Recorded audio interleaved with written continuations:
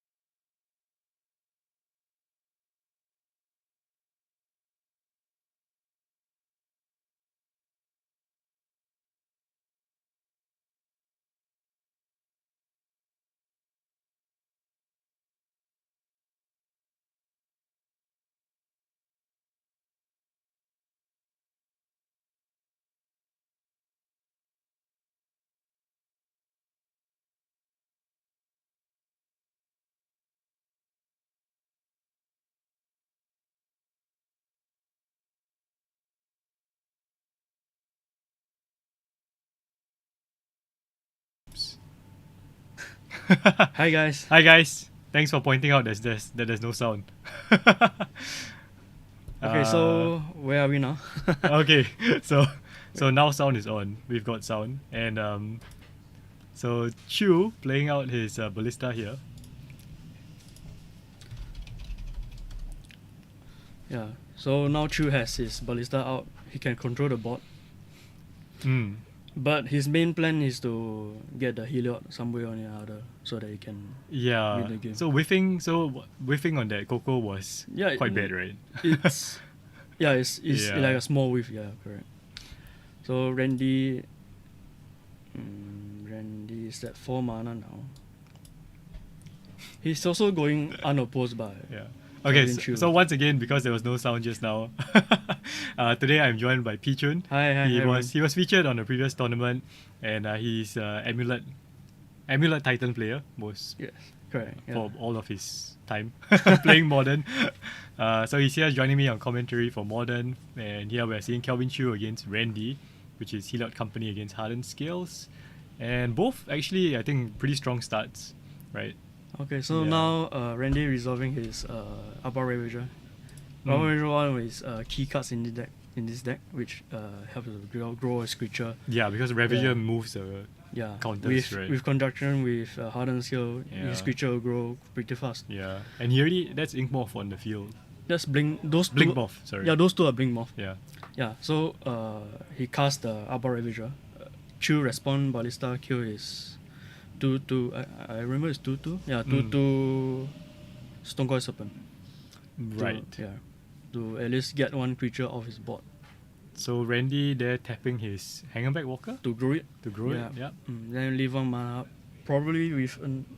Does he run another? Oh, he run Fatal Push in there. Wow. Okay. Oh yeah, wow. So Randy here has actually 2 Fatal Pushes main board. So he might. No, this is quite important Yeah. against this matchup because. And the thing is that just now he played the Snakeskin Veil. It's only a one-off. Yep. So he only has one copy of Snakeskin Veil Oh, in his main board, and he got it to protect himself against the Skyclave Apparition. So Chu now here is quite stuck, right? Because Yeah, yeah, he has a Coco. Is that a collector No. no. So he's laying down another Conclave Mentor and a Temple Garden. 1, 2, 3. Oh, it's complete tap. Yeah. Okay, so he can grow. End of turn, he can activate his Ballista, put another plus one another counter. counter. Actually, 3 because he got 2 mentors. Yes. So quite good. But Randy's creatures are much bigger. Yeah, much bigger and growing very fast. Yes. Especially he got the land, the Fraction Core, which helps him sack his creature. Oh, Phyrexian Core. Yeah, then Yeah. actually, I don't know, it doesn't really matter because he already has Abba Ravager, Yeah. which he can transfer his tokens. Counters. Counters, right? Yeah. So what's his plan? Yeah. He What is he thinking now? How does he kill Kelvin? through damage, but none of his creature Not big enough, right? Well- he needs to be careful because if he commits and Chu has an answer like Coco into Apparition, I see. it will really spoil his plan. Yeah. But Apparition doesn't hit land, so maybe his plan would be to animate his. Oh, Okay. nope. He's casting. Okay. Another Stone Coil. Just for X. X equals 2, Yeah, X equals which 2. will come into as a Three. 3/3, right? Oh, so response here. He grew his Uh, Ballista. Yep. Kelvin putting 3 more counters on the Ballista. What can he do with the 3 counters? So I guess he wants to get rid of Randy's creatures, right? Mainly the Abba Ravager. Yeah, but the Ravager is so big now. It's a 2/2, but it won't stay as a 2. Yeah. Okay, so Okay. the Serpent comes in Why with does he 3 want to plus 1 make it counters. bigger though? Yes, Infect for sure. Infect is one of the ways. Yeah, but he doesn't have those infect creatures in play currently. Yeah, hasn't found the Ink Morph Nexuses yet. Okay. So I think they're both kind of Stuck. not right now. This is the stalemate Yeah, of the. It's just a stalemate. They're trying to grow their boards and grow their creatures. Mhm. Yeah. So it's Oh, one way he can win, which is actually quite bad actually.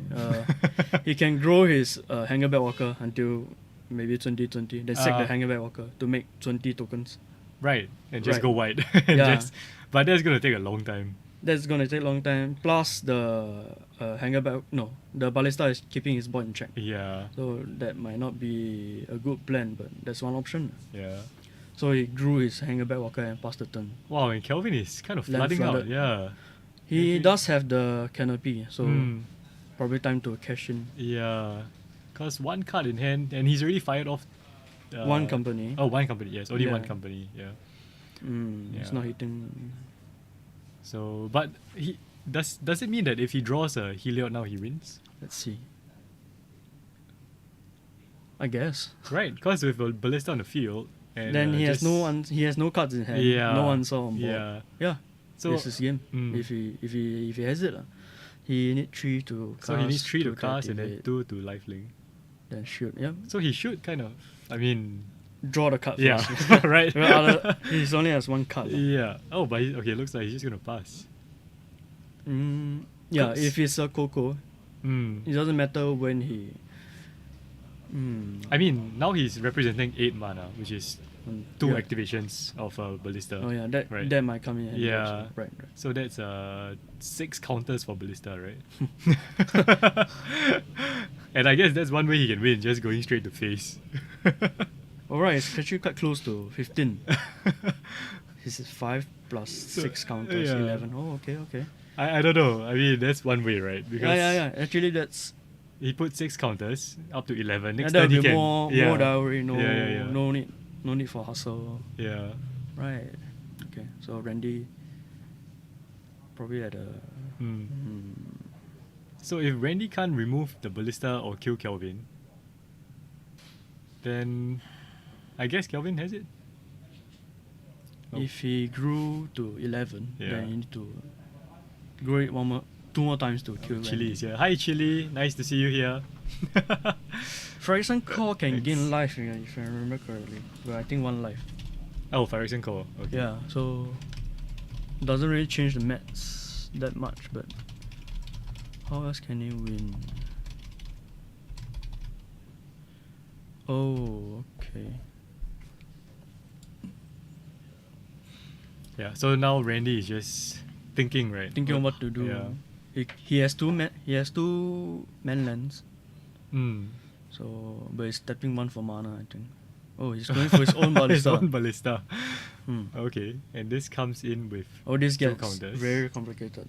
With the Ravager and the ballista on both sides. Right. Oof.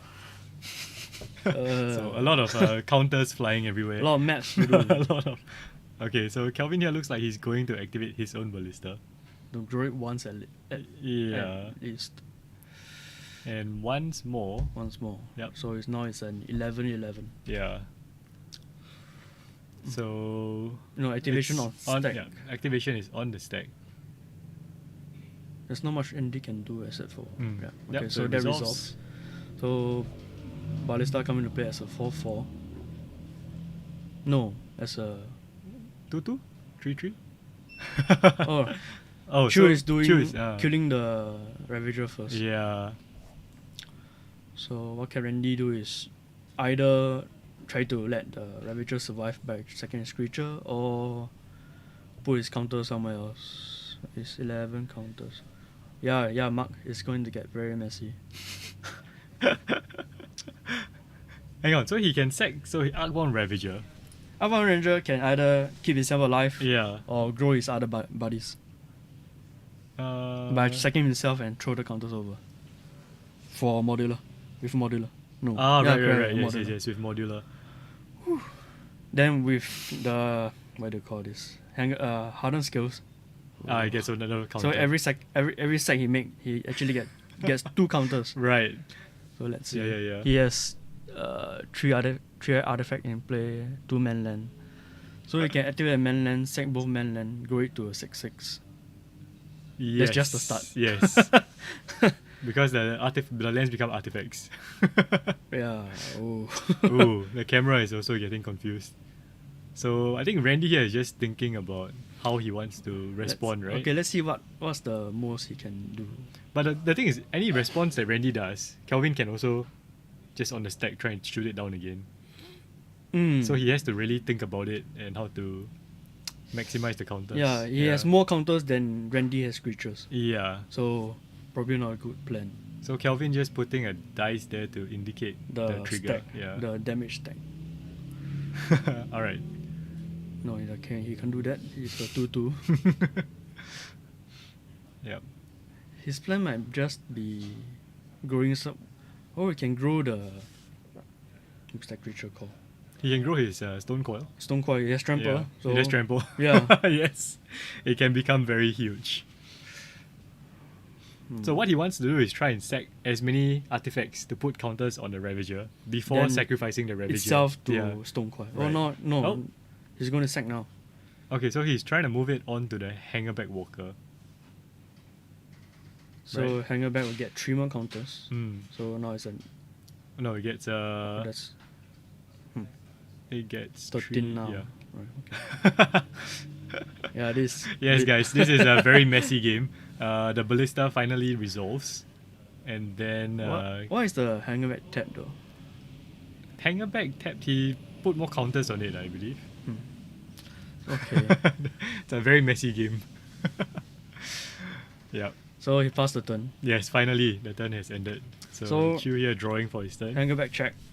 No, not Hangerback check. The Walking Ballista check. Chu has a 9/9 Ballista with What's that? What do you Spike say? Feeder. Ooh. So does it? Spike? Okay, this is a No, 2/2. but he still needs Heliod, right? Yes, but with the Conclave Mentor in play, if you gain life, the Spike Feeder get 3 counters. Oh right. Yeah. So Oh yes, yes. as long as he has mana, he can grow. He can gain as much counter as Mm. 1 lah.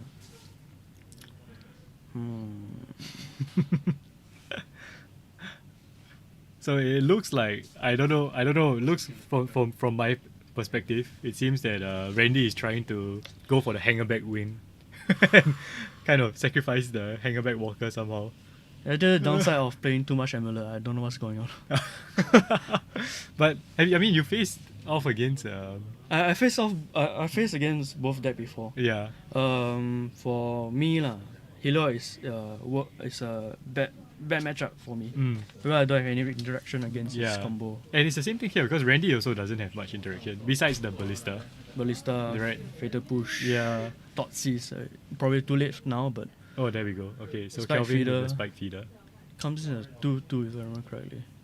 No, it'll come in as a 4/4 because Yeah, of the because mentor. the 2 additional Yeesh. counters. Okay.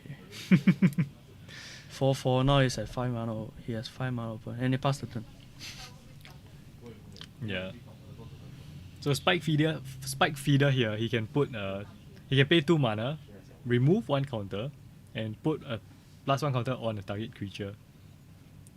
He Or can remove just, to gain remove life. to gain 2 life. Yes. So he has infinite life now?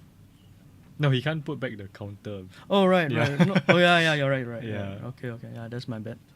So he still needs Ballista to go off. He still needs Heliod, Heliod, to yeah. really go off. Wow. Okay, so that's the ink morph. Yep. So Randy there finding an Ink Morph Nexus. This is So the life probably doesn't matter. Yeah. I hope lah, because it's getting too complicated. Yeah. So Kelvin here removing a counter from Spike Feeder in order to put 3 counters on Ballista. That is actually a more efficient Yeah. ways to gain counter for And then Ballista. doing it again. So it's now a 12. Yeah, give it again, it will be a 15. Yeah. That's little. Yeah. So the thing is that Randy also can't really respond, right? He has a fraction core. He can gain 1 life. Yeah. When Kelvin knows about it, he took a look, he took a look at it. The Ballista is a 15. Yeah. So, So here we 15 go again. now it's at Another 18. 3. Yep. Is that enough? And he's doing it one last time. 18 go to 21. So getting there the long way, it looks like.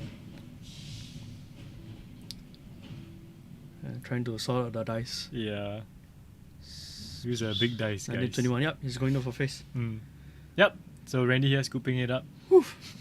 And because Phyrex's Core, you only pay 1 mana to sack an artifact to gain 1 life. You Yeah, need to so tap it. when Yeah. he was at 15, he went for it. You have, Mm.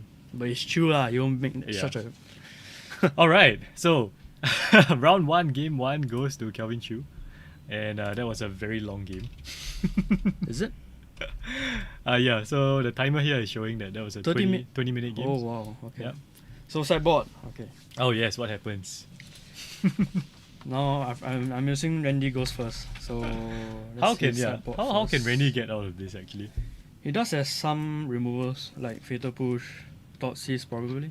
Oh, he has Gravity Cage. Ah, It stops the yeah, that company. Stops Coco, yeah. Yeah. And Engineered Explosive, but I don't think it's good against Chu since. Mm. Why is Engineered Explosive here? Nature's Claim. That's an interesting one in the sideboard. Nature's Not Claim. not really that useful. Yeah, he Yeah. has only one target, which is Yeah. Ballista. Well, for Kelvin, he has not much as well. Path to Exile. Yeah, probably Path to probably. Exile. Yeah.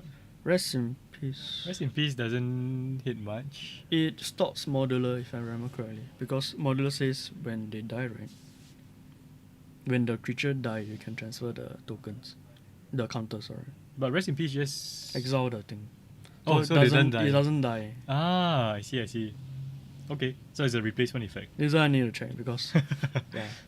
And yeah, so Kelvin's sideboard, it looks like, I mean, he has 3 Deafening Silence. I guess he's expecting Storm players.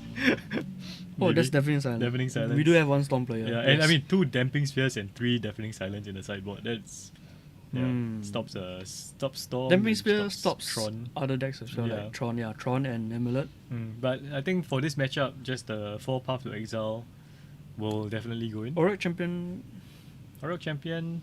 might be a consideration if one of Randy's plan is to make a huge Hangarback Walker and sack the Hangarback Walker to make the tokens.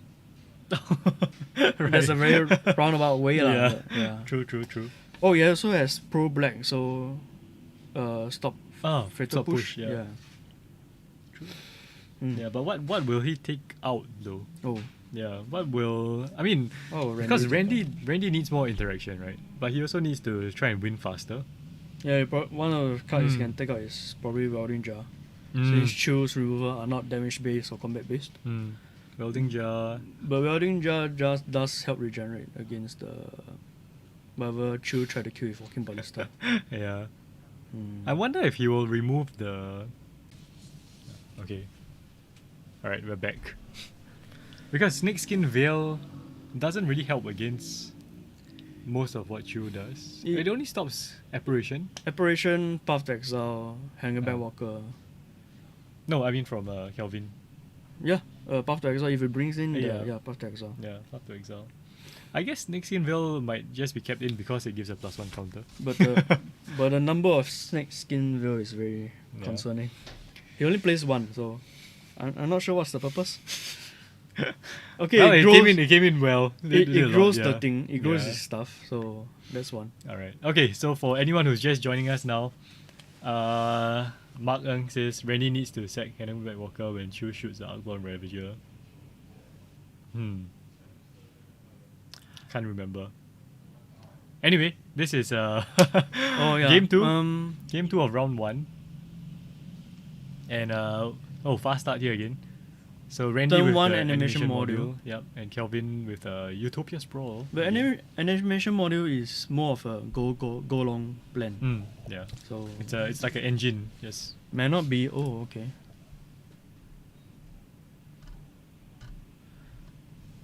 Is that a 1/1? Yep. So now turn 2. Randy casts a Ozolith and Outbound Walker. Wow. And now choose turn 2. He has 3 mana open. So very fast start for Randy. And Chu Randy- here. Yeah, he's trying to put out as many permanents into play as possible. Yeah. But meanwhile, Chu has an Helo in play. Yeah, this is what he was missing last game. Yeah. And Randy here. Wow, just spamming the board. Spamming Yeah. the board with permanents. He's trying to get as much artifacts into play. Yeah.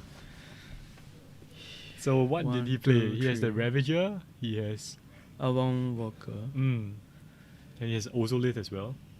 Ozolith is so important here, because he just gets to put all his counters on the Right. Ozolith, right, and Yeah. store them.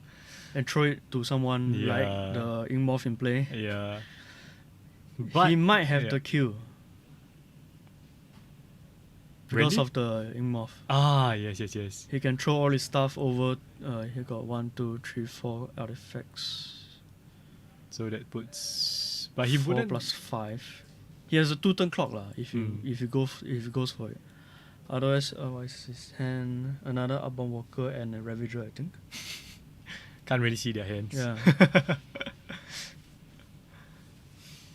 Okay, so Chu here just thinking about his play. He hasn't played a land. Yeah. That's concerning. Yeah. So he's only played 2 lands.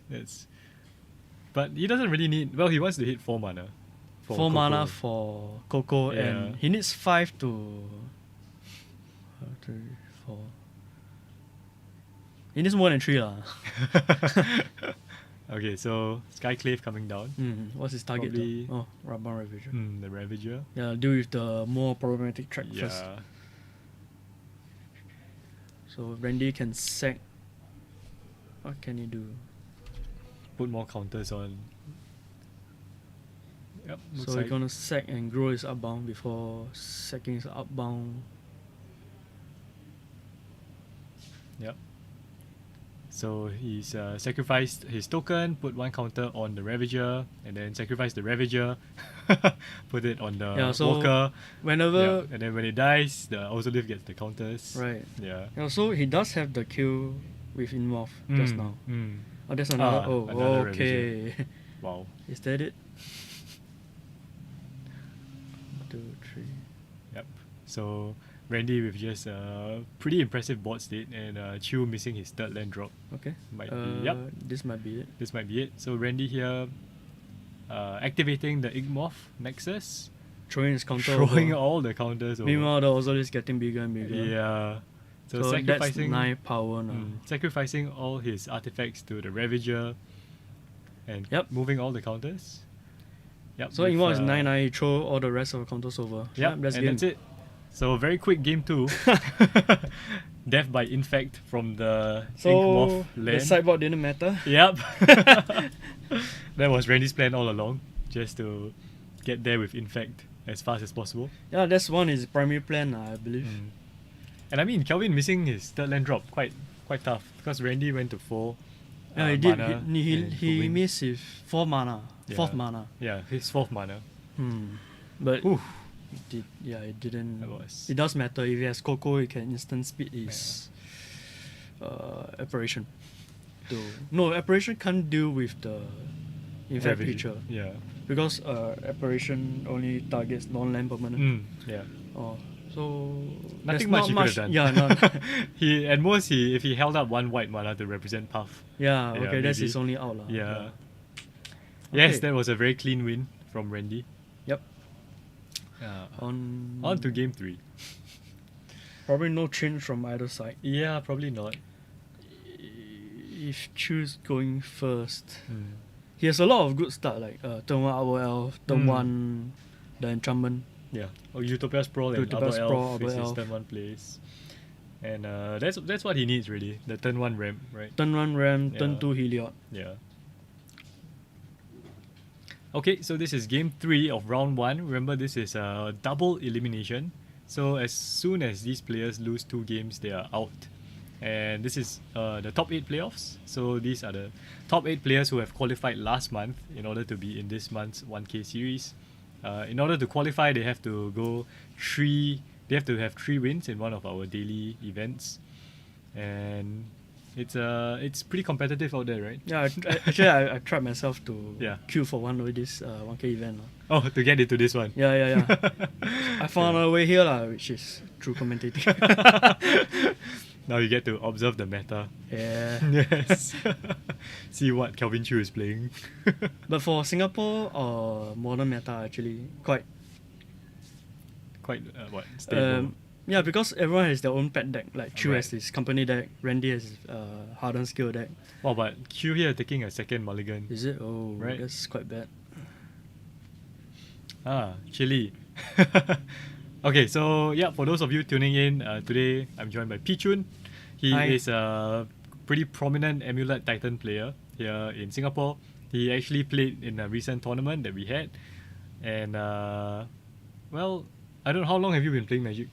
How long? 10 year plus. Yeah. Yeah. So I started Modern with Storm actually. Ah, Yeah. okay. That's my first love. So for me, I'm currently on this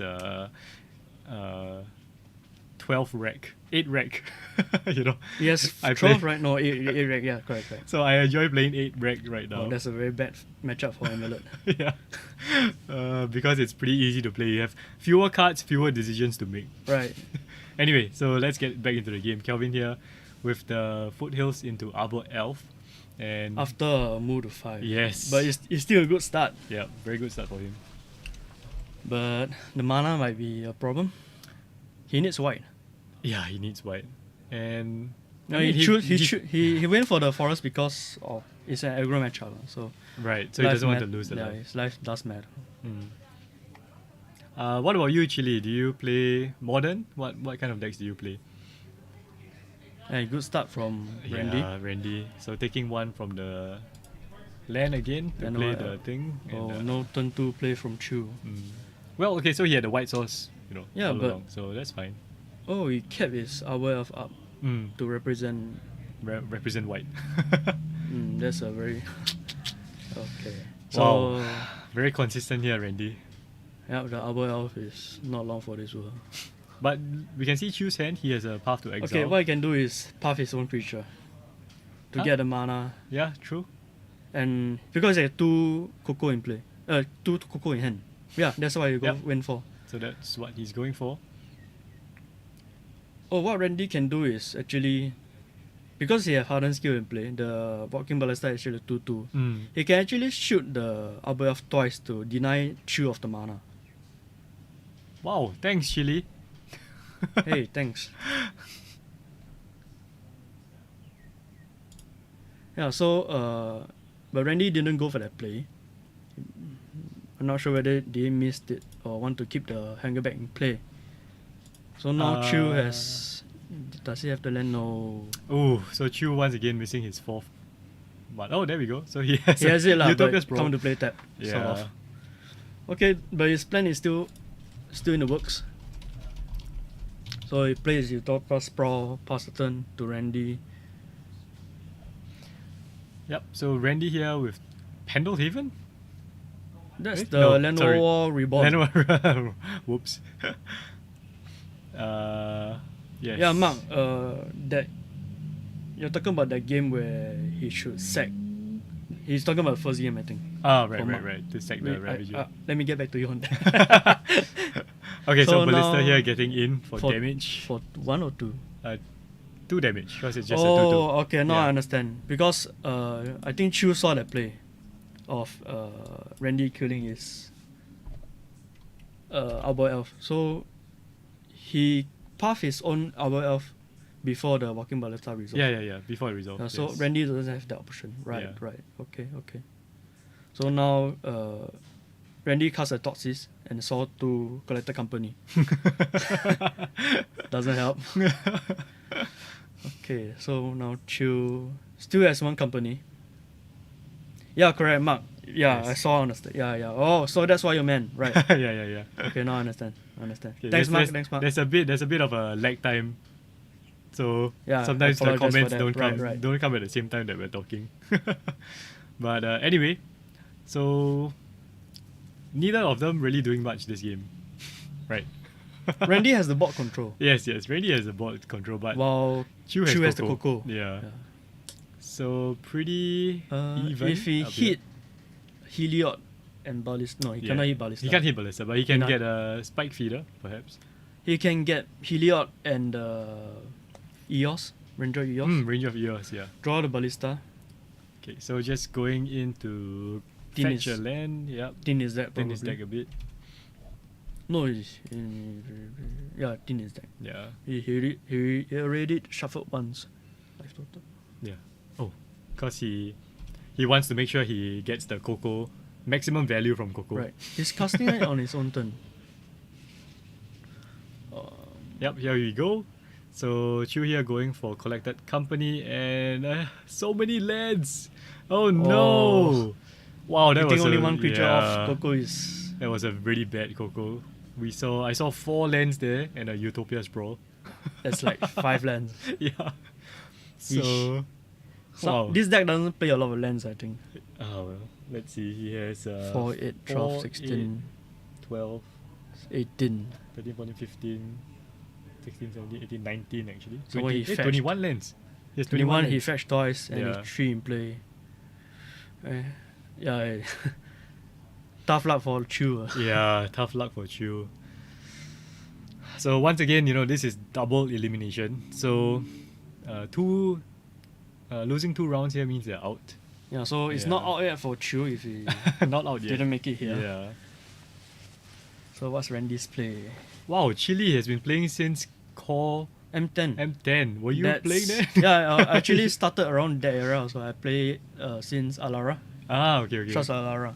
So he plays a bunch of modern decks, Mono Blue Tron. Yeah, no one plays vintage. Yeah, no one plays Vintage. Oh, you play an Amulet too. Nice, yeah. nice. So fellow Amulet Titan. Oh, and look at that, Randy with Hangerback Walker here. He's casting for Putting a counter with the Lenoir Reborn, right? And Leonard Reborn. Wow, that's another Ravager. Yeah, so Randy here looks like he's gonna run away with it. Yep, Chu scoops it up. Chu had it. Chu had enough of lands. If you don't know who Kelvin Chu is, he's one of Singapore's foremost Magic players. One of he the has- what we call pro player. Yes, one of our very own pro players. He's been in multiple pro tours and has a top Actually eights. represented Singapore multiple times, I think. Yeah, Yeah, from for the national nationals. team. Yeah. So Kelvin Chu here just taking this in his stride. Hopefully he picks up a few wins along the way. But yep, so down 1 game, and we're probably gonna take a quick break before round number 2. Let's see what Chile has 2 Primeval Titans signed by Justin Cohen, who won the PT, the deck already. Wow, did you know that? Yeah, I know Justin Cohen. Okay. Justin Cohen got 2nd place actually. He Oh. lost to Splinter Twin in that era. It's Oh, I see. let me recall. Fate Reforged Pro Tour. Is that why you built Primeval Titan? Yeah, Okay. Can I talk about Primal Titan? Yeah, sure. Yeah, so so- we're just gonna chit chat a bit while waiting for the next round to start. Yeah, so that deck Primal Titan, during that era, Summer Bloom is still not banned. Wow, you have a good memory. Yeah, of course, because when I first saw that deck in operation, it uses a lot of cards to get Amulet Titan, like Ancient Stirring. Ancient Stirring get Ancient Stirring, yeah, that's a Ancient good one. Stirring get Amulet, one thing is that. And another thing, it gets Tolera West, which Ah. get packed. Oh, Someone's which gets packed. packed. Oh yeah, someone's packed. Someone's Yeah. get Titan. I guess Titan. Yeah, so this deck has like 12 copies of Titan just lying around. But I mean, since then, like the deck has evolved quite a bit, right? Yeah, yes. Yeah. A lot of changes since the Summer Bloom is banned. Yeah. Once again, this is Pichun. We featured him before playing Amulet Titan on one of our previous tournaments. I think you made it all the way to the finals, right? Yeah, for that tournament. Yeah. And lost to Zhong Yi. Yes. So he Yeah. made it all the way to the finals with Amulet Titan. Really tight play in that game. Maybe Chile, if you haven't checked that out, go and. Yes, Mark. Pichun is the Titan player to go to in Singapore. There are a few Titan players here. Yeah, but he really specializes in Titan. That's my only deck. That's his only deck. For myself, I play like less competitive modern. I play like 8 reg and I just built mill. Oh, So blue black mill and I have a yeah, Blue Mew White has a lot Spirits. of new toys. yeah mill has so many fun toys. Yeah. And I play my first deck was actually blue white spirits. So I For still modern? for modern Right, yeah, like a few years okay. ago, 3 years ago. Now has for the new set the Strix 7. Yeah. I think it also has a few spirits in this set. So probably Yeah, I don't know yet. Haven't seen much of the new cards showing up in lists because the latest edition was Skyclave Apparition. that's a very good addition. Yeah, so that was insane. But okay, we're gonna check in with our head judge, see whether there are any other tables still playing. Yeah, Ikai and Brian still playing. Okay, so we have one more game that is still ongoing, and Poised to finish very quickly though, because both of them supported. okay, and it is poised to finish very quickly according to Matt. Yeah, but they're slow players. So we're just gonna take a quick break, maybe 5 to 10 minutes, and we will see you soon once that game is over. So once again, thanks for watching. That was round 1. We'll be back with round 2.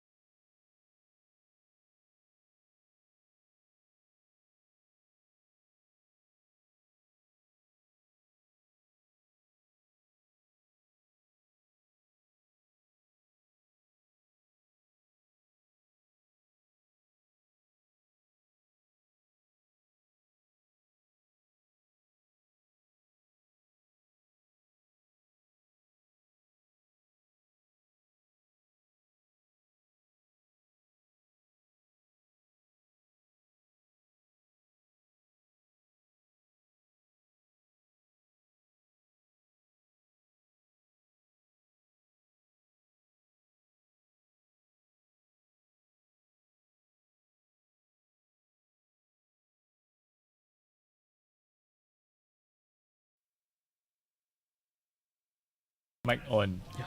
What's up, guys? Welcome to Hello. round 2. Once again, I'm Esmond. It's Pichun, famous Amulet Titan player here in Singapore. Joining me for commentary today, and this is round 2 of our March 1K series. We have Brian playing technically 5 color Living End, and then we have Shin on the right playing Eldrazi So we have Tron. 5 color versus no color. Yes, 5 color versus no color. So Brian's plan here is to kind of cascade into Living End, bringing back all his creatures. Shin's plan is to ram Get into Tron, Get get Tron and yeah. do his stuff. Alright, so we're off to a quick start here. Brian just fetching with the Scouting Tarn. Looks like he's shocking in a land as well. Steam Vents. What the one play does it have? Cycling. He yes. can cycle, right? So Brian's plan is actually to cycle creatures, Yeah, get these dump creatures into his creature in his graveyard, graveyard. and then reanimate them using Living End. Yep, that's all he's trying to do. As for Shin, yeah, he's doing the usual Tron stuff. Yeah. Plus Eldrazi. Alright, so Brian there with a creature that I do not recognize. Something even. It's Windcaller Aven. I think it's The text doesn't matter. 7 mana creature that cycles. It's a pretty interesting deck though, because recently it's been on He's the been rise, affected. right? No, Yeah, he's yeah, yeah. Oh. affected by the Siemens Spirit Guide ban. Yes, Yeah. yes, So yes. the usual color doesn't include blue. Ooh, So now okay. they added blue for some interaction. Yeah. And Shin here finding Finding Volamort off Ancient Stirring. Yep. For his matchup, he wants the Tron land Mm. plus what they call this Oblivion Ring. Oh, ring. Oblivion Stone, sorry. It's called Stone. The one that blows everything up. Yes. Oblivion Stone. Yeah. That's Stone. that's one way he can interact with Brian lah. Yeah, If the he- thing is that even if he goes to the graveyard, if Brian has another Living End, right, it always that's- comes back. Yeah, but yeah lah. And that's- Brian here, not really caring about his life total. Nope. He just wants to get his lands in untapped and cycle stuff. You know, that's what the deck does. But Shin here looks like he has 2 Tron lands, right? he's I- 2/3 of the way there. Yeah. There's Tower and Power Plant. And wow, look, his hand is Mine. yeah. Right. So he has Does he Tron. have the good stuff? He does have Volamort, so that's one. He has Reality Smasher. And looking at Brian's hand, looks like he has 2 Street Wraiths in hand, and he just drew a striped River Winder, so that's another cycling creature. Going for another fetch land here. So what Brian can do is cycle those Street Wraith, trying to draw the Cascade spell. Yes. The problem with Living End is that drawing Living End itself is very bad. Nope, yeah, that's not good. Because he only has one way to cast it, and that's using As Foretold. So not very good for him to actually draw Living End. Yeah. Does he play as photo? Does he play As Foretold? No. Oh. Is it? Oh yeah, he's not playing As Foretold. That's interesting. I wonder why. Yeah lah, because you don't want to draw. If you play as photo, that means you want to draw Living End. But if you're playing the Cascade, you don't want to draw Living End. So you can't put these 2 plans together, I guess. But now if he actually draws Living End, there's really no way for him to cast it. No. There we go. So okay. Brian with That's the correct yeah. way to cast Living End. So that's Ardent Plea. And here he goes, cascading. There Living we go. End. There's Living End. Number 1. I think there's 4 creatures in the graveyard. 4 creatures, that's for 10 power. Yeah. So now Shin is on a... Oh no, yeah, it's still a 2-turn clock. Yeah, that's big. Some big creatures there. Because there are 3 power at least, all of them. So he casts a Oof. Reality Smash. Yep. So Shin here. That's not good enough. He has Tron, right? That's He has Tron, Yeah. Tron.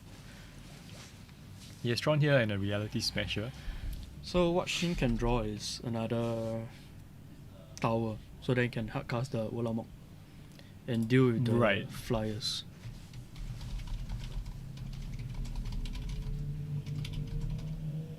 So now I pass the turn to Brian with 4 creatures in play versus Shin's 1. One Smasher.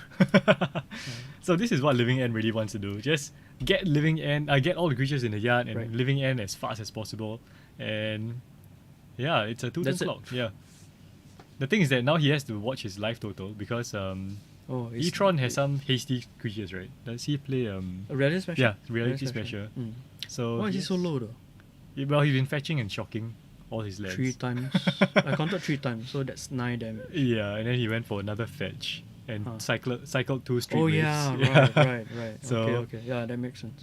All right, so He didn't attack with the Street Wave? no, I think he just wanted to get in the ones that could take out the smasher.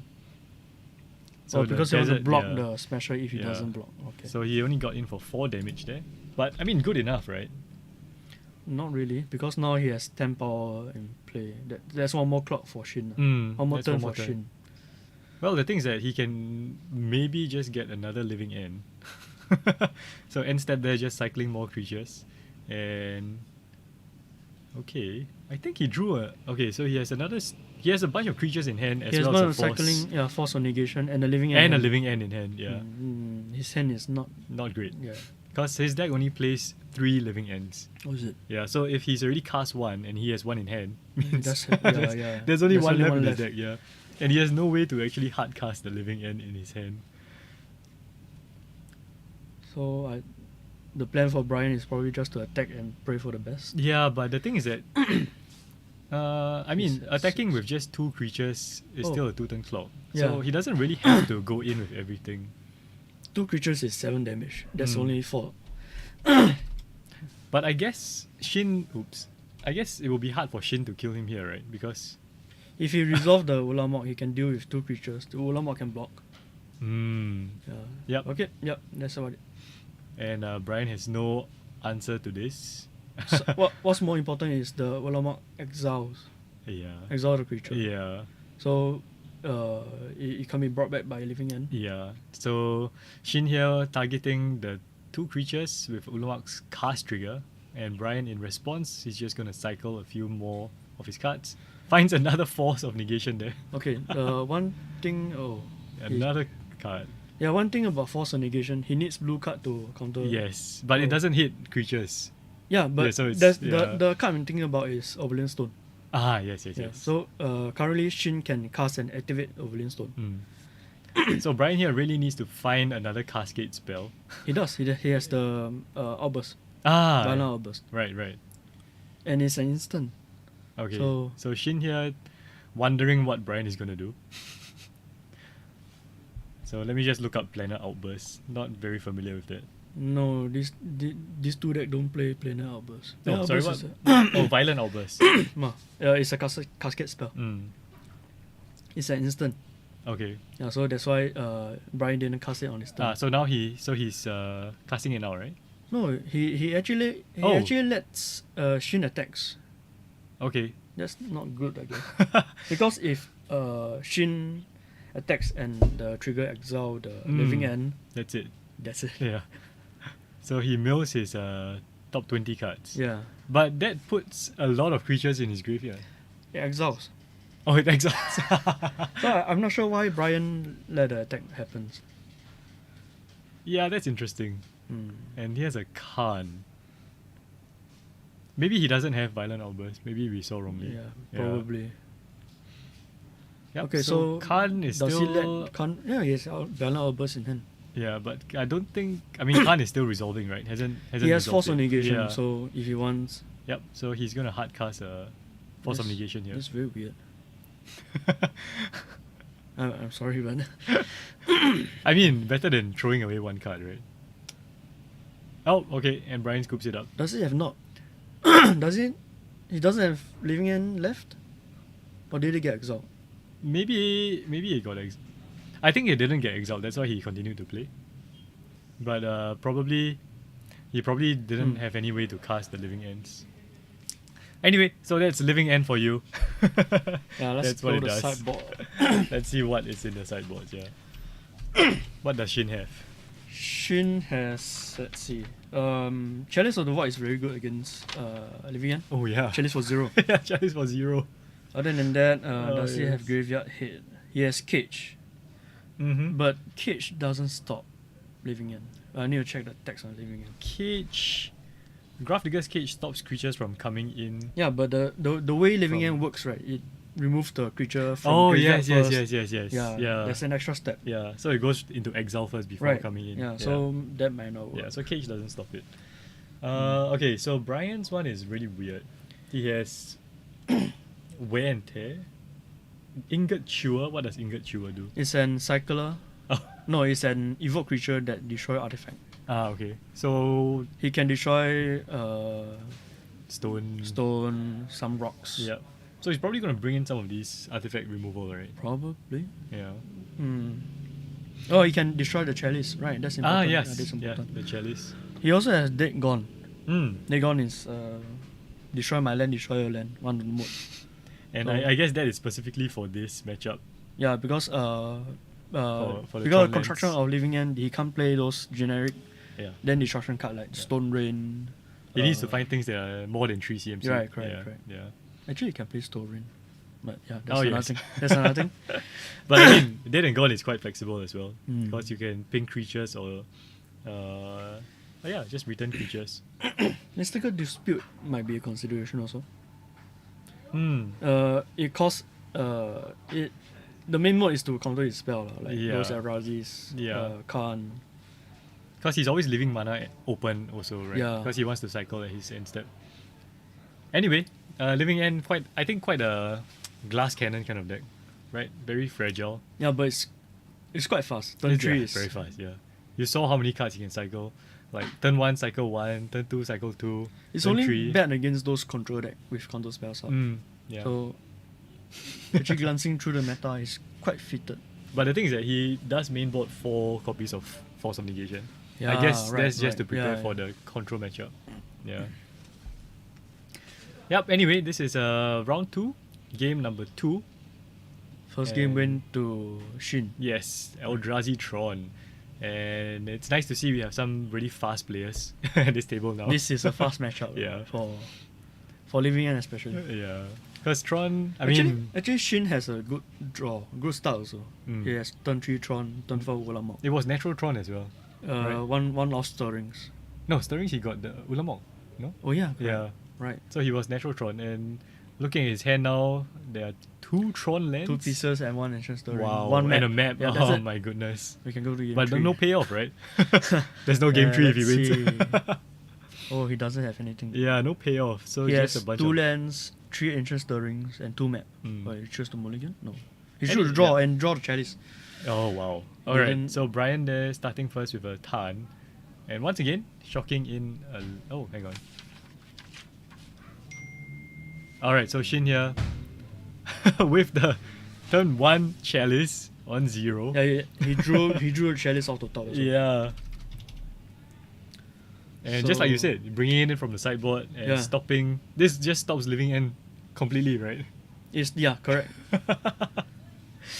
So Brian here has to find a way to either remove the chalice or just play fair magic. And cast his Hard creature. cast his creatures, yeah. It's possible. It's possible. He has he has 4 copies of Brazen Borrower. So that might help. right. Yeah. Probably would help against Chalice. And yeah, I mean Curator of Mysteries is castable at 4 mana. Oh, that's the Sphinx, right? The Sphinx, yeah. Right. But yeah, the Chalice on 0 is really gonna hurt him quite a bit.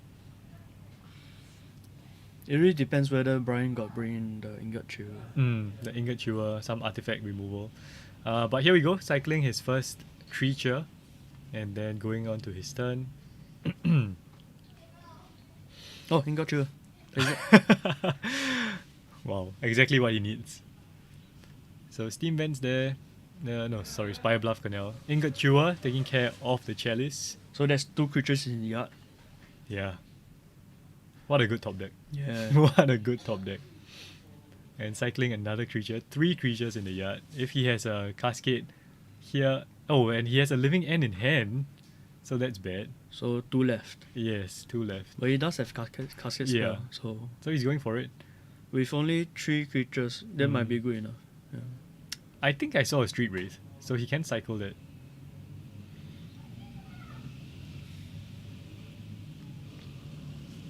So now Livian goes on a stack. Yeah. Shin activates his map, finding the last Tron piece. No. Fighting Forest. Yeah, because he has 3 ancient stirring in hand, so Yeah. he probably want to cast those spells before. Yeah, he needs a green mana. So But- 3 creatures. That's 14 power. No, 13 power if I remember correctly. Stripe Riverwinder 5. 5. I think it's 15 actually. 15. Okay. Anyway, it's a lot of power on turn 3. Okay, fine. It's Tron. Yep, so now Shin going to find Stron and he scoops it up. Yeah, and one thing I want to note, I also saw Graph Digger Cage. In Shin's. Yeah. Ah, Not sure if he's aware of the interaction. yeah. Wow, but the thing is, I mean, the Ingot Chewer really Yeah, saved him. that's quite Yeah. timely. Yeah. And yeah, what we just witnessed was a turn 3 win. Three. Yeah, turn 3. Turn 3 win Right. from Brian. So they're now one game apiece. So how do you feel as an Amulet Titan player watching these decks? I don't like either of those. Because one thing is, Living End, they just do their own stuff. Yeah. I can't Can't interact with interact. them. Yeah. Then for Tron, we are seeing who gets the better start. So It's a race, right? yeah. Yeah. I actually prefer playing against Tron. For sure. Yeah. I mean, this Living End is really quite off meta, right? Yeah. You don't really expect to see this kind of decks. Right. Yeah. I'm actually quite surprised that Living End saw resurgence here because of the Siemens Spirit Guide. Yeah. I think Brian probably used this as a meta call because no one is really expecting these Yeah. kind of decks. And even like I said, like I noticed maybe graveyard based decks are on the decline. So less people are putting in graveyard hit. Actually, Brian has the graveyard hit, Brian, yeah. Brian has like 4 Leyline of the Voids in the so he's sideboard. prepared for the mirror. Yes. But I guess other decks are not as prepared. Yeah. Yeah. Anyway, this is game number 3 of round 2. Very fast. In our round 1, we were still on game 1 at this point in time. It's been about 20 minutes. Yeah. Yep. And these guys are pretty fast players playing pretty fast decks. Right? I don't think they are really trying to stop each other. They're just trying to win as fast as they can. Brian has the counter spell. So Yes, Brian has. I think that's mostly to protect his His pieces. own though. pieces, Yeah, for sure. he can stop Shin's Planeswalkers. Planeswalkers, yeah. Yeah. So maybe Force is not as good. Yeah. Because No, he can stop the chalice if he wants to. yes. If he He can wants stop the turn 1 chalice. Alright, so Shin here looking through his lands. to. We saw one piece of Tron. Brian with a force, and I see some. Yeah, okay, yep. So they're both keeping. The one Chromatic Star. Ooh, Brian there with looks like an Ingot Ingot Chewer. The MVP of the matchup. Yeah, MVP. So his cycle is Chromatic Star. And oh, no second Tron land. but we saw a new land that we haven't been Mm. seeing for the past 2 games, Adraris Temple. Yep. So Brian here cycling away his Cerodon and shocking in a Hallowed Fountain. So looks like he's going to just continue cycling, cycling. Yep. Oof. Turn 3 Tornox here. Wow. So very So- fast from Shin here. And, So one thing about Tornox here, it also stops Brian from going off turn 3. He actually has the casted spell as well. Yeah. So Brian here just trying to decide whether he should respond. He can keep cycling for not much actually. Yeah, because he can't really remove that or He can't do. He need to cycle into another cascade spell. That's his. yes. Hmm. So looks like he's just gonna reveal his hand, I assume. All the Force of Negations there not doing anything. There's 2 And- force. Is that a Brazen Borrower as well? That's one Brazen yeah, Borrower. one Borrower. So Shin immediately going for the Cascade spell straight away, exiling it. And Brian proceeding to cycle cycle. is his hand away. Alright, so Shin just noting down the cards. Not a great hand, right? I think Force of Negation, I don't know. Yeah, it's not looking good. It's in this Yeah. matchup anymore. I mean, I wonder why he didn't take it out. Maybe he was afraid of Chalice. Chalice For and sure. Khan. There's Yeah. 2 Khan. So Yeah, there's 2 cards. Ooh, and Shin just drawing gas. Looks like more Eldrazi's. Is that another temple? yeah. Then he has Yep. the Reality Smasher. Yep. Oof. So that's 9 damage coming in. Yeah. So yeah, nothing much that Brian can do because Shin has just been so fast with his Eldrazi. 9 damage. That's another. That's 1 2 turn. turns, 2 yeah. turns clock. Yeah. Things are not looking good for Brian. The thing is that he can bounce one of the creatures to save himself. But I don't think he wants to do that, right? He can bounce the Thorn Seer to get another card Mm. and possibly draw into the casket spells. Yeah. But the thing is that he only has 2 creatures in the yard. So Yeah, that also doesn't help yeah, a lot. also not that great. Yep, so just going to fetch probably a shocking in breeding pool. Yeah, he needs the green source for if he draw Violent Outburst. Ah, right. Yeah. Yes. Remember, this is a 5-color deck. Yes. Technically 5 color living end. The thing is that I actually played against Brian a few days ago. Right. And he was playing as Photo. So I think he must have tweaked it in the few days since then. Okay, so cycling a Avon here. So I guess not finding much. He can take this damage and keep cycling his hand Mm. in hopes to draw the casket spells. Looks like he is thinking of bouncing it though. Just like you said, to draw the extra card. He can bounce the Thorn here to draw that. Yeah. Yes. And it's quite worth it, right? Because he wants to really try and find. To stop the damage and Yeah. So I would think. because he can't bounce the Reality Smasher. That cost him another card and it has haste. Yeah. Yep. So the Thought Knots here getting bounced and taking 5 from the Smasher. So he buys himself a few turns here. Right. Yeah. One more turn. Oh yeah, 1 extra turn. Unless And- Shin has another Smasher. yes, another Smasher would be the end. Nope. So Shin here just Going to combat, I presume. Yeah, doesn't look can't really see what he has. An expedition map. Yes, activation map, 2 Khan. Oh. And the thing is, Khan is just going to get countered, right? so maybe Yeah, Shin saw yeah, it coming as well yeah, because of the Thorn here. yeah. So maybe the force of negations there are doing Mm. something, Yeah. but Shin here just smacking Brian. For another 5. Yeah, and if Brian has nothing, that's game actually. He has no way of gaining life. Mm.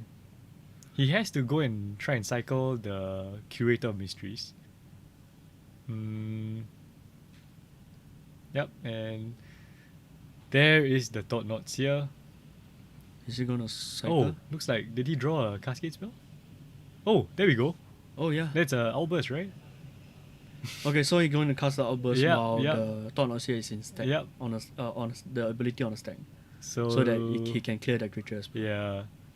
So now we are going. Yep, there we go, living end. So 3 creatures in his yard. Hmm. And because of Thorn here living play, he's gonna draw another card. Yeah. That's a very good draw. Yeah. So bringing back all his creatures, drawing from the Thought Knots here, and revealing his hand from the trigger. What's he gonna take? Nothing much actually. Yeah, he can't take. It's really nothing much. Because taking 1 force of negation doesn't Doesn't really help. help. Yeah. And the other creatures are quite useless. Well, I don't know, what would you take? Maybe one of the forces, either way. It's either the creature, the blue creature, or the force. I don't think Or the Ingature force. is in his radar here. Well, he's looking at the expedition map in his hand. It doesn't. I don't Okay know. lah, the Yeah. map can help him find the missing Tron piece. Yeah, but But if it doesn't have a it- payoff, it's No, also it's not too worth it. slow also. Mm. So he took the force Yeah. and then cast the map. Yep. So now Brian has a chance to. Brian drew another force. Is it? Yes, I saw. He Oh. showed a force, and now he's going on the offensive. So Oh, Shin is so close also. yeah, I believe. I mean, this is a 2-turn clock as well for Brian. Yeah. Yeah. The only thing that Brian has to be afraid of is another smasher. Oh, because it's Right. at 5, right? Yeah. Okay, that's actually quite thoughtful of Brian. So getting into 10 there is still. I mean, it's still a 2-turn It's clock. still, yeah, correct. Yeah. So even if Shin gets the smasher, he's So he dead. chose to hard cast the. Yeah, Shin. just playing fair magic now. And I think. Yeah, that's Oh, it. is it? Wow, what a comeback. Yeah. What a comeback. Oh, I'm quite impressed. Oh my goodness. That violent the Brazen outburst. Outburst paid off Yeah. with the extra card. Yeah. Oof. Wow. Wow. But we can conclude that force negation is not helping. I mean, it stopped Shin from casting Khan. Maybe that helped. Yeah. I don't know. But I mean, my goodness, I thought Brian was. Yeah, he's at the back foot Yeah. until the crucial turn. Yeah. And he timed his violent outburst quite well also. He timed Mm. it when the Thought Noise Was in on the play. field, Yeah, yeah. correct. So very good play. I mean, both of them played very well. Yeah. Yeah, and I'm not sure about the number of counter spells that Brian put in. Maybe a few too many. Yeah. But yeah, as you see, I mean, this is living end for you. Just trying to get all the creatures back. And round 2 still has about 20 minutes left. We have how many tables? We have 4 tables. yeah, 8 4 tables players. in total. So 3 other tables. I think they're still playing. We're gonna head out to check. Xavier. So today, in addition to Living End and Eldrazi Tron, we have a couple of Jund decks. There's one Jund deck. We have There's one Jund deck. There's a Jund Shadow as well, I believe. Yeah, there's one Jund Shadow. Yep. And There's then one Storm. Storm. Hardened Skills. We have Kelvin Chu playing the Heliod Company deck, and we have 2 Tron players. One normal Tron, I think. One normal Tron. And one Eldrazi Tron. Yes, yeah. So there's actually 8 different decks today. Oh no, this is Eldrazi Tron as well. Chalice. No. Well, Yeah, it's also an Eldrazi Yeah. Tron. Okay, slightly so there's different. 2 each one. Slightly different E-Trons. Yeah, correct. Yep, so those are the decks, and once again, this is double elimination. So this is round 2 already, and I think 2 players will be out at this point in time. Yeah, so we'll see you back for round number 3 in probably about 10 to 15 minutes. We will update the timer as per usual. Until then, thanks for watching, and yeah, see you soon.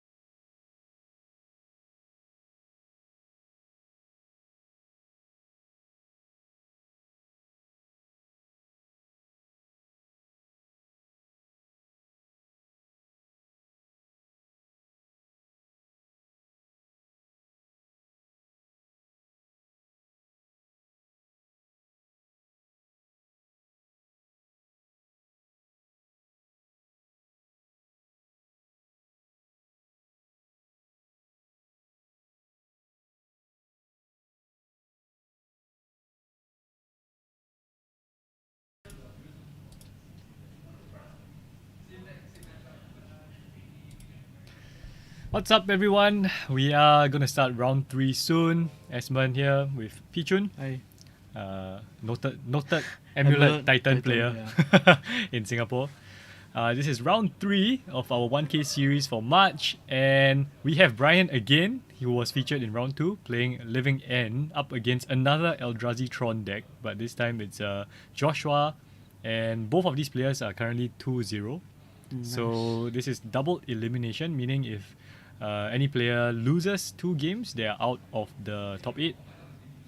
And depending on the pairings, actually, the next round might actually be the semi-finals. Oh, okay. So we'll have to see, because Right, there will be yeah. a pair down. Right. And depending on who wins, it might either go another 2 rounds or another 3 see. rounds. Yep, so we're just waiting for Joshua to come back.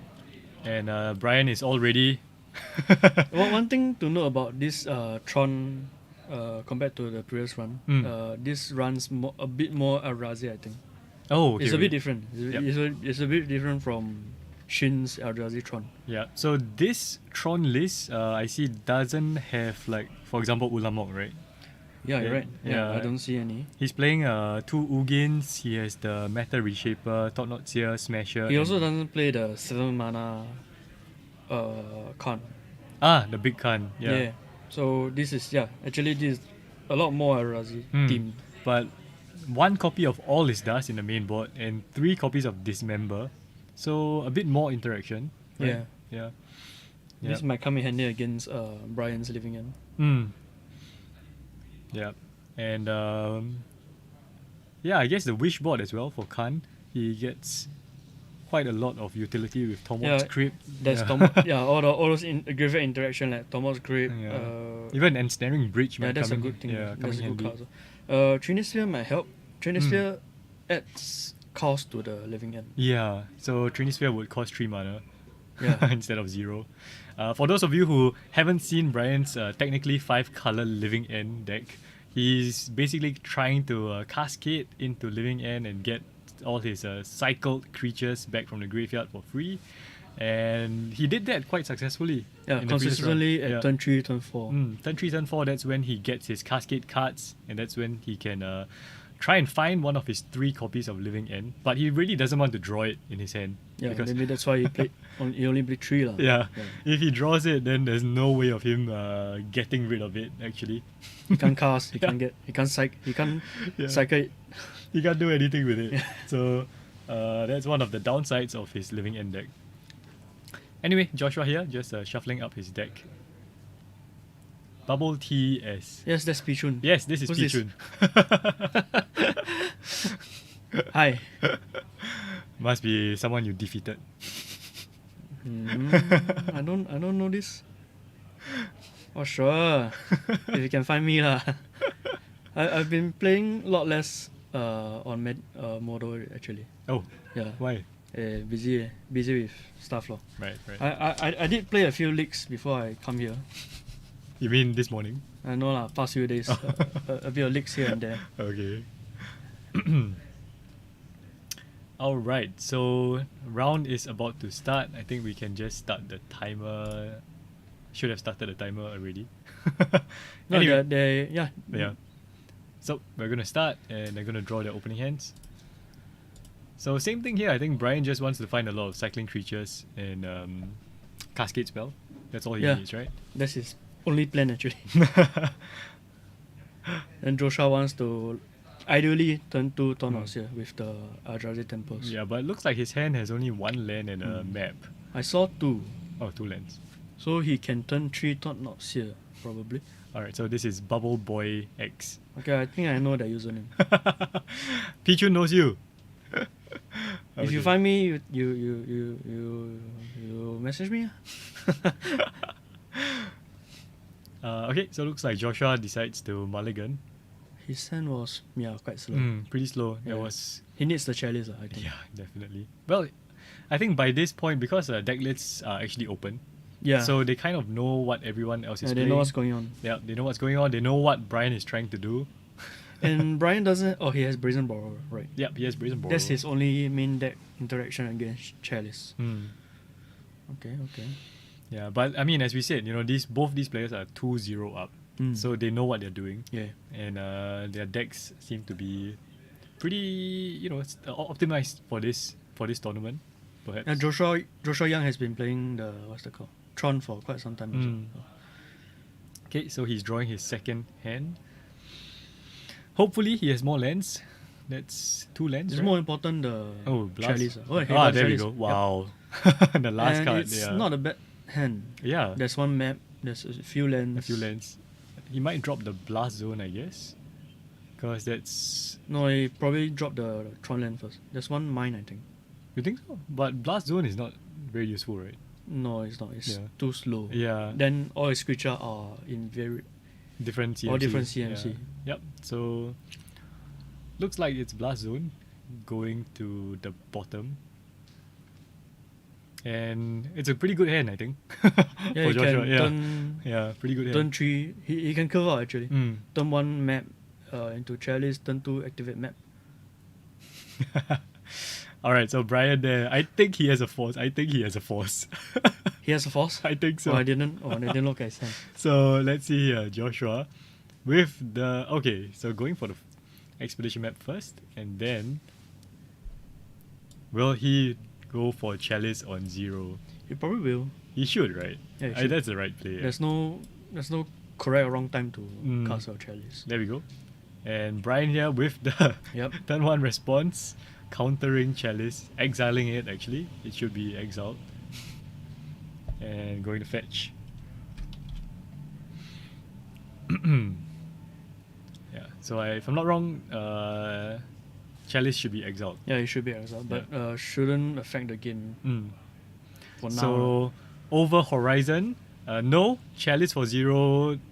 It will not Looks stop. like it's not gonna stop Living End this time. Oh, Force is a messed up card. Yeah, Force is messed up. Alright, so Brian there finding a Hallowed Fountain, shocking it into play. But I mean, Joshua can turn 3 Tron here, right? He has it, I think, in his hand. What is his payoff? I Oh, saw yeah. a Smasher. Hmm. I haven't seen his payoffs, but Brian here just cycling away his creatures. So that's one Mm-hmm. creature. A lot of lands. Yeah, a lot of Yeah. lands and one more creature. One is more that a creature. violent?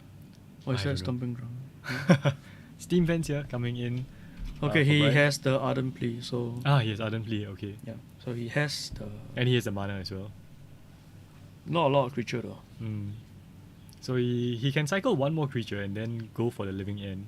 But I mean, not much rush right now, right? Maybe- Before Joshua gets to Yeah. the Khan Great Creator and get Mm. his Some Ensnaring Bridge, Yeah. give it a hit, yeah. So passing over and Brian cycling another River Winder. Does he If have he another gets another creature? creature, no, Nope. it doesn't. Okay. So the question is, I guess he will Violent Outburst on Joshua's turn. For sure, right? Yes, correct. Yeah. That'll be optimal. lah. Mm. So he's hiding his cards from us. Yeah, we know that the Ardent Plea is in his hand. Yes. I wonder if he has another force. Because he's riffling a lot of cards there. There's a couple of lands. That's Going the for Spire Bluff?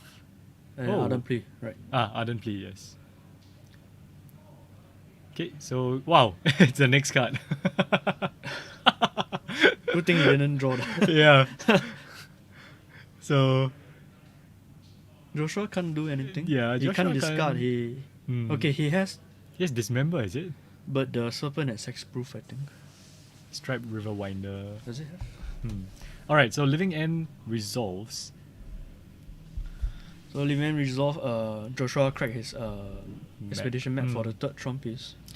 Oh, you're right, Striped River Winder has Hexproof. Oh god, My the Dismember. goodness. That man is Vestas Hub landed. Okay, so we're hearing that Brian has a Glass Dusk Hulk in hand and 2 lands. So not much going on there.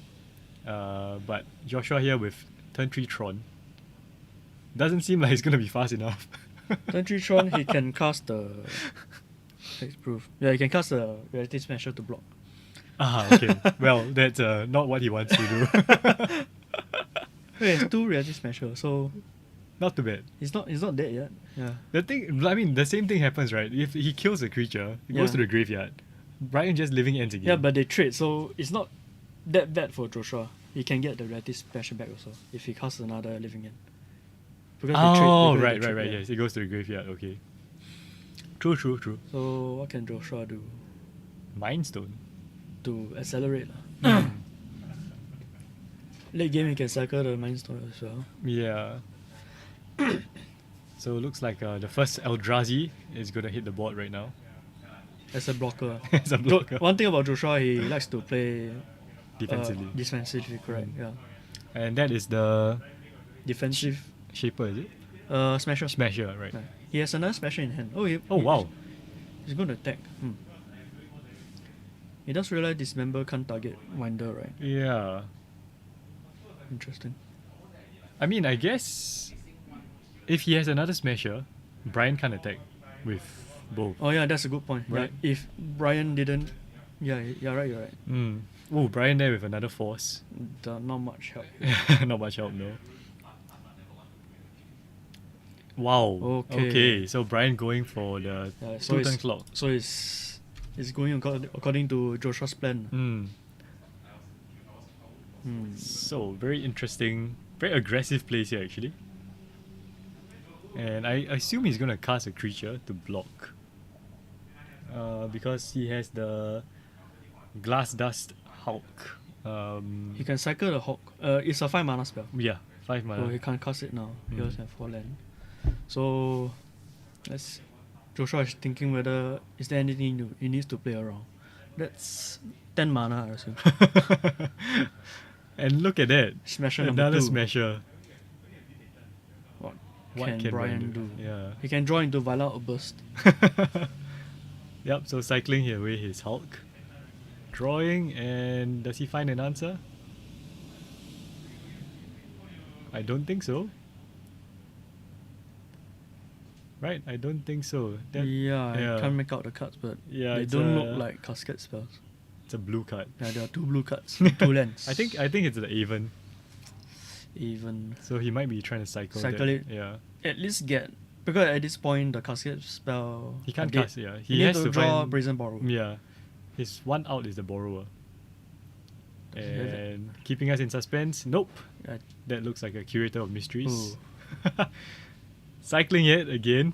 At this But- point it doesn't help really because Yeah. he doesn't have any 1 mana spell. Oh.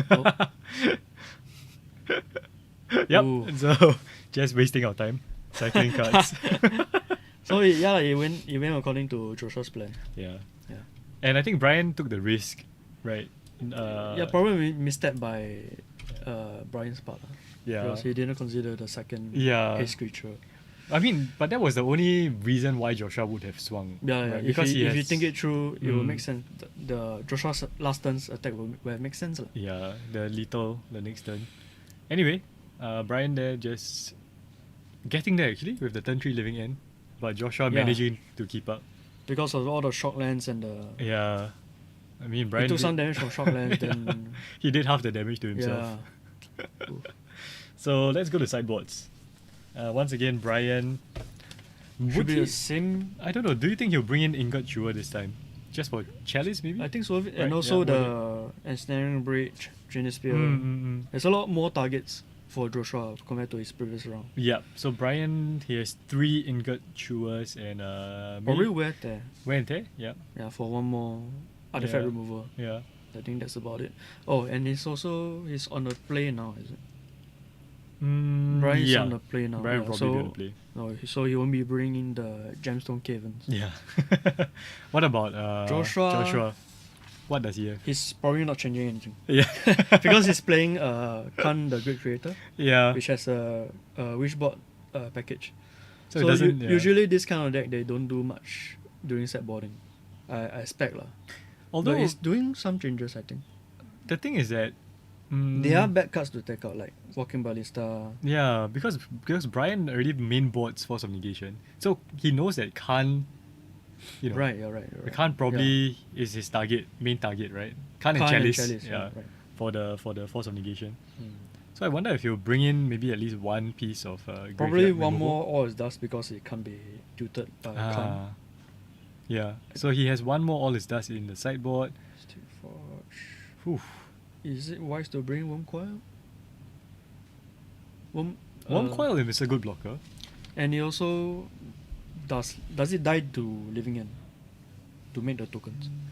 Oh yeah, Yeah. because you sacrifice it, so it dies. Yeah. Let's see. Bubble TS. Yes, Living End good.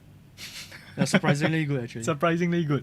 Brian is currently 2-0 up. Both these players are 2-0 up right now, and it's round 3. So pretty good so far. Brian actually in round 2 we featured him. He came back from the brink of death. Yeah, from a very good draw from Yeah. Tornox here. Yeah, from a very good draw to actually win round 2. And he was against Eldrazi Tron as well for the last game. Right. So this is his second game against Eldrazi Tron, but different player. So we see Joshua bring in the relic and all his dust to the front. Yeah. Probably his consideration. I mean, because he has a few pieces of graveyard hit in the sideboard, he can Yeah. afford to bring in one, right? Then- he probably bring the he's Ooh, bringing wow. the Trinisphere and I saw all his dust and the relic. Yeah, Trinisphere. Mm. So he has Tormod's Crypt still in the sideboard. Sideboard / wishboard. Yeah, Yeah. and he didn't bring in the Worm Coil engine. Mm. The bridge as well left in the sideboard. Yeah, that's because that's the prime target for Khan. Mm. Let's see. Not much to do with the land.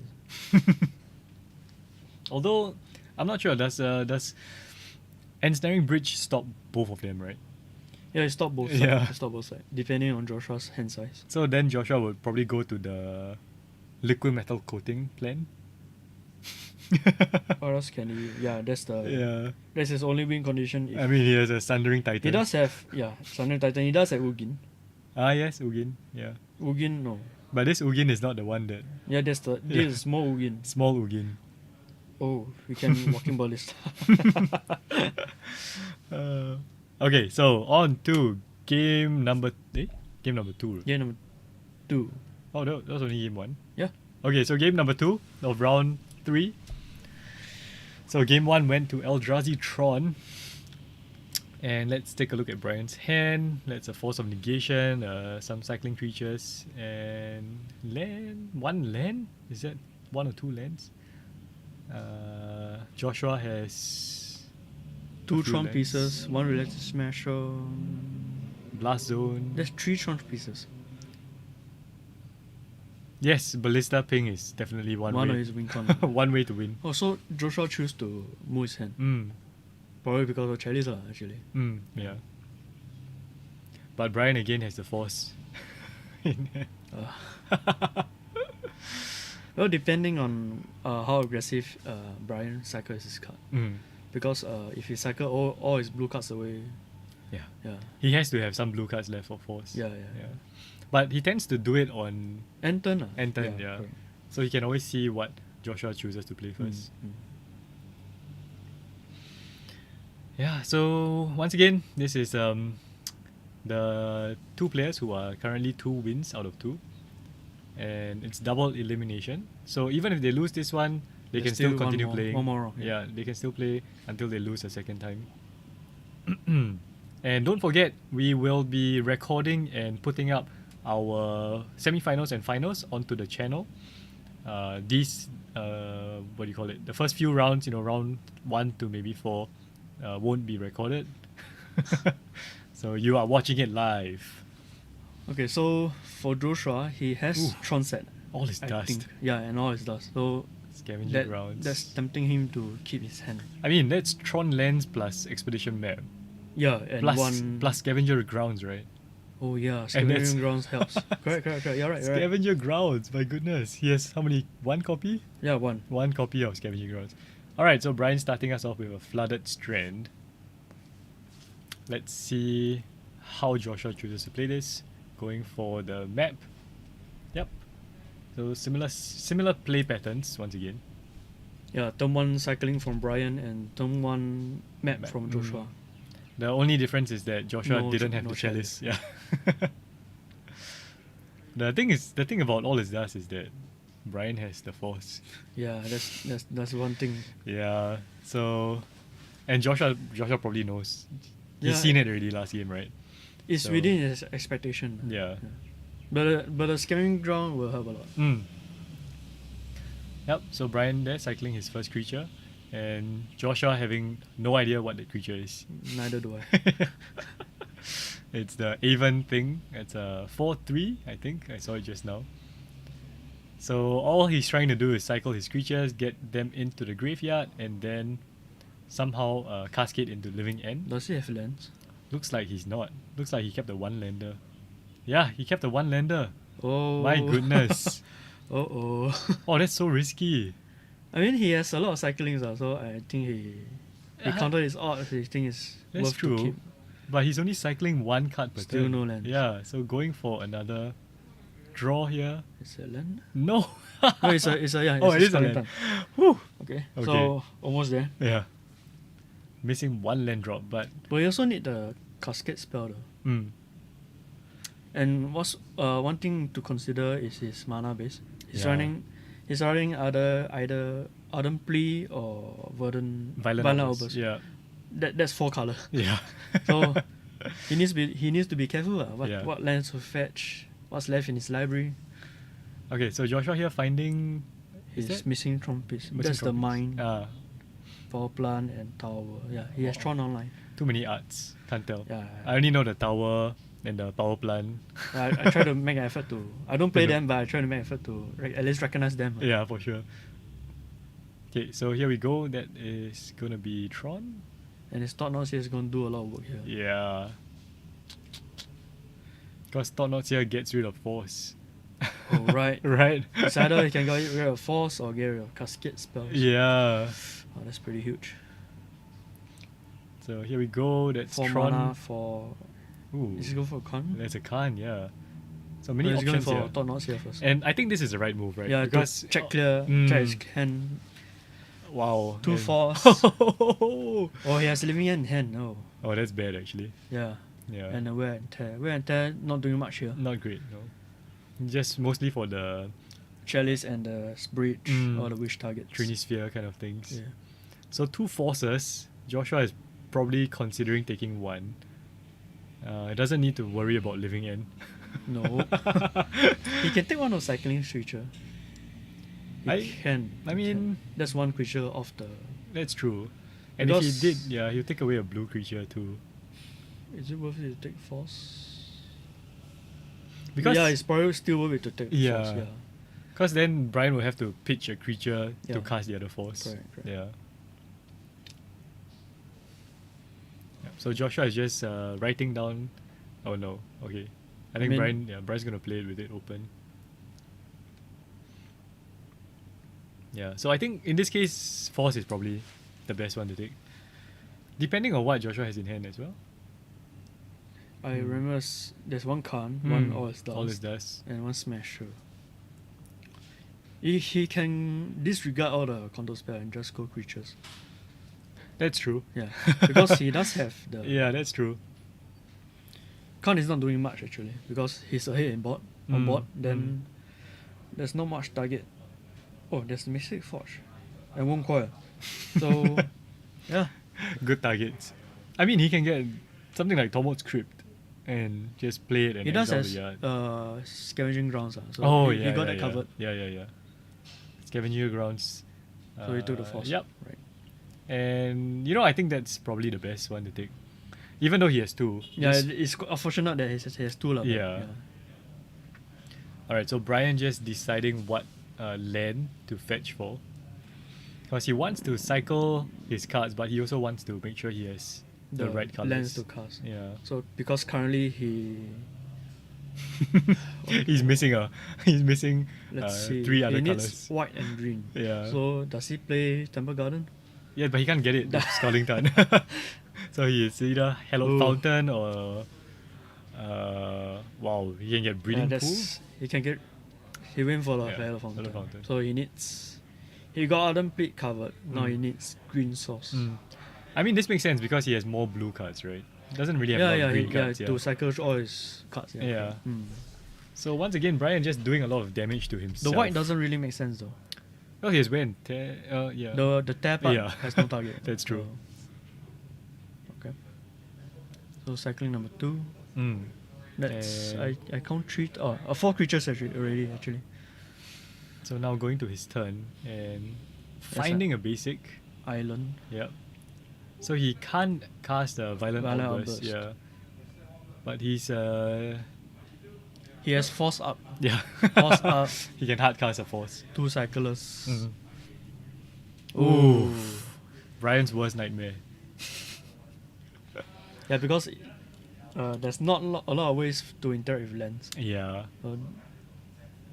What's his play? 5 mana for Smasher. Mm.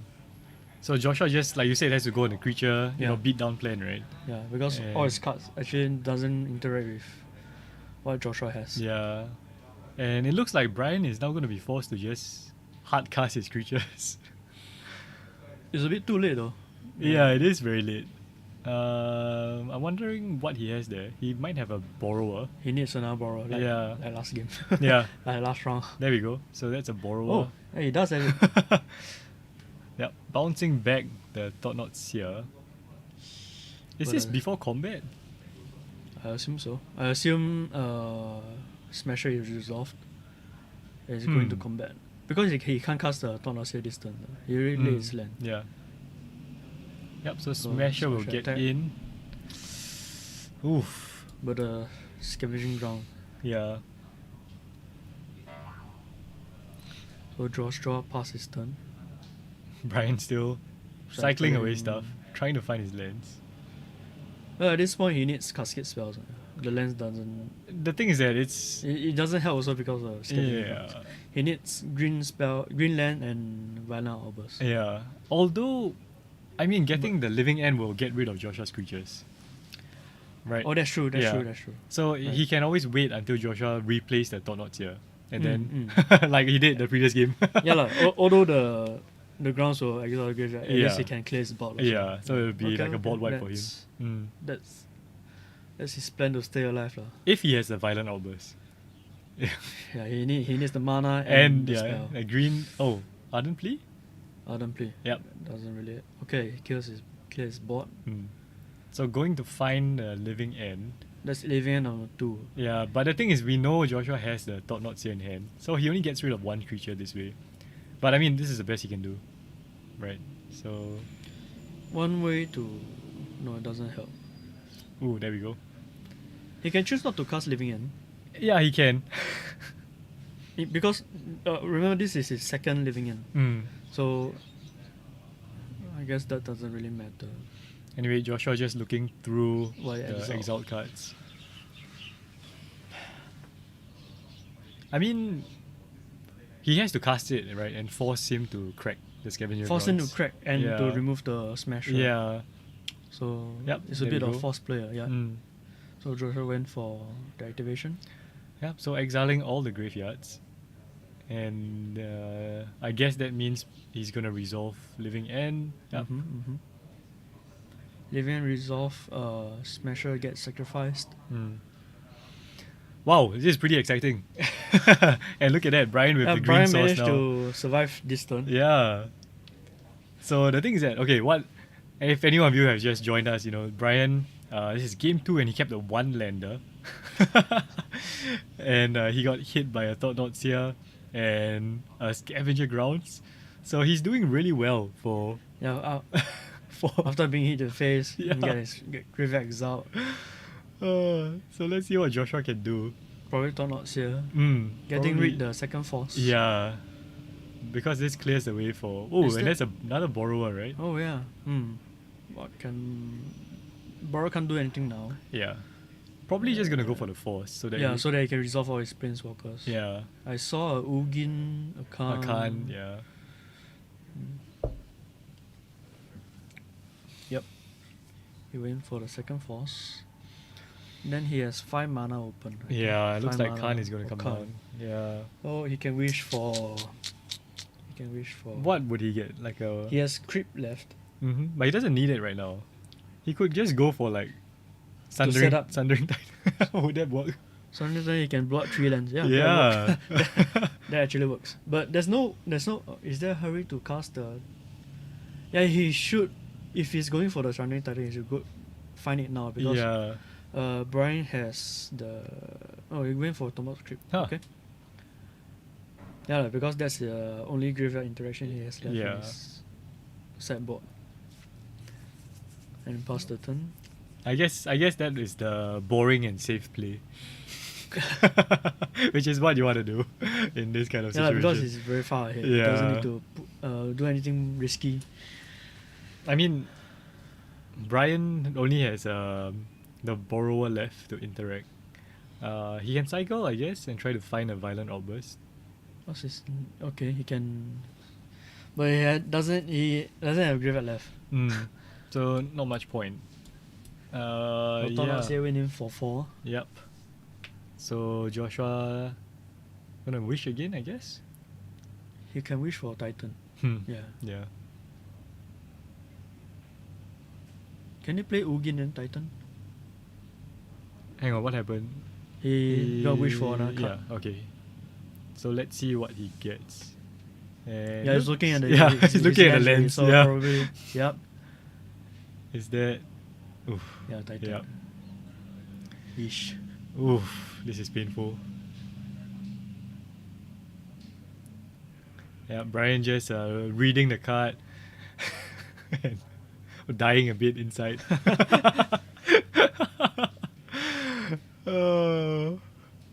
I don't see any outs for him here. Yeah, I think Titan on the stack already. Yeah. What can he do? He can't bounce. He can't bounce, he can't stop the trigger. He can't counter it. Yeah. He can cycle into violent. Yeah, he can cycle into violent. Well, that I mean, just to get rid of the creatures. Yeah. Right. Survive. Yeah. And to do no, he can't do that because of Tomahawk Crypt. As in, he can, but he won't have a. He will have nothing. Yeah. No creatures. Wow. I guess technically he's still not dead. Because if he he chooses to bounce the Titan, he has one more turn to live.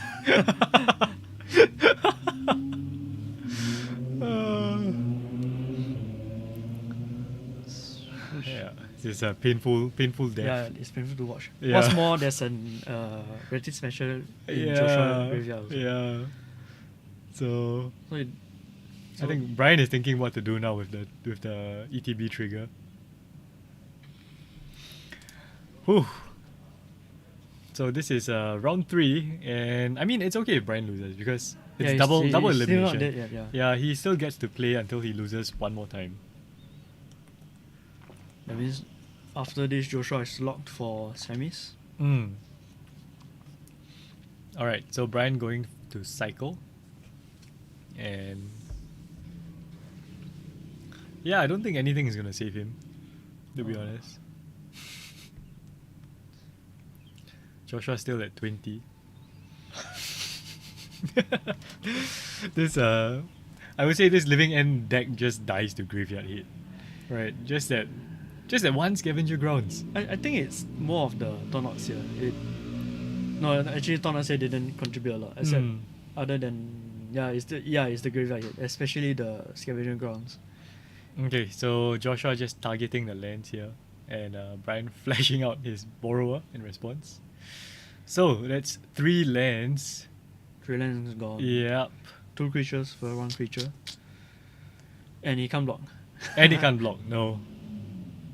Does he even have a... Ah, right, that can get rid of the Titan, right? Oh yeah, you're right. That gets rid of the you're Titan. You're right. And this time it doesn't affect his mana base. Yeah. So he has an answer for the Titan. Okay. That might help. I don't know, man. For one more turn lah. Yeah, for one more turn. at least. Nothing to blow up. What can Joshua... He can find Ballista. Ah, yes. Yeah, that will end the game. From the sideboard? It's either Ballista or another Smasher. No, but Oh. Brian took out Khan. So Yeah, he can't tutor, but he needs to Yeah. draw those cards. it's a temple Another there. temple. I saw. Oh, is that spatial contortion? I think so. Spatial contortion can give the Tonos here. Oh, that's not spatial. That's Ugin. Oof. Uh, Okay. Doesn't have force. Yeah. Brian just making sure he doesn't have a force. So Joshua here, I guess, just gonna Make a yeah token. make a 2/2, and doesn't have to blow up anything. Because the Brazen Borrower is really not doing. Brazen Borrow is not threatening it. Yeah. Can't block. The Ardent Plea doesn't do anything. Mm. And we see here, Brian drawing the living end is so bad for him, because it's just stuck in his hand. Yeah, it's a blank. Yeah. It's a blank in his deck, in his hand. Yeah. And Which shows yep, he makes a token. makes a token which is a land. He's probably going to cast the Trinity Sphere. Mm. Yep. Oh. So even if Brian had wanted to cascade into Living End, He needs 2 more lands. yes, no, he needs No, 3 three. more lands. Oh. Yeah. So all the hate pieces just coming out for Joshua. First it was hand destruction, followed by land destruction. Now it's Graveyard. graveyard destruction. Mana restriction. Yeah. Oh. Oh my goodness, it's a painful game, guys. 2 cycles. Yep, and that's a it. handshake, and Brian scoops it up. Wow. So after coming back against the first Eldrazi Tron, Brian just Joshua is the better Tron player. yes. I mean, I would say Brian kept a very risky hand for that game. Yeah, game 2. Mm. It did work out lah, but Yeah, he kind of came back, but wow, too many just graveyard hit. yeah, too hand much disruption. Yeah. too many hate pieces, and even though he had 2 Force of Negations in hand, yeah, getting them both out of his hand. Wow. So yeah, that was pretty epic. We have about 16 minutes left for round number 3, and let's just check in with our head judge here for the other tables. Looks like 2 is done. The other one isn't. okay. So looks like looks like there is pair, I think. one more table just playing right now. So we're gonna take a quick break. That was a pretty long game, long and intense. And in our next game will be round 4. It might be the semi-finals depending on the pairing and the matchups. So we'll be back soon. See y'all. Bye. They're all done. Shit. Oops.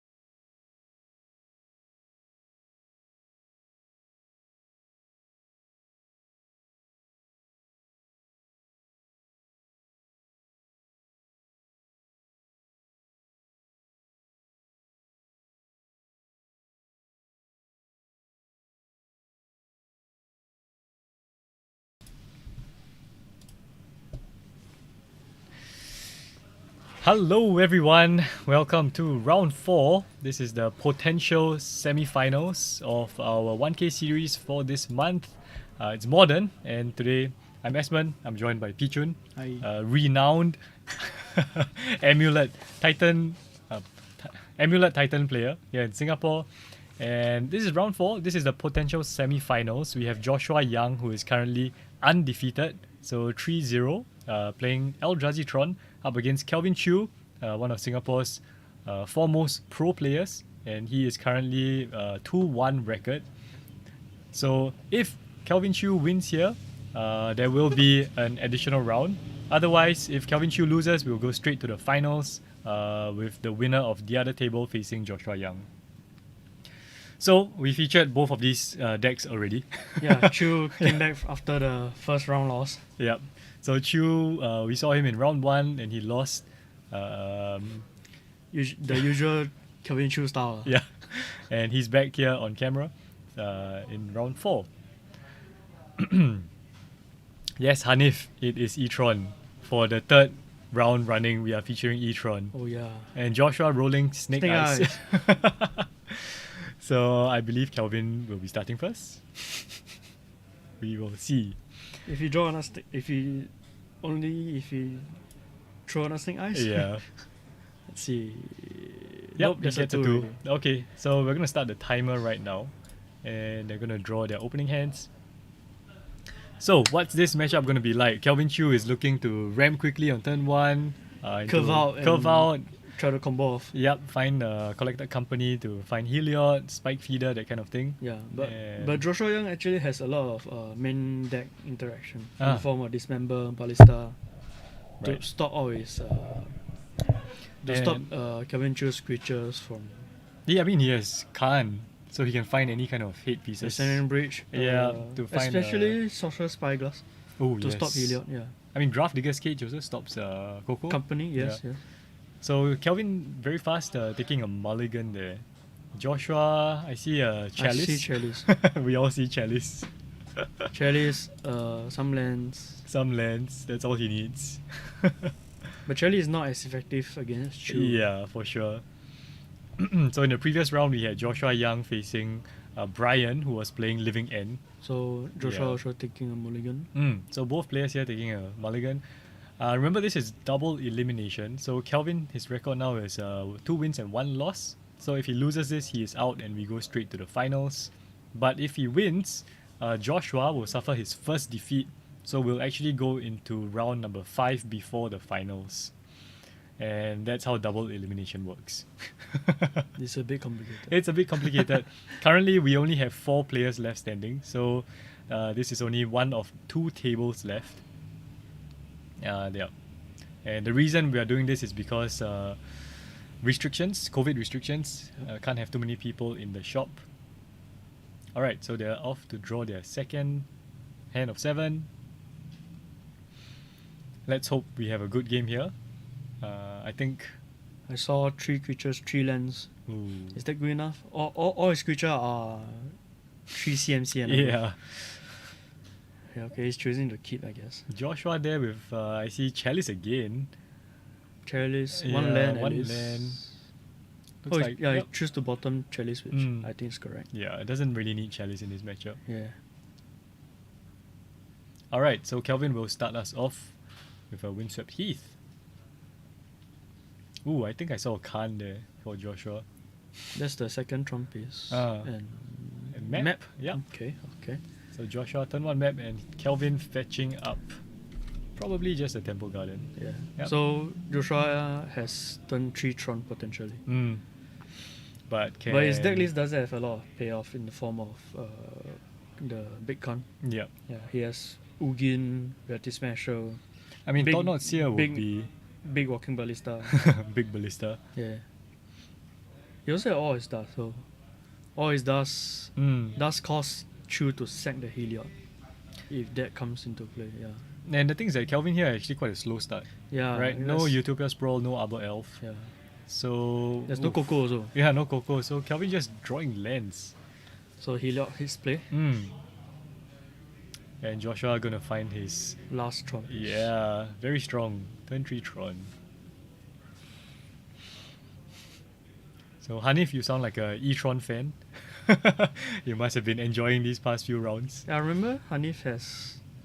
I remember he has Tron Tron. in Legacy in Modern, Oof. if I remember correctly. Yeah. So Tron doing quite well in this tournament because we have 2 Tron decks and one of them undefeated from Joshua. Yep. So Joshua just finding that third Tron land and probably gonna play it. He has saw a Khan, Metal Shaper. Tron players supporting each other. There's not a lot going on in Joshua's hand actually. Yeah, I saw I a mean- few lands and all is dust. Same for Kelvin, right? Kevin's hand Yeah. is actually quite bad. Kelvin has this his deck doesn't function well on camera. Nothing to do with Kelvin, it's just his deck. Okay, so Joshua resolved his Khan, Yes. going for his sideboard. And I mean, what can he get here? Like a Graph Digger's Cage, maybe? Graph Digger's Cage. Spyglass would be good. Yeah, Spyglass. Spyglass to stop Heliod. That's about it, I guess. Breach. Breach, I don't think will. Yeah, Yeah, I Breach don't not think really good. it's not a good target Breach for now because his hand is quite full. Would he go for Ballista though? Because he has so much mana, right? There's one.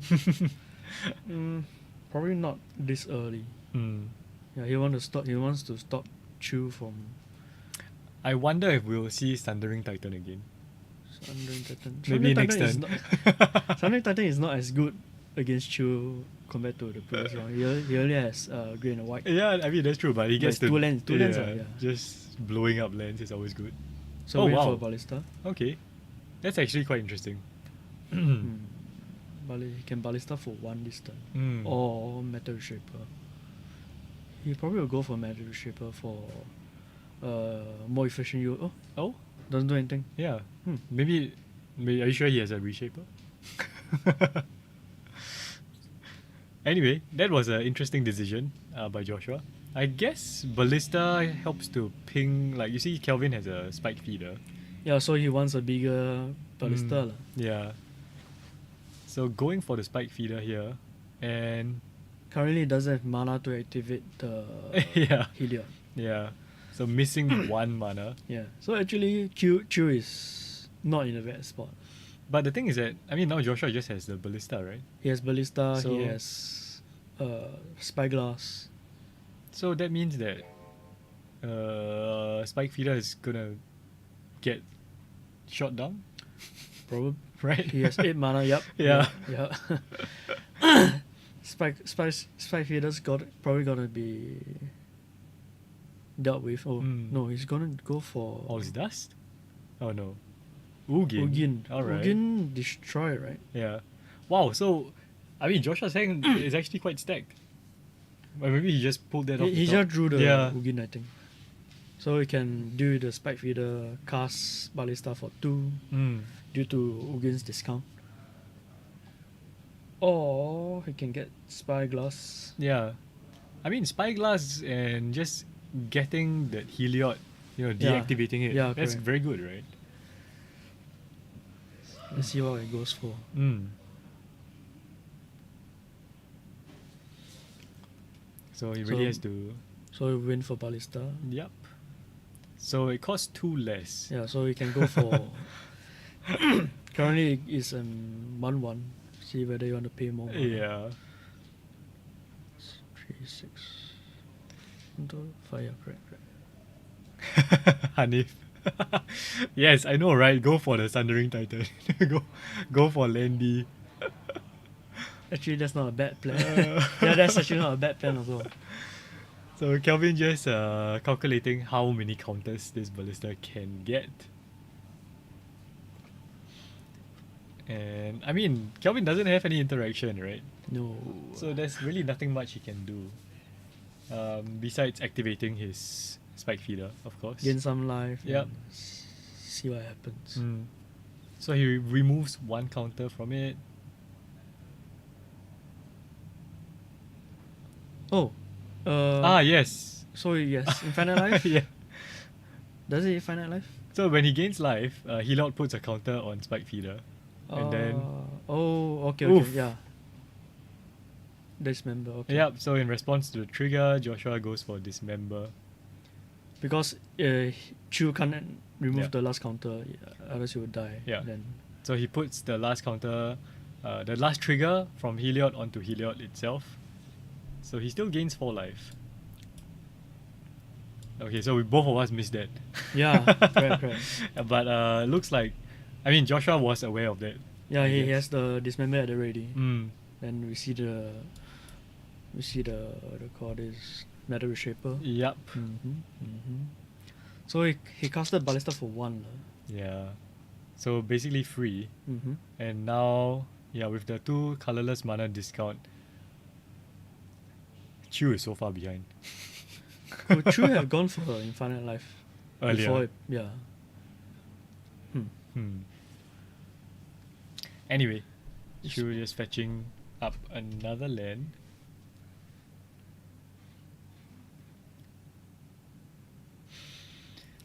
I guess It doesn't. he could have gone for it. Yeah, but he could have gone for the Infinite Life before passing priority. Mm. As in, before passing the turn to back to Joshua. What was he considering? I guess he was just waiting for the last minute, in case, like Joshua had the dismember. Maybe Oh, Joshua he already does have had it. dismember, correct, Yeah. correct. Oh, okay, Yeah. okay. Yeah, that makes sense a lot. That makes a lot of sense now. Okay. Kelvin, is that an Oriok champion? Is it main Yeah. deck? He has 3 Oriok champions main Oh, board. That's a And- bad meta call. Yeah, those are not gonna be useful here. Although we did have 2 Jan players in the tournament, so Yeah, that's true. yeah, maybe that's why it's in there. And yeah, without Coco and without Spike Feeder, this game kind of I mean, Oriok Champion does help Heliod grow his team, so Mm. maybe it's still a very good main deck card.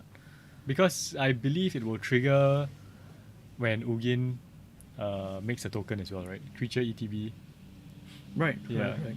Yeah. bubble tea. Any tips for Flesh and Blood? I haven't tried that game, actually. Is it good? It's pretty good, yeah. Quite a competitive game, competitive. Ooh, wow. Alright, anyway, let's get back to this. Skyclave Apparition. You can go for Khan. I think he targeted the Ballista here. Mm-hmm. So, looks like Ballista is just gonna ping Kelvin. There's We'll not much see. target other than Yeah. Chewer. Yep. So, Kelvin here takes 1. And there we see the champion. So I guess this is the backup plan, just to beat down the planeswalkers with his creatures. But Joshua is so far ahead though. Yeah. And Heliod is actually... Is it a creature yet? He it's needs missing 1. 1, 2, 3, 4. No, it's a creature. It's a creature, right? Yeah, it's a creature. The Hmm. Skyclave is 2. Yeah, Skyclave is 2, Champion is another 2. Interesting. What did Ugin do? Ugin made a spirit Oh, token. okay. I saw yeah. the token now. Okay. Alright, so Joshua actually has all his dust in hand. Ah. And this might be a blowout. Oh. Yeah. Although So he has 9 mana. yeah. Looking at his sideboard. Can he go for both? Can he go for Titan and all his dust? Yeah, because with Ugin it's 2 less. Two so all his discount. dust is 5. 5. Titan not is enough. Titan is 8, right? 8 minus 2. 6. Eh? Yeah. Titan is 8. Yes, 8. 6. So So, he- 11 mana. It doesn't. No, Well, it- he does have Temple. Oh yeah, doesn't Does Temple helps? Doesn't help either one. No. Temple only casts Eldrazi. All his dust is. All Eldrazi. it does is Eldrazi. So, but it's 1 mana short, I think. 1 mana short for yeah. the Titan. Yeah.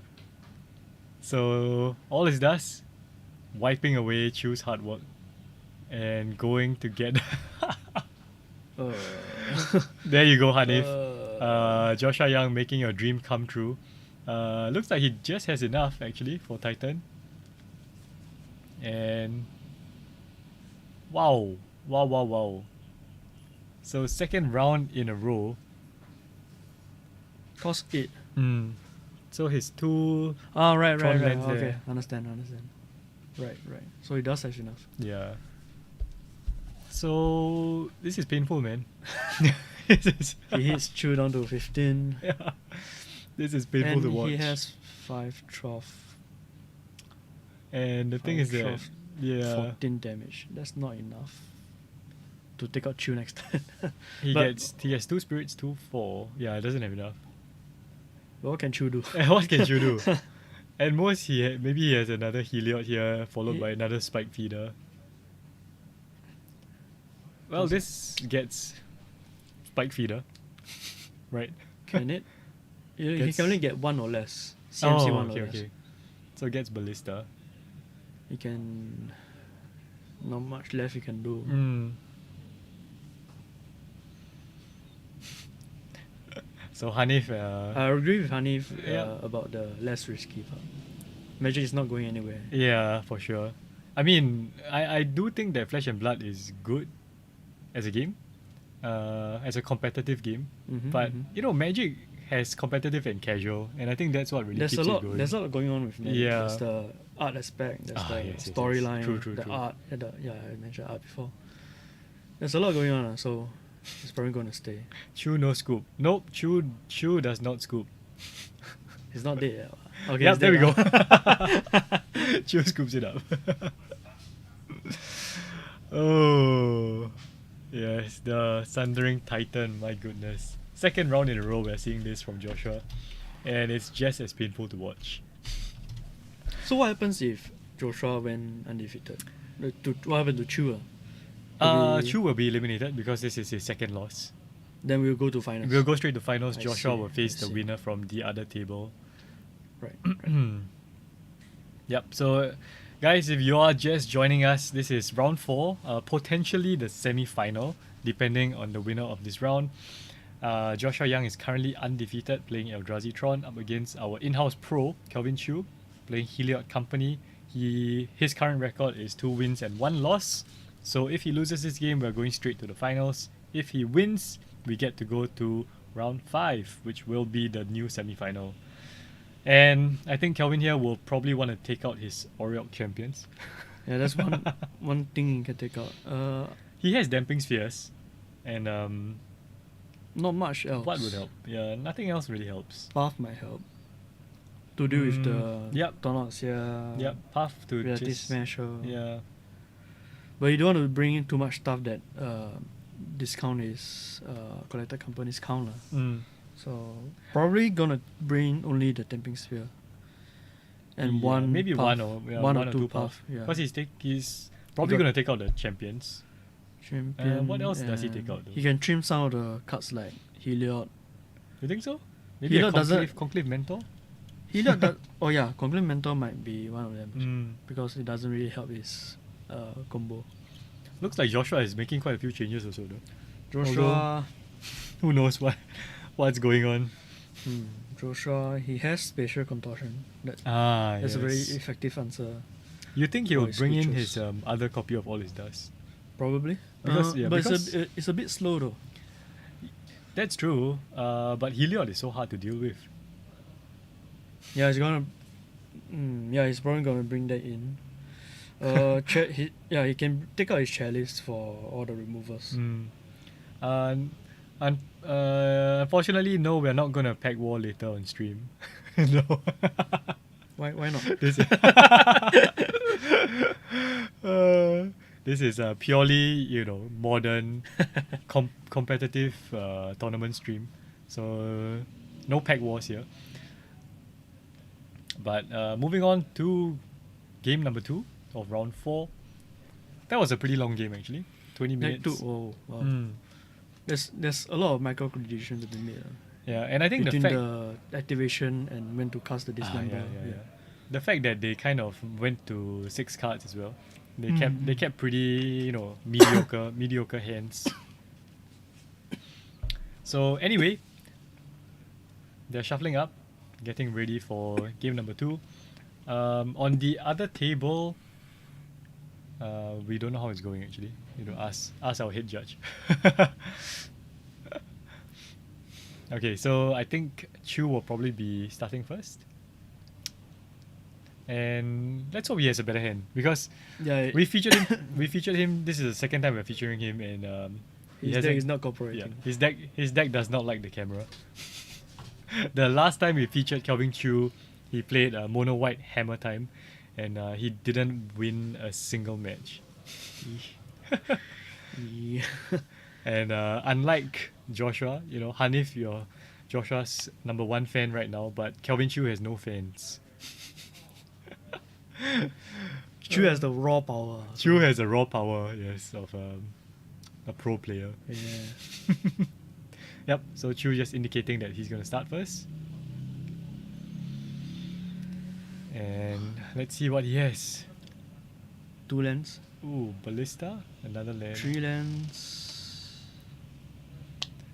Looks like Joshua's hand is also not great. Chu has Oh. the turn 1 Arbor Elf, so. Oh, okay. But he doesn't have the perfect mana. He has only 1 Prince Hmm. of his apparition. Okay, so Chu looks like he decided to keep his hand. Joshua going for Mulligan. And yeah, Joshua's hand was pretty bad. I Oh, think I what saw is it? at most 2 lands. Nothing else. Yeah, that's the thing with this kind of Tron decks. You need lands to. You need the correct lands to function, and Mm. all his spells are like 4 mana, 3 mana. Alright, so we have a fan of Chu.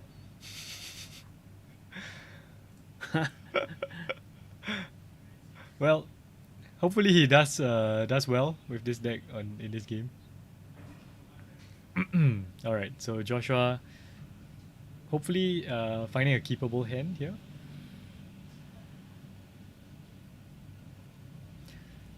Thanks again everyone for tuning in to this stream.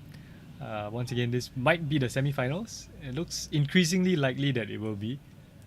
Because if Joshua wins this, we go straight to the finals. I see 2 cards. No. Oh yeah, I only see 1 land, 2 lands. There's a waste in his hand. There's a Khan and a. 3 I think it's a lands. Thought Knots here. So it's a blast zone. Can't really make out his hand. Yeah, he's hiding his cards from us. Oof. Oh, Model 5. Yeah, going to 5. Hmm. Wow. But Chu's hand doesn't look particularly fast. It's right? not as aggressive as Yeah. you wish for. He has the spike feeder. He has He has Arbor Elf, Spike Feeder, Sky Mm. Cliff, and 3 lands, I think. And yeah. Is that a Coco? No, I don't remember seeing Coke. No? Okay. Can't make out the last card there. So Joshua here, quite a big hit. I mean, going to 5 is always painful. But for this Tron deck, if you have 3 lands and a payoff, That's all you need. And I mean, I think the new, well, not The new, mu- the this new mulligan rule, mulligan helps a yeah, lot, helps a yeah. lot. So looking through his hand, I see an I see expedition map. Tornoxia, Temple, Hmm. and a Khan. Oh, Probably good enough. That'll be a turn 3 play. 2 lands, 3 lands maybe, and a 3 lands, 2 spells. yeah, not the best hand to be honest. And he has the bottom 2 cards, which is always painful.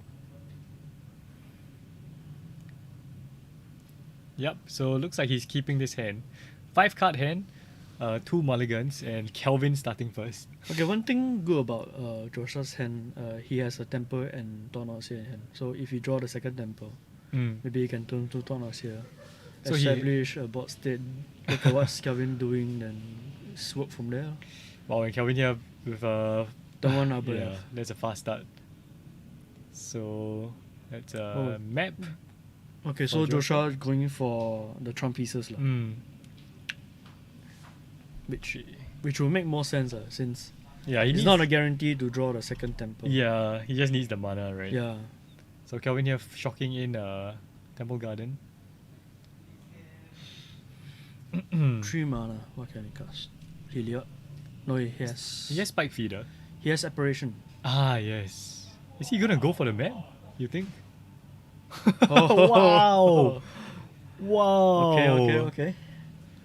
This is a good play, right? This is a good play. I mean, there's the window yeah. to do with map is so Yeah. narrow. Yeah, that's probably the and a good target. yeah, that already stops another land from coming in.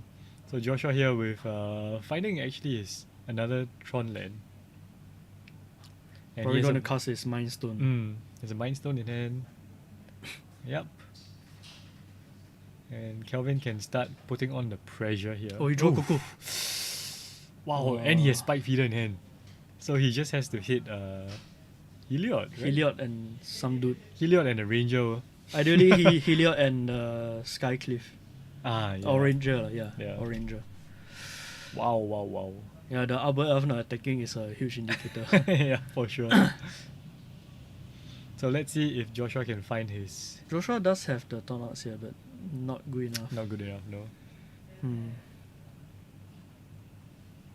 He has a Temple in hand, so that's 4 or 5 mana. He probably still goes and. Yeah, go for the You know, Tornouts here, yeah. see what's going on. Yep. So here we go, the response. Kelvin just gonna fire off. Collected Company. Let's Is see. he? Yeah, Yeah. with the trigger on the stack, Mhm, yes. mhm. So ETB trigger on the stack. I think that's what she was saying. Do we see Damping Sphere? Oh no! He does. He And can't. the Mentor, yeah, he Oh. does hit 2 creatures. So Okay. Not the worst. Yeah, not the worst. Yes, Hanif, very pain from for Joshua. I would, I would say. Then he conveniently find the hanger back. No, the Walking Ballista off his. Yep. Of the Ranger, Ranger. yeah. Yep. So what can Joshua take? Probably the Spike Feeder. Hey, hang on. So he found. The Ranger come to play, trigger, and he finds the second Walking Ballista into hand. Yeah. Then now they are resolving the Thought-Not Seer. Tornouts ability. Yeah. So the thing is that he's still missing Heliod. Hmm. And Heliod is the key piece, right? He needs to find Heliod. Yeah. Yeah. He needs Heliod and lands. Ah, yeah. One more A land. bit more land, yeah. He needs a bit more land. Because one land that gives him 5 mana with the elf. Yeah. Oh, he has the land in hand. Right? Oh, okay. Yeah. Oh, yeah, he does have 5 lands. Yeah. So if he hits Heliod here, Heliod and cast one Ballista, probably. Joshua passed the turn. 1 Yeah. mana up. yeah, nothing much he can do. Chu might want to play around his Dismember. Ah, Yeah, yes. so- Dismember. That will be one of his consideration.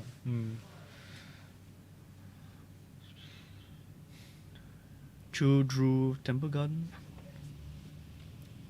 What can Chu do? He has access to 5 mana. Yeah, I drew Temple Garden. You think he'll just go for a ballista here? Just to get it on the big field enough. first, right? It's not big enough though. Because he gets it on the field, he has another one in hand. Then he can try and dig for yeah, his... probably. Yeah, just dig for his Heliod. For Mm. yeah, Ballista for 2. Yep. Comes to play as a 3/3. Yep, because of the Conclave. Mentor. And... So Yeah, wow, going to Oh. combat.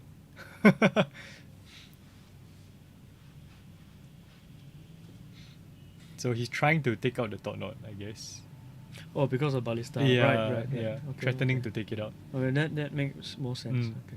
So Joshua not going to Trade go is for top that. notch, so Yep. Taking 5 damage. Yeah, so choose to play his Temple Garden.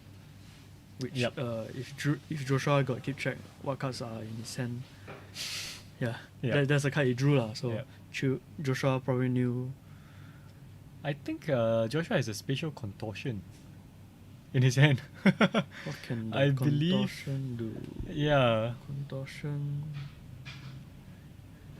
Contortion can deal with his Ballista, Mentor.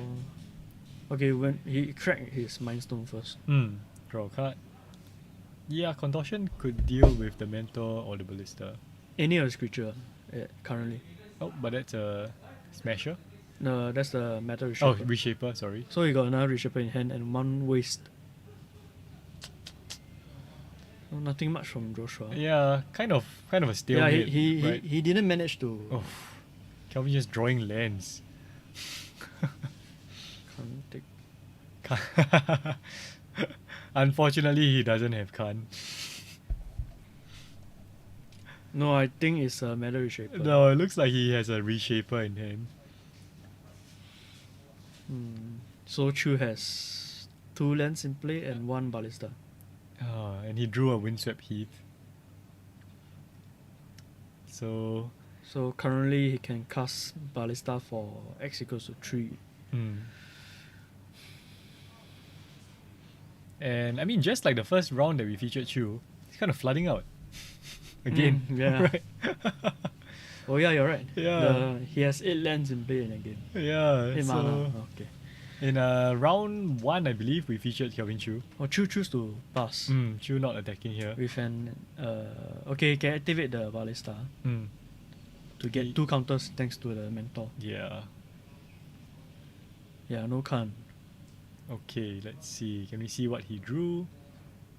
Looks like a map. Yeah. What can map get? Trumpies.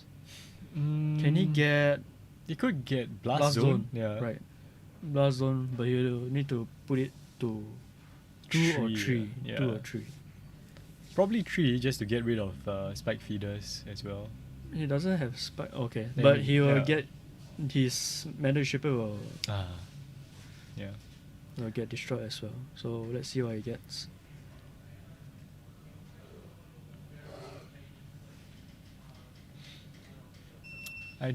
I mean, I guess he could get more mana. Yeah, you're set up for Yeah. top deck Khan. Yeah. Straight away gets sideboard or big Ballista. So it's Tron online, I assume. Yeah, I believe that's Tron online. There's a mine, there's a Yeah. power plant. Yeah. Yep. So with the Tron, he has 9 mana. And he has a land in hand, I guess. Ooh. I mean, you would think that a combo deck and, and Tron wouldn't be. Oh, there we go. Another Reshaper. It just looks like they are kind of just, stalemate, right? Yeah, Joshua doesn't have a good attack because Mm. of the Ballista. He didn't manage to get the advantage from the Tornos here. Yeah. And I think that the thing is that Kelvin, even though he had a good start, right, he couldn't also find his pieces. Yeah. So now Chu activate his Ballista Mm. and now shooting down the Tornos here to Yep. draw a card. Yep. So So if you draw Heliod, he win. yes, he does. He can get he either needs to draw Company, Heliod. Oh, Is that Heliod? yes, that's Heliod. I believe that's a Heliod. Spike Feeder is good as well. Heliod doesn't win actually. Oh yes, it does. It does. Yeah. Heliod. yeah. 1, 2, 3. Is that Heliod though? Couldn't see properly. I guess if it was Heliod, he would have played it already. That's Is a that- governing township. So that's not Heliod. Yeah. My bad. Got Heliod. excited. That turn Heliod is not enough, I think, because Ballista is only at 1. Oh right, he Yeah, he still has can't- to he get can't- one more counter. He needs 4 mana to give something else lifelink. Mm. Actually, it's enough. 4 So- mana to put 2 counters. Okay, so, and then life link, right? Yeah, that works. No, you can.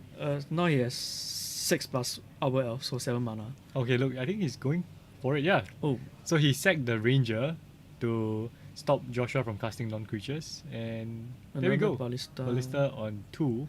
Yeah, Yeah, and lifelink. Oh yeah, because Yeah. of second Ballista in hand. Yeah. Right. Okay. Yep. So Kelvin Chu finding the line there. Heliod giving Ballista lifelink means that every ping to Joshua puts 2 counters Right. on Ballista. So remove 1 and get 2. Remove 1, get 2, and I think that should be the game. Yeah, he get infinite counters onto Ballista and infinite damage onto Mm. Joshua. Yep. So I think he's gonna just go through it. I mean, if he choose once, he can deal with the Metal Ship. Yep, but that's it. Joshua getting machine gunned to death. And wow, yeah, that Yeah, top deck. that's a fortunate draw from Mm. Chu. I mean, Nothing getting- much from Joshua this game. Yeah, that last activation from Ballista to shoot down Totnot's here, drawing the Yeah, extra draw. card. Yeah, correct. That was a pretty big draw. Mm. All right, so it's a pretty tense game 3. Welcome to anyone who's just joining us. This is potentially the semi-final, depending on who wins. If Joshua wins here, we go straight into the final next round. If Kelvin wins, then we move on to round number 5 before the finals. And currently, it's all balanced up at 1-1. So Joshua took down the first game with what? Planeswalkers. Planeswalkers, Yeah, yes. Ugin and Emphasis Khan. on the S, yes. Yeah, Ugin and Khan taking out Kelvin Chu, but Kelvin Chu here coming back strong with the Heliod Combo. Heliod Ballista. Yeah, the namesake combo. Yep. Even though he couldn't find it off Collected Company, he had to slowly draw it out. Yeah. And I think we didn't actually see any sideboard cards there. Nothing from the sideboard Yeah, we didn't see Mm. any special contortion. in game 2. Yeah. Nothing from Uh, Chu as well. yeah. We saw the damping sphere of Collector yes. Company. Yeah. So he did bring that in. Mm. We don't see any path. Yeah, no paths just yet, and maybe not so relevant. Yeah, in this not so matchup. important. Yeah, so he might not have put in any paths. But yeah, I think that game, especially with Joshua going down to 5, remember? Oh yeah, correct, yeah. And Kelvin keeping turn 1 Arbor Elf. He curved out, Yeah. basically. Yeah, I mean, the turn 2 Skyclave apparition was. the turn 2 Skyclave, he top decked the Yeah. company. Yeah. So that was a pretty good curve for Kelvin. Mm-hmm. And now we go to game number 3 with 14 minutes left on the clock. Remember, we only have 4 players left in the event. So the other 2 players, they might be done yet. They might be done already, we're not sure. But this is going to game 3. And I hope it's just as exciting, but hopefully a bit shorter. So Hanif, E-Tron fan, supporting Joshua here. Do we have any Kelvin Chu fans? That's bubble tea. Yep. Ready, bubble go. tea. And for those just joining us, this is Pichun, renowned Amulet Titan player here in Singapore. So he's here doing commentary. I think the next game we'll probably have our head judge here, Matthew. Yeah, no amulet today. No Amulet today, sadly. I think the meta now has shifted a lot. Like Jun Shadow has been quite big. Jan, Yeah. then we saw Living End. We saw Living End in the previous round. Yeah. We saw quite a good variety of decks today. But we've been featuring Eldrazi Tron for the past 3 rounds. Yeah, like that's what to expect from a small field of players. Yeah. You get to see. 2 Eldrazi Tron players. Yeah. And one here who is undefeated, Joshua. Yep, so this is their yeah, Bubble Tea S is a Chu fan. Alright, let's see what they have. Joshua Young, nothing much actually. I see a land. Yeah, I see a map. map and a land. Chu hand is. Wow, Chu hand looks good. His hand is good. He's short of 1 or 2 lands. I mean, he has the. He has a 1 land and a Damping Sphere, Utopia Sprawl. He has 1 land and Utopia Sprawl into Damping Sphere. Is that good enough? Because if he draws a land, he gets Skyclave Apparition as well. He'll be on the draw. Can't really see Joshua's hand here, but looks like he's thinking hard and. Okay, Yep, he's choose going, the move. Yep, going for the And move. Chu cap. Is he keeping? Is he keeping? Looks like he's keeping, yeah. It's a 1 lander, right? I don't It's see a 1 lander with Utopia Sprawl. Mm. And let's see. I didn't see the 4th card though. Is it like. I saw Skyclave Apparition. Oh, okay. I can't make out the rest. Yeah. So Chu here just going to our judges. I think he has a question about the Damping Sphere. Does it affect his sprawl? No. No, as long as you just, you're casting 1 spell a turn, doesn't really No, affect as it. in the mana reduction part of the Damping Sphere. Does it affect sprawl? Oh, right. Yeah, I think that's what he's asking Because Sprawl says add 1 more mana, right? for. If the land adds more mana, it adds colorless instead. I think that's the text. So Hmm. let's see. So But that's an interesting interaction. But the mana ability come from the sprawl, so probably Yeah. won't be affected. Yeah. Let's just do a quick check. Damping Sphere. And what it says that is if a land is tapped for 2 or more mana. So he's not tapping the land for 2 mana, right? He's tapping the land for 1 mana. And then the sprawl adds 1 more. another. Yeah. So it should not affect. Whew. Yeah, correct. So the additional mana doesn't come from the land; it Yeah. comes from the. Or does it? Oh, my English is not good. You check the text. So Utopia Sprawl says whenever Enchanted Forest is tapped for mana, yeah, then you add 1 mana from Sprawl. So Damping Sphere should not affect Oh it. right, Yeah. okay, because it came from the sprawl. Correct. Yeah, bubble tea, alright. Yep, Bubble Tea, you are right. So the additional mana is produced by the enchantment, not the forest. So Joshua go to 5. Ooh, Is it? ooh, wow. I Yeah, don't know how many we, times we he's missed rolled. the we missed the mulligans. But anyway, it's 10 minutes left on the clock. And Chew keep his 1 land in hand. So Yeah. let's see what Joshua has. oof, if Joshua goes to 5 again, that's That means pretty painful. most likely we will be seeing another round after this. Yeah. There's a OS Dust, Chalice. Chalice? Why is Chalice still yeah. here? So he didn't take out Chalice. I see a Blast Zone. I see Ballista, Ballista. and Reality Smasher. Yeah. 1 card. So I guess he's gonna put down. He's deciding on the second card to bottom. So he did move to 5. Yeah.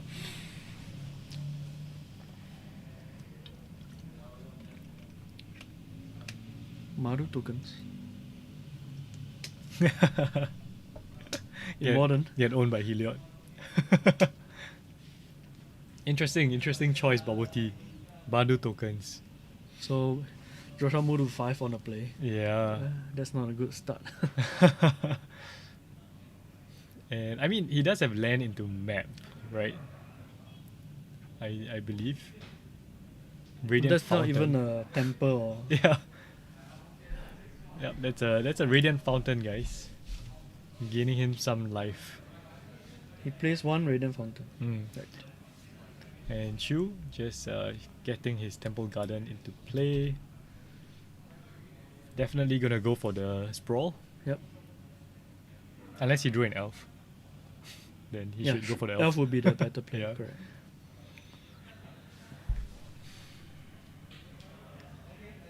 Wow. Is that 2 Damping Spheres? I see. Yeah, that's Wow. So multiples don't really help because Joshua doesn't cast a lot of spell per turn. Hanif, nice Chalice. I don't know if Chalice is great. Yeah. I don't think so. Yeah. Chalice on 3, maybe? That takes 6 mana. Yeah.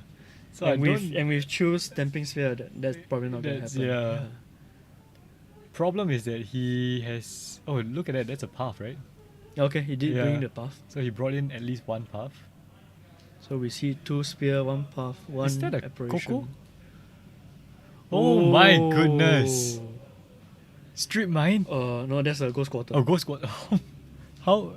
Yes, has 1. Wow, he's Woo! drawing all the singletons. Wow. Okay. That is spicy. Choose 1 land hand did not work out. Oh, shit. Now he has to decide. Which color he wants. Yeah. Oh, that's painful. Yeah. Oh, that's a. Wow. Getting a planes. My goodness. Oh, that hurts. That's like destroying my semi-growth chamber. Oh wow, look at that, Chew. Oh, he top deck the land. Yeah, Nice. just no problems. No problems whatsoever. But it's still a good play on Joshua's part. For lah. sure, yeah. So Yeah, Damping Sphere, he Damping does Sphere. his to play. Is that another Chalice? I see Chalice, Ballista, Blast Zone, Hmm. Temple. Oh, but I mean, Joshua's hand is just bad. Okay, like he's He's- one temper away from Reality Smasher, another land, and one more turn. Still, I mean, not great, right? Yeah, lah. Because it's not his ideal start. Damping Sphere stops tempo. Oh, God. Ouch. Okay, Ballista for 1. So, oh wow, look at that. Chu just finding lands. Finding lands off the top. Excellent, excellent. My goodness. What a recovery from Chu. Yeah, he runner lands. Yeah. Oh. And I wonder if he's gonna just run out the apparition here. Yep. Apparition Just targeting the- going for the ballista Mhm. straight away. Yeah. And Probably taking the 1 there. yeah, definitely. Mm-hmm. Wow, so Chu here with a super strong start and amazing recovery. Yeah. I think I must have lifted the curse on him when I said that his deck doesn't do well. Because the last time we featured him, his deck did not do well. And this time, unfortunately, Joshua's deck doesn't seem to be doing much, partly because of Damping Sphere. Yeah, Damping Sphere currently stopped Thought-Knot Seer, Reality Smasher. Stopping the Eldrazi Temple. Yeah, he can't do anything. And look at that, Kelvin with a Heliod in hand and a Coco in hand. He drew Coco. Yeah, he just drew Coco, right? Okay, so he's 1 land away from Coco. Yeah. And I think he just plays. Does he play out Heliod now? No? He's holding up mana for Path, I guess. Right. Yeah, that makes sense. And Joshua, I think, finding his Blast Zone. Okay, so Blast Zone can deal with the Can deal with the Damping Damping Sphere. Sphere, yeah. Correct. So we see Thought-Knot Ooh. Seer. So does Kelvin want to path here? Hmm. Do you think he will go for his own Skyclave? And that's one consideration. No, he's, Nope. Okay. So Chu is gonna draw from the Yep. Thought-Knot Seer first before revealing his hand. Mm. And looks like Coco will get taken. Right? Or do you think it will be Heliod? I think there's 2 Coco. Oh, 2 Cocos? Oof. That looks like 2 Coco. Yes, there's Yep, 2 Coco. 2 Cocos. Okay. And an apparition. Oh, there's no Heliod. I must have seen wrongly. What can he take? The sphere doesn't help. Right? He probably won't Mm. take the sphere. He can take the Skyclave. I mean, Skyclave has no good targets right now. I'll probably take a Coco. Just because, Oh you yeah, know, because there's yeah. right. if he goes Coco Yeah, into what am I Coco, yeah. He's not tosses. Yeah. If he goes Coco into Coco, that's very dangerous. Doesn't have land. Yeah, he just needs to find one more land. He did manage to top deck 2 lands, so What are the odds? There's one more land. yeah. Okay, so we're at 3 minutes. 3 minutes Yes, left. 3 minutes left in the round. If this is a draw, they go into the last 5 turns, and then after that it's sudden death. Oh, you are okay, correct. Yeah. Because it's double elimination. Yeah, so Okay. I think that means that the next Damage, right? next damage will win the game. Which both players have access because Yeah. both players play. Creatures. No, the what do you call that? Walking Ballista. Oh right. Oh yeah. So whoever Mm. tops deck, top decks. Okay, The Ballista. Ballista wins. yeah.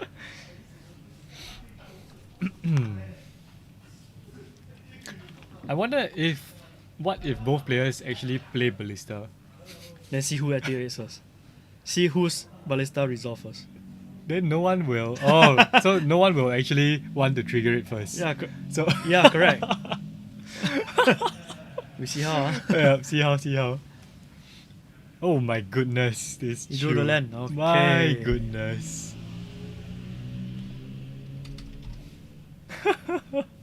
So I'm gonna And pass the turn first. Joshua knows he's in trouble right now. Yep. Mm-hmm. What does Joshua need? I don't know. Probably dismember to start. That's I still see the chalice in his hand. And let's see what he does. How much is that cocoa? Jet foil. Cocoa. No idea. Yeah, ask Chu. Come down to Game 7 and ask Chu. So he cast a map and crack the map. Cracking the map. What can he search for? Oof. It's a What good can he one. search for that helps his situation? He has Okay, so he went for another Tron then. Doesn't help, yeah, because of the damping sphere, the Tron land are as good as waste lah. Hanif said should have chalice on 1. Doesn't help. Does it? Doesn't help. Against Yeah, because because of path. Path Are maybe. Are you really? Because Path is only sideboard and Kelvin already used 1. No, I think what Hanif meant was he can cast the chalice earlier to stop the path. Right. Yeah. Okay. Yep. Yeah, Okay, fair that enough. could Fair work, enough. that could work, Yeah. Whew. So our head judge Matthew is here. Matthew, there's 20 seconds on the clock. Nice. So we were saying, what happens if, because we go sudden death after 5 turns, right? Yeah. What if both of them have ballista on the field? So whoever's trigger resolves first wins? Whoever goes to 0. Whoever goes to 0 first wins. Oh, so- sudden death is not damage. Huh? Sudden death is not whoever Sudden take death. first damage. Oh, you mean and their life is equal lah. Oh, equal. No. Oh, sudden death. What was the question? Okay, never mind.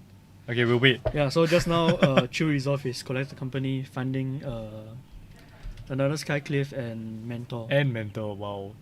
Skycliff. Yeah, Skycliff- Skycliff didn't hit anything. No targets. And Oh, Chu- choose to crack his. He's not. Oh, okay. He he has another land. And oh wow, he drew a ranger. Ranger find ballista.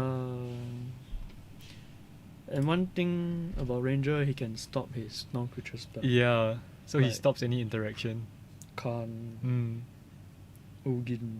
Yep. So we see ballista of the ranger of Eos. Yeah, so one interesting play to look out for is whether Chu wants to crack his Ranger on Joshua's turn. Because Joshua is at 6 mana now. He has access to all his All stuff. his does, yes. So Joshua there just putting another counter on Blast Zone. And this deals with the Damping Sphere And the Mentor. and the Mentor. As a bonus. Mm.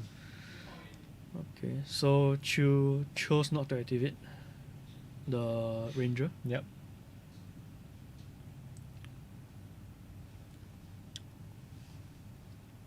Yeah, because technically Joshua needs one more land to cast all his dust. If he has it, that's So one. if of he has the- it, yeah. that's one card Chu will consider. And I think he's just wondering whether to blow up Chu stuff. He can he blow up his stuff and get the Tron bonus? I wonder. Probably and, not, probably and he eyeing the Chalice chalice. for 3? Oh, hang on. Oh, he No, played the wrong Ballista card. for 3. Yeah, they're both Yeah. expel. Yeah. So Ballista for 3. Mm. What does this do? Okay, I can control the board. Yeah. Clock slightly ahead. Okay, so our clock has said that time is up, but head judge has indicated there's a few more seconds left. So he will announce the last 5 turns when it is the last 5 turns. Okay, so Chu drew a second copy of Company. Coco, yep. And that's actually his 3rd copy. Oh yeah, because the Yeah. second one got dealt with. Yeah. So quite a good game here, right? Really? Joshua hasn't been doing Yeah, much. not much for Joshua lah. But that's because Kelvin has kind of been putting on the pressure. Yeah lah. And I mean, Damping Sphere is doing work. Yeah. Yeah. Then he's basically not affected by the Ghost Quarter. Yes. Yes, you are right. Hanif, he could chalice on 3. That's probably why Kelvin has left up a Skyclave apparition in hand. If he chalice for 3, doesn't stop. Oh yeah, it stops Skyclave. It stops yeah, Skyclave, yeah. yes, correct. It also stop Heliod, Yeah. but it doesn't stop Coco. True. It doesn't stop So Coco. through Coco, the Heliod and rest of the 3 mana spell can still hit player. True. Okay, so he dealt with the Interesting that because Ballista went to 2 damage to the Ranger, I believe. Or not? Oh no, it just went to face. is it? Oh, Mm. weapon. So Calvin Chu just swinging in 2, 4, 6, 7, 8. I think that's 9 damage. Yep. 2, 3, 9 damage, correct. So Is this game? yep, Yep, this he scoops it up. Wow, just on time. And oh yeah, yeah, Hanif, I guess it wouldn't have mattered, right? Casting Chalice. yeah. Chalice will stop Yeah. the Heliod, but he's dead on board. Okay, so because of that, that means that this is actually our semi-finals, and our next game will be the last game featuring Joshua. So we're just gonna take. Sorry. Joshua lost, right? Eh? Oh my gosh. Sorry. Yeah. So there'll be another round after this. My bad. Sorry about that. Yeah, no worries. Brain dead. So Calvin Chu taking on that game with Heliod Company. Yeah, so that means that we're going on to the semi-finals, which will be round 5. Probably gonna feature Calvin Chu again up against whoever he's paired up against, and that will be the semi-finals. And then after that will be the finals. So we're gonna take a quick breather, get my head back right. Yep, and we will see you soon. Okay, can.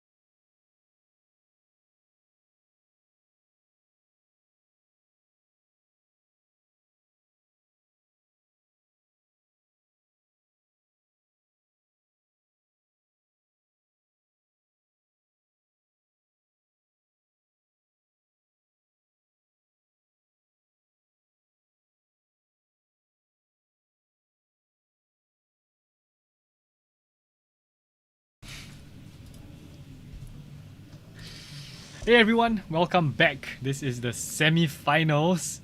We have 3 people left in this top 8 playoff. It's Kelvin Chu, Joshua Young, and Randy Yo. So here we have the semi-finals. It's between Joshua and Randy. Eldrazi Tron against Hardened Scales. And the winner will go on to face Kelvin Chu.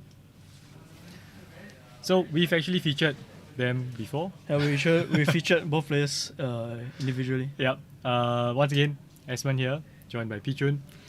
And semi-finals, double elimination. So all the 3 players remaining have only lost 1 game. And if you saw the previous game, in round 4, Joshua, who was undefeated in that round, actually lost to Kelvin. That's why we're having this additional round, because Joshua is now at 2-1. Right, yeah. Yeah. And that game was pretty epic. Yeah. Yeah.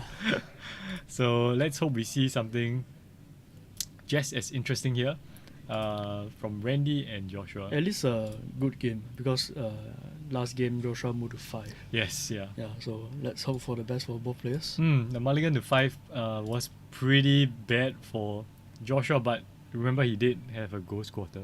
Oh, yeah. Yes. Yeah, and Chu just had some really good top decks. Yep, so they're just shuffling up right now. And after this will be the finals of our 1K event. This has been a long day of streaming. 5 hours, right. Yep, we're currently at 5 hours of streaming. And thank you everyone who has joined us from the beginning. I hope you all have enjoyed this coverage so far. Let us know actually how we can improve, what else you would like to see in this streaming.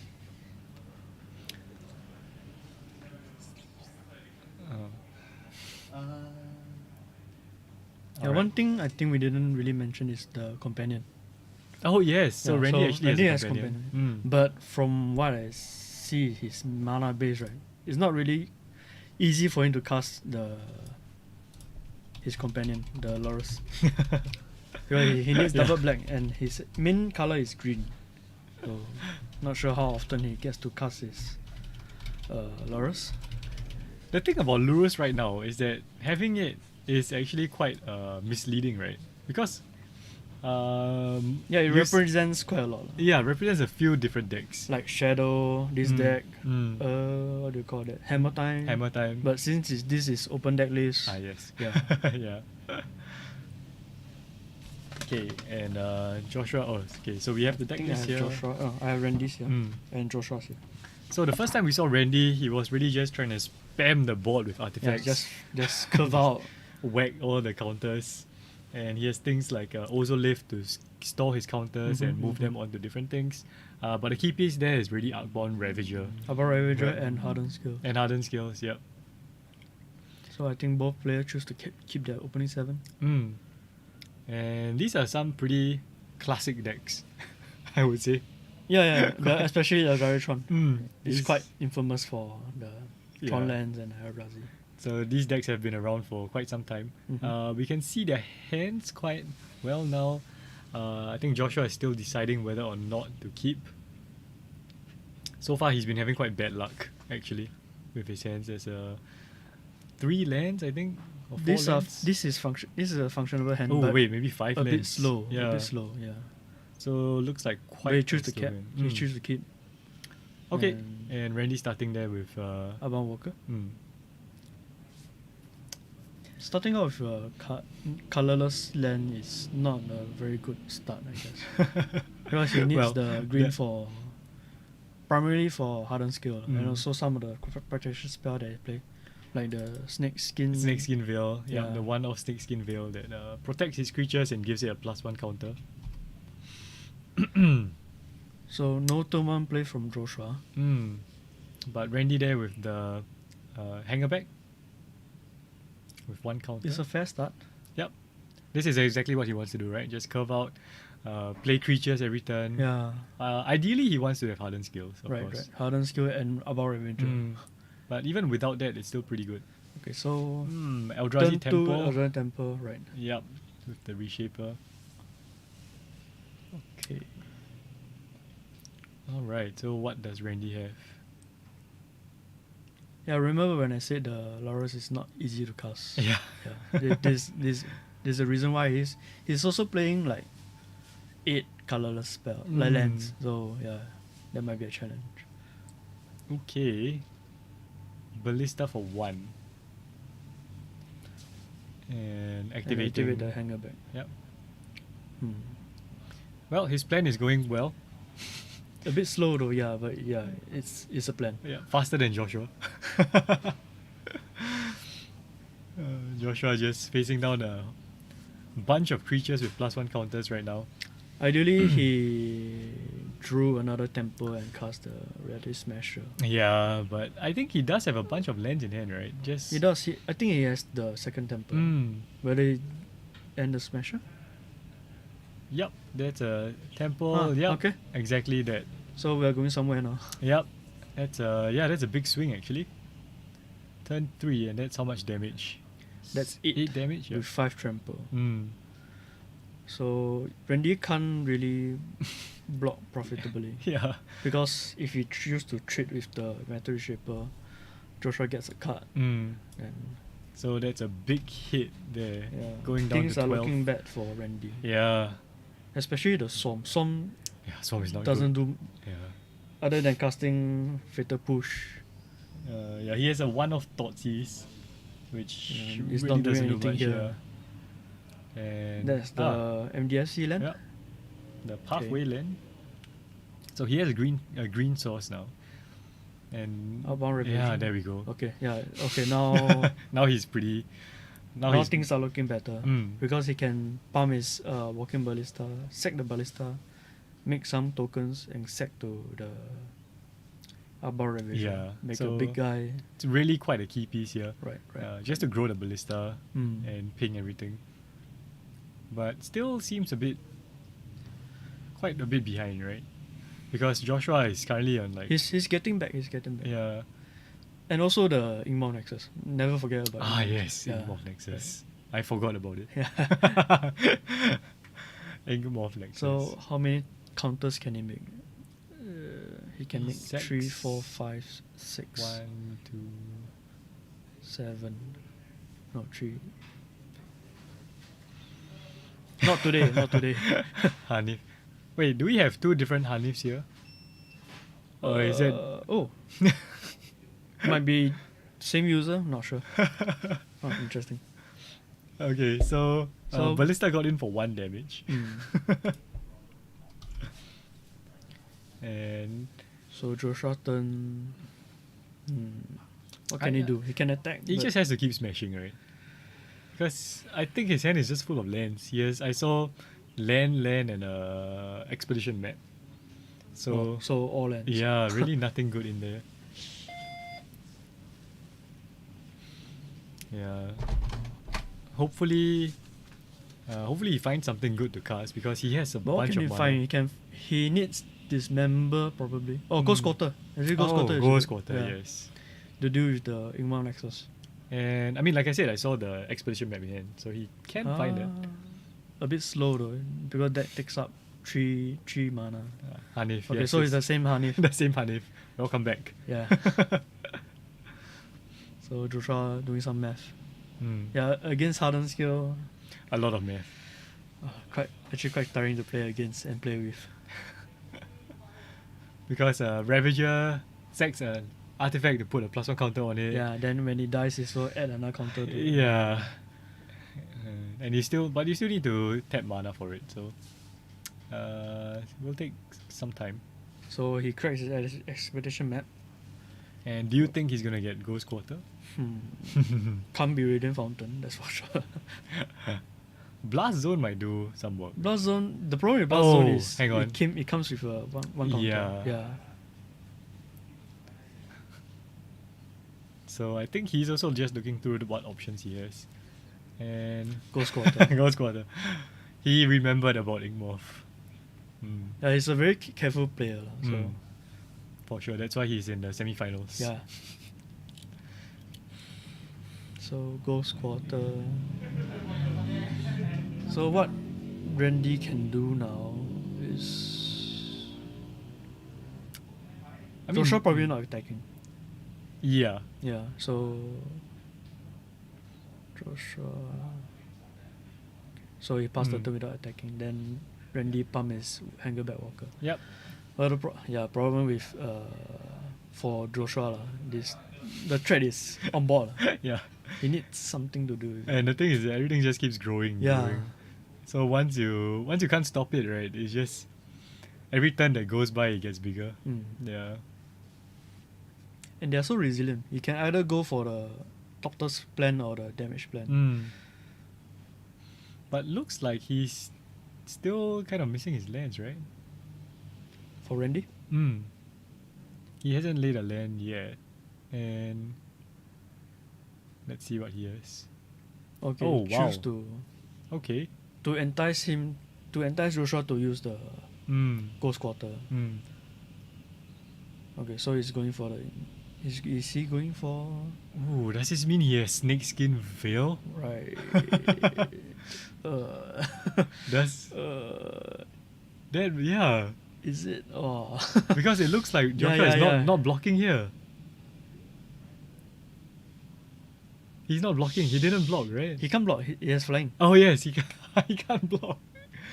Okay. So, he pumps the hanger back to 4, makes Mm. 4 tokens, Yep. And then he's gonna and also sacrifice pump them. the upbound. Yep. So about sacrificing. All the doctors up to 6, Wow. And then Then 7. and it sack the. Okay. Yep. So it goes on to the thing. Gets another 7. counter. One more time. Sacrificing. And you can see he left up the green mana. He left up a green mana Oh. right there. He knows it. There we go. Hexproof. Oh my goodness. Oh. The one-off snakeskin veil. And I wonder if he pulled that off the top of the library. And he has the mana to cast it. Yes, that's it. That's exactly. That's 11, right? That's Plus 9 what? plus 7. That's enough. Yeah, that's in Yeah. fact. Oh my goodness. Wow. What was that? My goodness. Ugh. Oh my goodness. Wow, we've witnessed something And he- extraordinary. And the fact that Joshua specifically went to get Ghost Yeah, Quarter, correct. right? Joshua knew about it, but wow, who would have seen that snakeskin veil coming? I guess that's why it's in there. Yep. And does he have any more on the sideboard? Let's see. Snakes in Veil, I don't think so. No, but he does have Veil of Summer. Veil Summer doesn't do Mm. much against a colorless Mm. deck. Okay, so he's probably gonna put in like Damping Spheres. Oh yeah, that's a good card. Deglamer? What is Deglamer? I need to check. It's an artifact. Removal as well, right? Yeah, it's an artifact remover, correct. Mm. So okay, so what does Joshua have? Yeah, because Randy, I think Randy is just gonna go for Damping Spheres here. Maybe Nature's Claim? To deal with opposing ballista Mm. and also the bridge. Mm. Yeah, bridge. Yeah. Bridge, ballista. Because he has a lot of, like you see, artifact hate Yeah. over here. Although Deglamer is probably just for Heliod. Oh, you're right. Yeah. The shuffle part. Yeah. Yeah, it's quite relevant. So what about Let's see. Joshua? A bit tough again because it's a wish board, right? Yeah. Mm.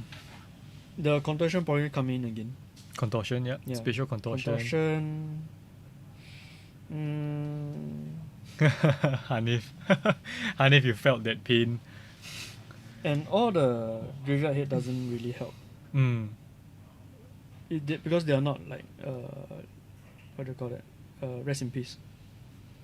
Yeah. Yeah, rest in peace. Trigger exile from the graveyard, which stops the Arbor Ravager's trigger. Mm. Then, yeah, I think it's only Spatial Contortion. Spyglass? Spyglass, you No. don't want it main deck because I want to tutor it out. you want it to. Tough one. Yeah, because if you drew it, it's not a Yeah. life card. Any It does any- stop the mainlands. but- Yeah. Stops the ink morph. Any E-Tron players out there, how would you sideboard against Hardened Scales? Yeah, one thing to note, he's playing the Wish board as well, so Yeah. Liquid metal a bit coating. of things to consider lah. Yeah, because nothing really does much. Even Oh, flagship Freeze, is good. Flagship, Sky Sovereign, yeah. probably good. And I think that's it. He Mm. he don't want to bring in everything, otherwise. Or he can take out all the Khans and no, Khan is good. Khan is No, good. yeah, sorry, Khan sorry. is good, yeah. My bad. Khan is necessary. Yeah, Right. Khan is good against Randy. Right. Once Khan is there, Randy's deck just falls apart. Yeah. Yeah. I mean, Okay, all okay. his creatures become useless. Okay, so Oh, but I mean, that was a quick game. that took That was about less than 15 minutes. Right. Okay. So, that infect kill. Whew. yeah, never forget about Ingmoth. I mean, Joshua must have been wondering, right? Like, wait a minute, doesn't he? Does he have it? Like, I just tilted out a ghost quarter. What's going on? Yeah. So let's see. Randy Ballista in hand. Ballista, Penderhaven. Hmm. I'm quite curious about the engine explosive. What is he looking to destroy? Oh, but look at Joshua's hand. I think 2 Tron lands and an expedition map. And the rest is just gas. Okay. So, he okay. he even has the spatial contortion. Yeah. So both strong turn 1 plays. Randy drew an Ozolith, is it? Or I saw Serpent. Serpent. and probably Ballista Yeah. and a Mimic, Metallic Mimic. So let's see. Joshua Yap with the second Tron land. So that's a mine and a tower. What can Randy do? And he drew a Ingmoth Nexus. And this is ideally when he would want to play his Ravager.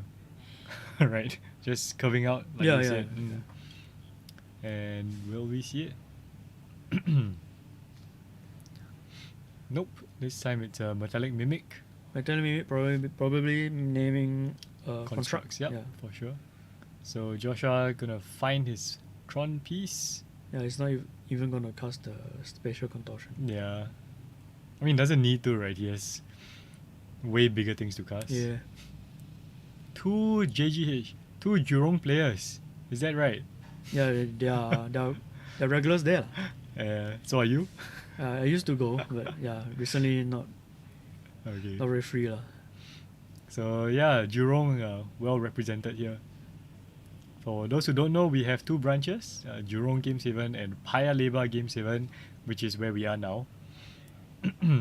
So these guys have to come all the way from the west, Oh, come all the way down to the east to take part in this 1K series.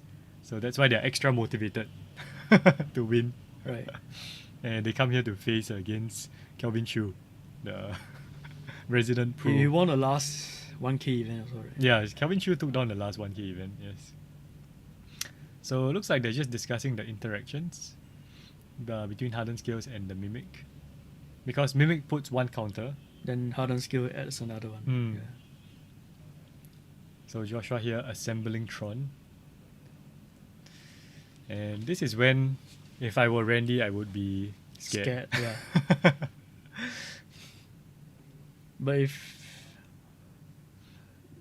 other than Radiant Smasher and probably Tornado Seer, there's no big Khan to look out for. Oh, there's I the mean, small there's- Khan. Yeah, small Khan. The small Khan. That's potent, you know. Yeah. Small Khan is devastating, Messed I think. up. Yeah. It's messed up. Okay, so we went for the Radiant Smasher Mm-hmm. and the traditional beat up plan. Yep. And it's an effective plan. Right? Just beating face. It's a 4-turn clock. So Joshua has Blast Zone. Blast Zone, Spatial Contortion, and one card I can't remember. Oh, look at that. Randy finding a damping sphere off the top. And I think he's just gonna slam that down. Depends on how you want to. Okay, he probably doesn't have another card to play anyway. So oh, he does. Mhm. Yeah, his So the worker first. Honey. A massive support here for Joshua. okay, so he cast the Outbound Worker, Mm. and in response he deal with the Mimic. Mimic. Yep. Then Damping Spear hit the play. So Is it too late since the reality special is already in play? yeah, might be a bit too late. Yeah. But I mean, this just gives him 3 mana instead of the 10, right? So Yeah. I think it's pretty worth it. But yeah, Randy taking another 5, so he's down to 10. Very fast. So Blast Zone. It deals with 2 permanents now. Yes, and he can activate it. Probably worth it. Yeah. Since the Hardened modular does nothing here. Yeah. And he doesn't want to pass the turn for Randy and activate it since he can pass the counters over to the Inkmoth Nexus. Oh right, that's true. In Yeah. response, he can activate the Yeah, so access. Interesting. Might affect the future turns lah. But he did. He passed the turn. I guess he wants to see whether Randy will play anything else that's killable. The problem is Randy's deck mostly 2 CMC or no CMC. Do you So- think he's trying to get rid of Damping Sphere instead, maybe? Yeah, that's a viable plan also. Mm. Depend on what his hand is structured. What Because- cards are in his hand. Yeah, because Damping Sphere is switching off so much of his mana. Yeah. Okay. Alright, so he lets the Ballista resolve. So he has no And- plan to activate the Yeah. Hardened skill. No, I- activate the Blast Zone. I think he's just going to try and destroy it. Yeah. Okay. Yep, so Okay. gets another counter on the Blast Zone. Because now if he has another Tron land, he can... He needs 3 to three- activate. So yeah, he has to tap all of them to activate. so this plan is not looking But then playing To another be- Tron land gives him 3 mana instantly after it's destroyed, right? 3 or 2 depending on 3 the or Tron 2, land. yeah. So this plan is not working out. Yeah, I think Joshua realized it.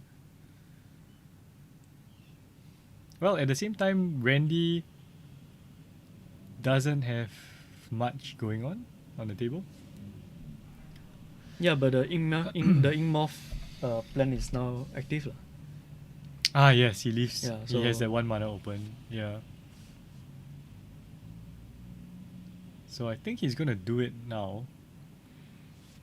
If he goes for Hanif, Yeah, Hanif realizing. his Blast Zone is at 2 now. Yeah, So one more whack from Smasher, go to 5. yeah.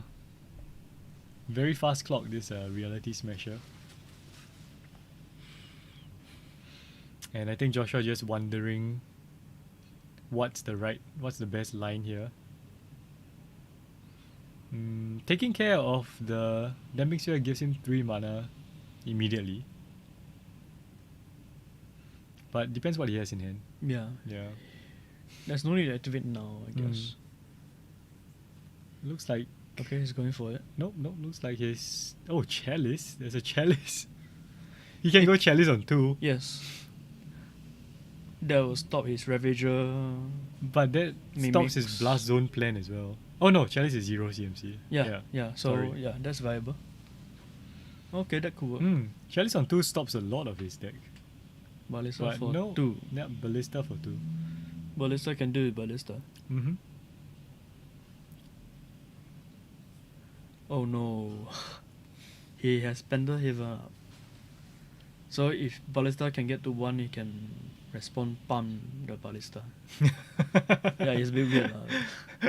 Right.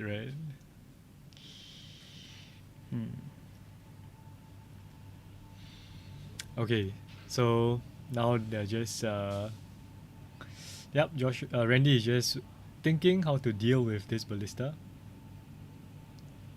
and going for it, activating his Ballista, targeting Joshua's Ballista. And what is this gonna do? He's trying to remove Joshua's Ballista, right? Yeah, because so how each Ballista usually how it ends is they just deal with each They other. just kill each other. Yeah, that's how usually how it ends. Yeah. I mean, even if Randy pumps it, it still dies at the end. Yeah. Okay. Yeah. So Yep, so there we go. Ballista for Ballista. then Randy takes 1 because of the first damage has been resolved already. So Randy's on the back foot Yeah. because of the life total and smash. Yeah, the Smasher has done so much work. Yeah, so that's why the damping sphere doesn't really matter. Mm. So It yeah came lah, down, it that's came why down like I two favored turns. the Blast Zone for one play lah. Right. Yeah.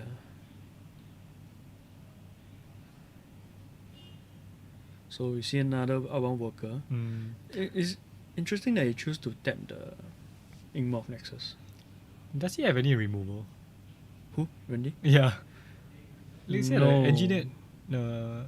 He has a He- Ballista engineered and Stone Coil. Ah. I'm still curious what does Joshua. no the engineered does Oh yeah. in this matchup. Yeah. Doesn't seem like it will do much. Deals with Chalice for 0. Okay, so Joshua drawing for his turn. Yeah, I mean you're right. If Blast Zone had gone off on 1, or if it was still on 1, Yeah, he could just swing in for lethal now. right. Mm.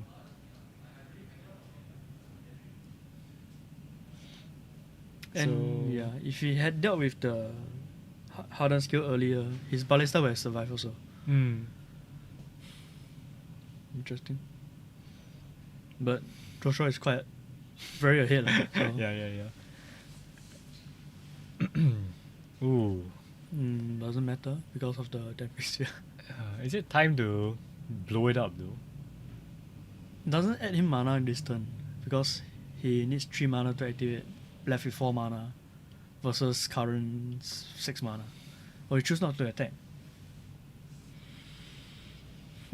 I wonder what he has in hand. If he had just last turn, if he had attacked, Randy probably would have game block and transfer all the counters to Inkmoth. Yeah. If that happened, Inkmoth would have been 9-9. Okay lah, that makes sense lah. That makes sense. Well, if you put it like that. Yeah, Hanif, I know right. Blast Zone on 1, Chalice on 0. Challenge on 0 doesn't really does anything since Randy's spell are usually 1 or 2. Well, Chalice on 0 would have stopped Ballista. Eh? He No, can no, cast no. ju- yeah. yeah. Sorry. It was CMC 2. when it's So being another cast. Ballista comes to play as a 2/2. Yeah, this might bite Joshua hard. Going to blow it up now. Yep. So. If he has Ballista, he does. Does he have 8 mana? That makes sense. He Yeah, does have 8 definitely mana. has 8 mana. Yeah, so. Oof. Okay, Yeah. that works. So a good That plan plan works, from yeah, Joshua. yeah. Probably a safer route, maybe, rather than going for combat damage route. Eh, Because here we see a big ballista I think and for Trough, then yeah, Randy Yep, just that's it. scoops it up. Okay, so it's all tied up at 1-1, and I guess they're gonna shuffle it up. now Randy will be on the play. And I'm gonna get a drink. Oh, while they shuffle up, let me take a quick break to get a drink.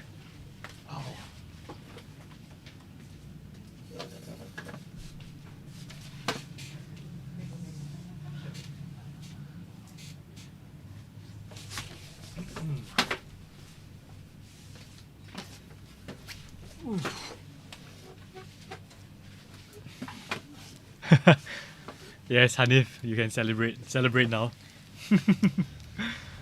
With Joshua. That was a good play lah. Yeah. In hindsight.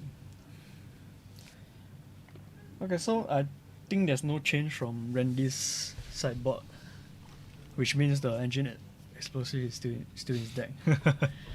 And Yeah, we're I'm still just wondering. curious, I'm just curious because his deck only plays 2 colors. So Well, the thing is that what else would he bring in? Thoughtseize is good. You think so? Thoughtseize. I guess so, because a lot It's of a big things to take yeah, out. it's a preemptive Mm. and cheap interaction against his big mana spells. I mean, he could have brought that in already because he has one main board, one sideboard. So, looks like Joshua is doing Some changes. Yeah, some changes.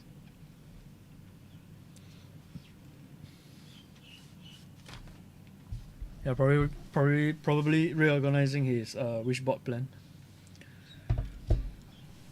And the strange thing is that we've covered so many E-Tron matches. How many times have we seen Khan? Like twice? Yeah, once, I remember. Twice. Yeah, twice. Both game it did work. he fetched Titan. Yeah. yeah, Whenever we see Khan, that's yeah. a few turns later the game ends. So, in this matchup especially, I think Khan will be Shuts really down half of Randy's deck. Khan is an MVP card right Mm. here. So welcome again everyone to our semi-finals. This is the 1K series for April. It's our monthly 1K series, double elimination. All of our players currently, we only have 3 players left standing. All of them are at 2-1 records. So Kelvin Chu was the player who got a bye. So he's in the finals, and these 2 are left here to fight it out for the last final spot. Yes, Hanif, I mean, I think you're right. We're just talking about the Khan Yeah, interaction. the playstyle can't Mm. really stop Randy. Yeah, Joshua From has a lot of stuff. Yeah, Joshua has so many cards to deal with Randy's cards. Yeah, but Khan is a turn 4 play, so within the turn 1 to turn 3, Mm. depends on what Randy can pull out. Yep, Especially Randy is on the play now. Yep, and we have seen Randy go very fast. Yeah. I mean, turn 3 he has like 4 or 5 permanents on board Yeah. already. So a lot of things can happen before Khan comes out. Yep, and off we go. Looks like not There's a lot of an- lands. There's an Arcbound, 2 Arcbound, 1 Mimic, 1 land 2 at lands? at least. Yeah. I see at least 1, maybe 2. Keepable, I guess. I mean, 2 lands and a Ravager. Yeah, Yeah. he needs 1 more land. Can't really make out the content of Yeah. Can't see Joshua's hand at all. He seems to be there we go. Chalice, land, chalice, 2 chalice, land, 3 map, chalice. chalice. No, that's not a good hand. You can go chalice on 0, followed by chalice on 1. Yeah, the problem is chalice on 0 doesn't stop anything Yeah. except for Elding Jar. Which is useless. The thing is that chalice on 1 stops a lot. Right. Yeah, but I mean, he's gonna mull, I think, for sure. Yeah, it's probably gonna mull. So Randy's keeping his hand at Joshua here, taking a mulligan after seeing 3 chalices in his opening hand. Yeah, pretty unfortunate. I think we've seen Joshua mulligan, every single... Yeah, Yeah, at every least single once round. per match. And I mean, the fact that he got here in the semi-finals just shows how resilient, I guess, his deck is to come back. Yeah, because you just need 3 Tron piece or 1 Elder Temple Mm. to make the deck work. So E-Tron always strong, Yeah. no matter what, until you get hit by a turn 2 damping sphere. Uh, And Randy, the thing is, Randy only has 2 spheres in the sideboard. which is probably good enough. I think usually you see 3, right? If you're really concerned about the matchup. Yeah. Ooh, was that a chalice again? I see 2 lands, 1 chalice. Oh, Khan. Khan. Oh. Okay. Khan. That has to So be a this key. is a turn 3 Khan with the Mind Stone. Yeah, because and Ballista as well. Yeah. I'll snap kick this. Yeah. Yep. 2 lands plus a Mind Stone and a Khan. Ouch. I sense this is painful. So this is where Thoughtseize will come to play. Yeah, for sure. This is when he wants a Thoughtseize. Besides that, he doesn't have any other interaction actually. No, he doesn't. Yeah. So he's just trying to decide what to bottom. And it's quite tough because all the cards are quite good. Yeah, the chalice is probably going away. Yeah. He definitely wants the Mind Stone, the lands, the Khan. So it's between Chalice and Ballista, I think. So Looks like it's Chalice.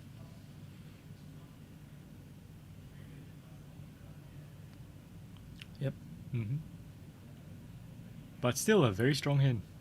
I mean, you were Yeah, saying, definitely, yeah. you were saying Khan is a turn 4 play, but now it's a turn 3 play. Yeah. That's crazy. Wow, this player are very good. He plays one Mind Stone. One Mind Stone. All these one-offs. Yeah.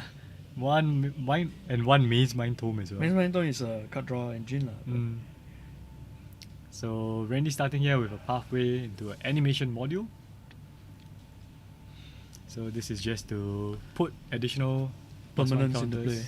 Oh, permanents in play. Yeah, the server tokens, mm. right? And that's very important for the Ravager. Mm. Yeah, especially you got 2 copies of Ravager in hand. Yeah. So Joshua, does he have a map? Nope.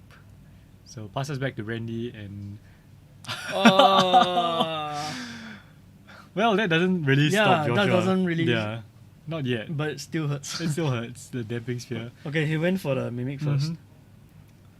to grow his team, future team. Just going for a more aggressive play. Because I think Mm. if I were in Randy's shoes, not seeing the map on turn 1 means it's I have some breathing space. yeah, Yeah. a But few more it- turns. I'm quite curious why I named with the Mimic. Because Oh, Ravager is a beast, weirdly. not a construct. Yeah. Yeah, true. He named Beast for the metallic mimic in case it's relevant. Okay, Yeah, yes. quite So relevant. Matt has just confirmed that Randy has named Beast See, for the it metallic makes sense mimic. that he got 2 Ravager Mm. in hand. Yep. So and I'm not talking Joshua too loud. Joshua going for the Mind Stone. And Randy still has no idea that the Khan is coming down next turn. Provided Joshua has the third land. Yes, of course. That That crucial third lane. Yeah. So what can Randy do? He can play one. Does he have the third land? Damping Sphere coming down. No, he doesn't have third land. Yeah, so no third land for Randy. Let's see if Joshua has it.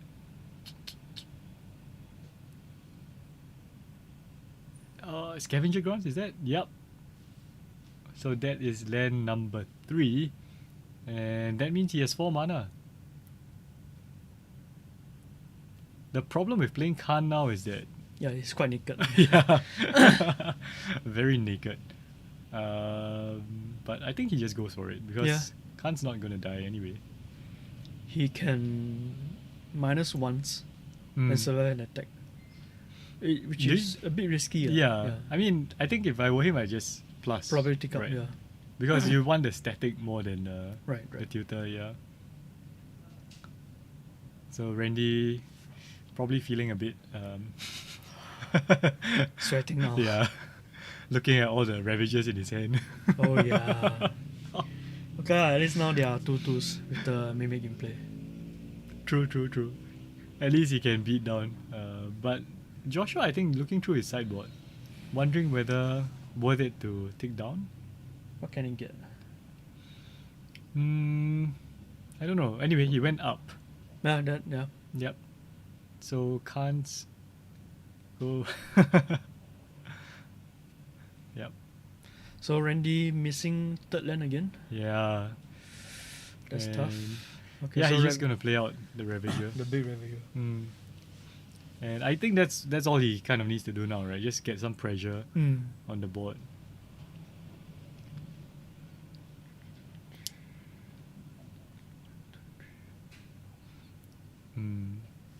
So now I think Joshua is thinking whether He can go for Ballista, shoot down the Mimic, yeah and try to survive after that. What else can he do? He needs some answers to the Damping Sphere as well. I mean, looking at his wish board, the most he has nothing much. Skyship. Skyship, but he can't cast it. Yeah, he can't cast either. it yet. Yeah. So that's one option he can consider. If he goes for Skyship this turn and hits a land next turn, then he can cast it. If he if he has the land, he probably would have gone for the Skyship. Yeah. If he doesn't, he probably will tick up. Yep. Because nothing much on Yeah, 4 mana. he probably tick up and cast a big Ballista. Yeah. Big as in 2 lah, but Just to get rid of the Mimic. yeah. Yeah. So, guys, this is a very tense game. Why Amulet move away from Khan? It's more of personal choice, I guess.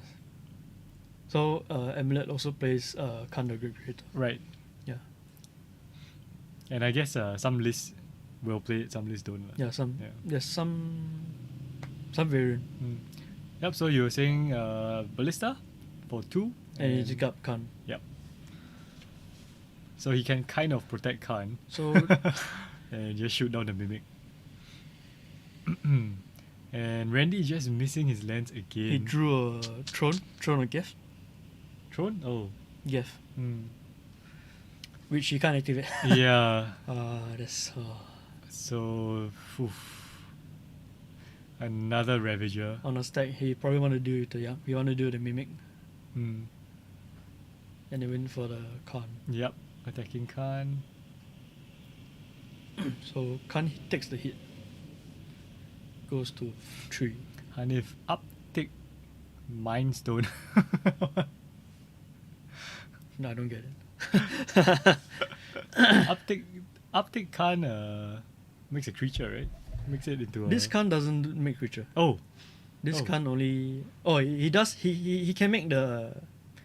Yeah, he can make the Mind Stone creature. That doesn't work. He needs the Mind Stone around though. So I don't think that works.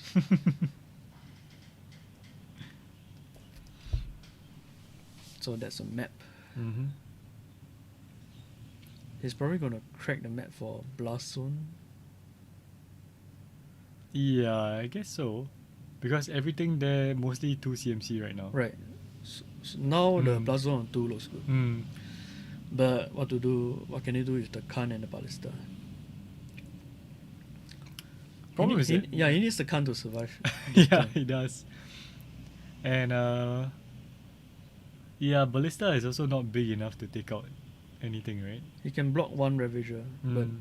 that will grow the other Ravager. Yeah. Hmm. I mean, even blocking one Ravager doesn't kill it. Oh, it kills the... The small one. Yeah, small one, Yeah. sorry. Yeah. He can block the big one and shoot down the small one. But looks like he's going to Crack the map. crack the map. Or not. Once again, this is a very tense match. You have to imagine that they're outside, surrounded by people. Everyone is watching them. This is the semi-finals. The winner of this match goes on to face Kelvin Chu and his Heliod Company deck. So yeah, Joshua just choosing to pass here. He chose to update the Khan and pass the turn. Mm. Probably for end of turn map activation. Yep. Okay, Ingmoth.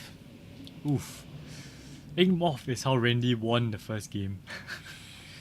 About 40 minutes ago. Ingmoth. Ozolith? Those are good cards. Mm-hmm.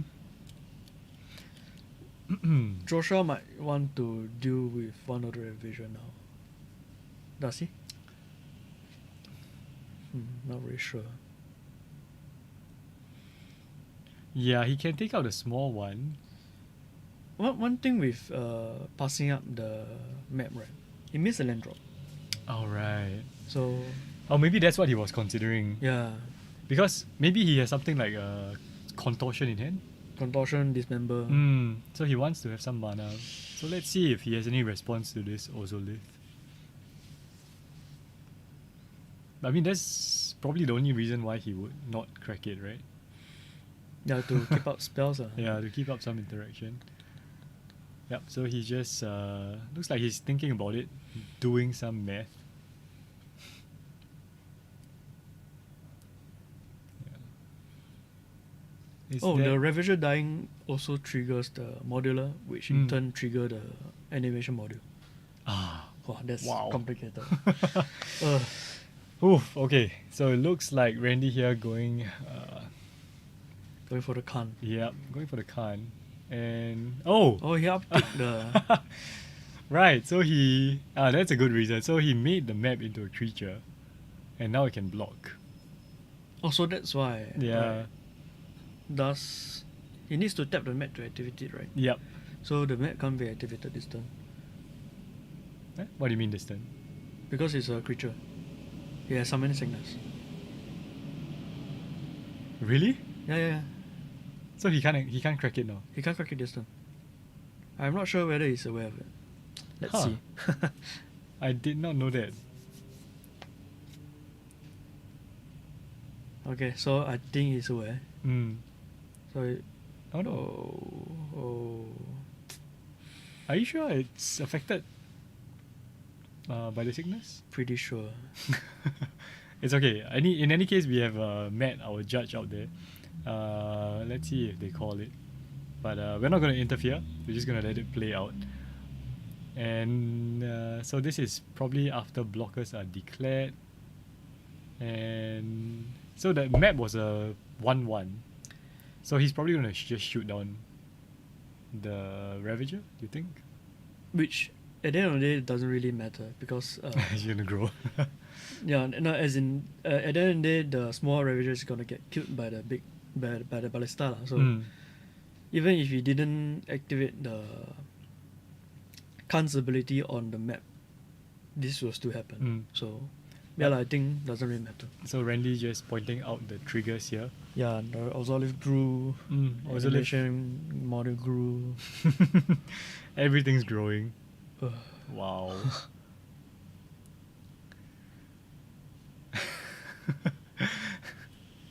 Yes, unfortunately, as I don't work here.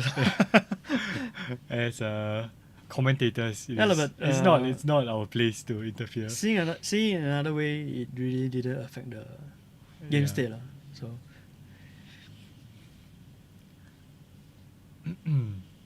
Yeah, but what do you think? What do you think? Who's ahead right now?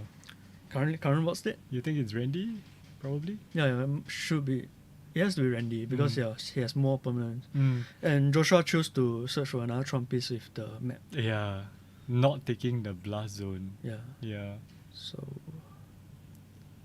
Uh, Ozolive currently at 1. So Ingmorph is potentially a 2-2. and looks like he's gonna take it up again. Yeah, looking at blast damping sphere right now.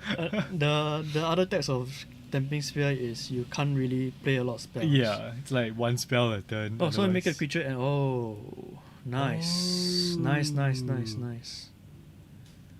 So what Huh, happened? that's a He interest- animate Randy's Damping Sphere and cast Spatial Contortion on the sphere Yep. to deal with it. Phew, and this is why Khan is such a So this open up his mana for 2 Metal Reshaper. ouch. And now it looks pretty balanced. And Joshua might even be a bit ahead. Right? He has Khan. The on Ingmar board. is still there. Yeah, Hanif, you're right. But it didn't really matter Mm. since the map is gonna get sacked, and the small Ravager will get killed anyway. Yep. And Khan won't take any damage. That's the whole end result. So normally no action is taken unless the players call for it. For our side lah. Yeah. Yeah. Because it's up to the players to actually spot these mistakes and call Right. for the judge themselves. Right. Yeah.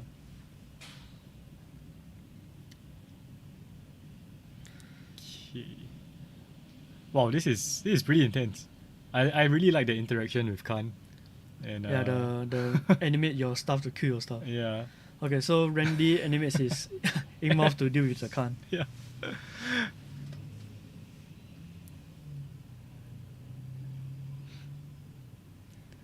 So Randy casts another outbound Outbound worker.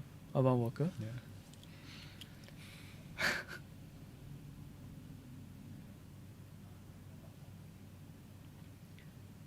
Yeah, Screeves once again. Like I mentioned just now. Yeah, we usually just let the players deal with it themselves. And and partially in Joshua's defense, it's not really cheating. He's just missed an Yeah. a fringe interaction lah. So not a lot of people will catch this Yeah. summoning signals thing.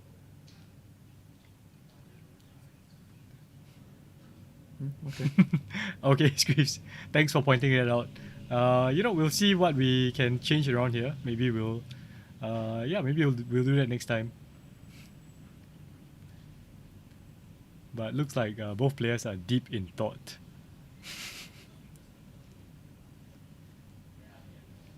What do we miss? Do we miss anything? No. No Outbound Worker came in.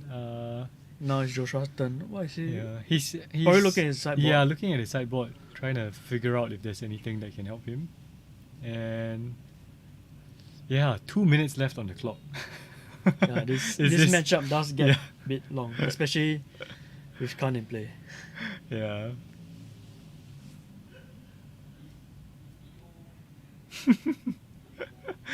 Yes, let the computer do the thinking. Yeah, it's a good learning lesson for those that are not aware about summoning sickness. Summoning sickness affect everything. Unless they are but it only affect their tapping abilities if they are creature. Mm.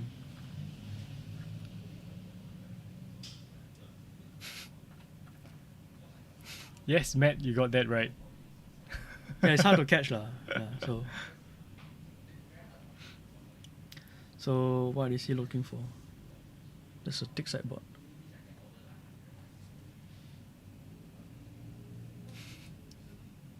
Okay, so here we go. So Khan tick up mhm. his own Mind Stone, and he casts a Rare Smasher. Yep. Maybe as a blocker.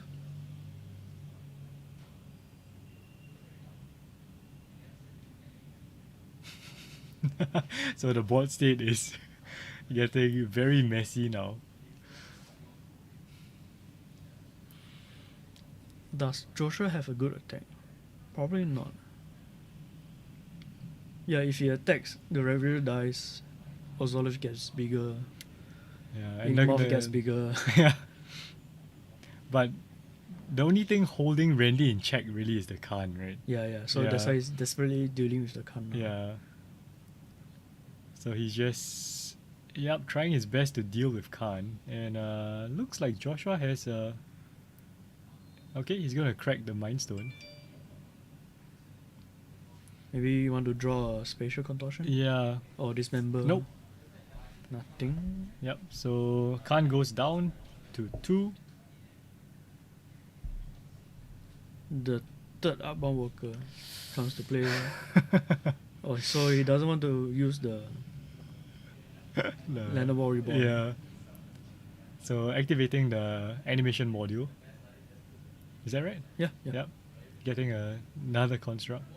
And I mean, Randy here is just going wide. Flooding the board with creatures. And looks like our timer here has indicated it's the end. So I think pretty soon we'll see our judge call for the last 5 turns. Ooh, how much mana That's is that? Ballista. It's a Ballista? Right. What can Ballista do? Deal with the Inkmoth. I think Yes. that's the Yeah. first thing. Yeah. So it's a 7 Wow. 7.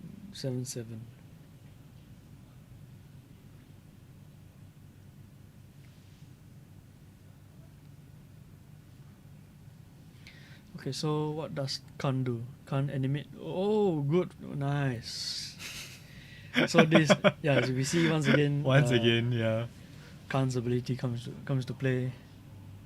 Nice. So Joshua reading it just to make sure he wants to get rid of it. Who doesn't, man? And yes, Screeves, you're right. You know, we probably have to work out some of the arrangements here. I mean, what could have happened just now was I run out and Yeah. tell Matt lah. but- We definitely could do that next time. It's just Oh, so you choose to do with the animation module Oh, instead right, of the okay. Ozolith. Huh. I guess the module makes the tokens, which he's afraid of. Who knows?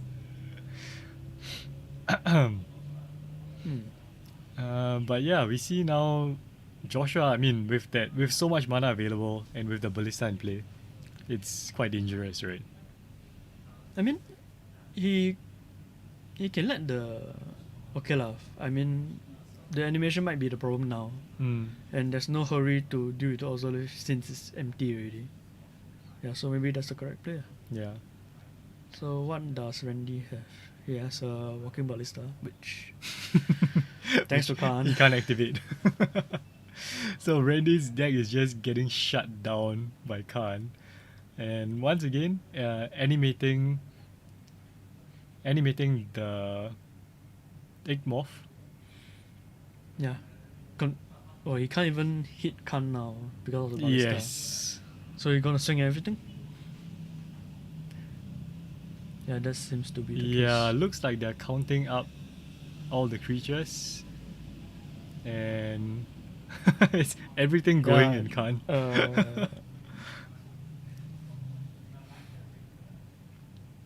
One, even two, Ballista is three. going to block. Khan will be at 1, I expect. After this. Because he One, has two, yeah. 4 blockers.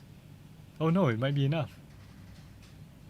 Might not even take any damage since Ballista can deal with the Ah, remaining yes, creatures. yes.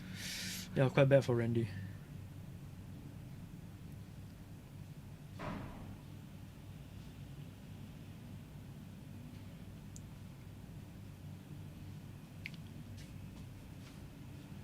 So, very complex blocking. So let's see, what can Ballista do? He can deal with the Inkmoth and the 2 balance servo tokens. Yep. So, Joshua has declared his blocks, and now he's going to activate Ballista. And 2 damage on Inkmoth. Yep, that's taken out the Then Igmoth. 2 more damage probably Mm. on the servo. Hmm. Yeah, he probably want to deal with the Yeah, all the because he servos. wants to have the option to Take down. minus Khan and have it survive as well. Okay, so we go to damage. Yep, we are in damage. Everything dies on Randy's board. On Randy's board. Did you see a Ballista on his end? From Randy, Yeah. I think I do, but He can't activate it, but oh yeah, it'll be huge, yeah, right? That's currently, when does the Ozolith trigger on your combat step? Oof, Is it? that's a good question. I think we'll find out here. Mm. Yeah, it didn't Mm. grow. Yep. So what Begin- can Joshua do is kill the Ozolith. Yeah, look at that. Joshua had even more mana right now. Oh, Yep. there we go. Whew. What a game. Okay, so what we've learned from that is that we're going to work out how to deal with rules infractions. And I think overall that was a pretty tight game. We Yeah, saw yeah, the as power in- of Khan. Yeah, Yeah, Jo- just, Randy don't have an efficient answer against mm, active Khan lah. yeah. Yeah. But Randy with his Damping Sphere also stopped Yeah, Joshua so- for some time. He also did some work. Yeah. So that means that we're going to see in the finals a rematch between our round 1 contestants, which is Kelvin Chu against Joshua. Joshua. Rematch of the previous round. Right. Yeah. Right. So a rematch of the previous round, which is Kelvin Chu against Joshua. So it's Heliod Company against Eldrazi Tron. We're gonna just take a quick breather, quick toilet break, drinks break, and we'll be back in a couple of minutes. And yes, we'll be back for the finals. So we will see you all soon.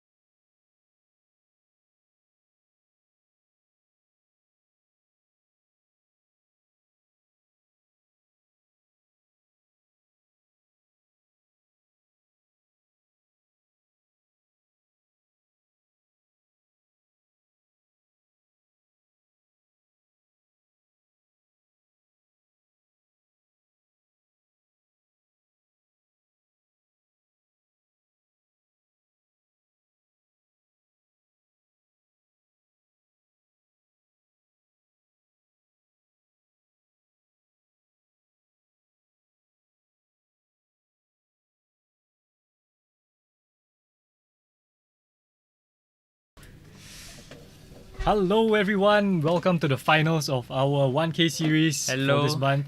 We have our head judge here, Matthew. Face to the name. Face to the name.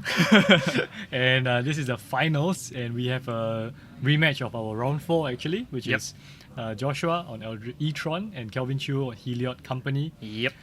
So, Kevin overcame the coverage curse in round 4. Let's see whether he can do it again. yep, so the players are shuffling it up right now, and they will start when they're ready. Thank you for all the discussion about the ruling and things. We are probably going to try and invest in some equipment. It's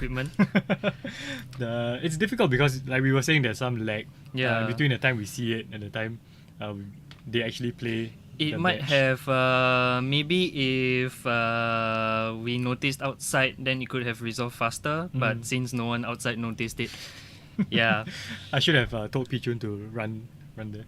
we need a Modo robot.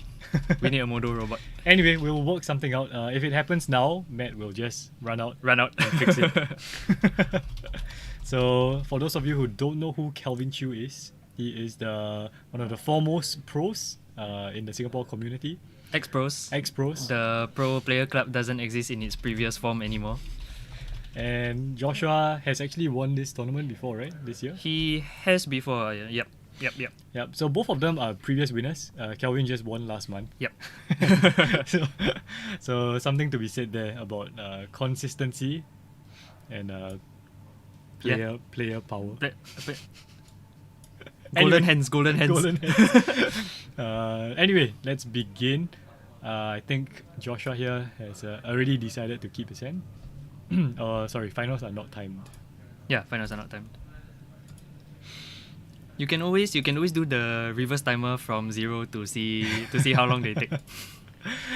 Too much effort. Joshua's a deep thinker, and Calvin is a good flow charter, so it's very the speed difference is quite obvious. So the last game that we were featuring Kelvin Chu, he was very lucky actually. Yeah. He got a ghost quartered and then he pulled 2 lands off the top Yeah, and eventually won. could see his hard catch in his throat there for a few turns. He was like, "Where I get land?" And that was against Joshua. Yeah, that was against Joshua. Yeah, And they're sitting in the same seats. that's because you wanted them to be in the same seats. Alright, so here we go. Chu starting off with Wooded Foothills. Well, he has a land this time. Joshua seems to have a bunch of lands as well. And I think I saw a chalice. Yeah, although Ooh, it's with a map. Hmm. yes, the card of the day, expedition map. Yep. Alright, so number 1, E-Tron supporter Hanif Halim has been supporting Joshua all the way. Hanif is he plays in Jurong, and Joshua does as well. So I suppose it's a case of the team supports each other. Yep. So Kelvin here, shocking in another Temple Garden for one of his 3 main board champions. Or champion, man. Yep. Meta call for sure. Meta call. Yep. Because in this top 8 we actually had 2 Jan players And Storm. and Storm. Yes. So Orok champion, not sure if it's worth the price tag, but does a lot of work. I don't know about worth the price tag, but it's always fun when customers at the counter meet the price tag. So yeah. Of course. And if you would like to meet that price tag, go check out the shop. Link is. I don't think we have any in stock actually. Oh no. Okay. Maybe not. Ask Chu if you want to sell. All right. So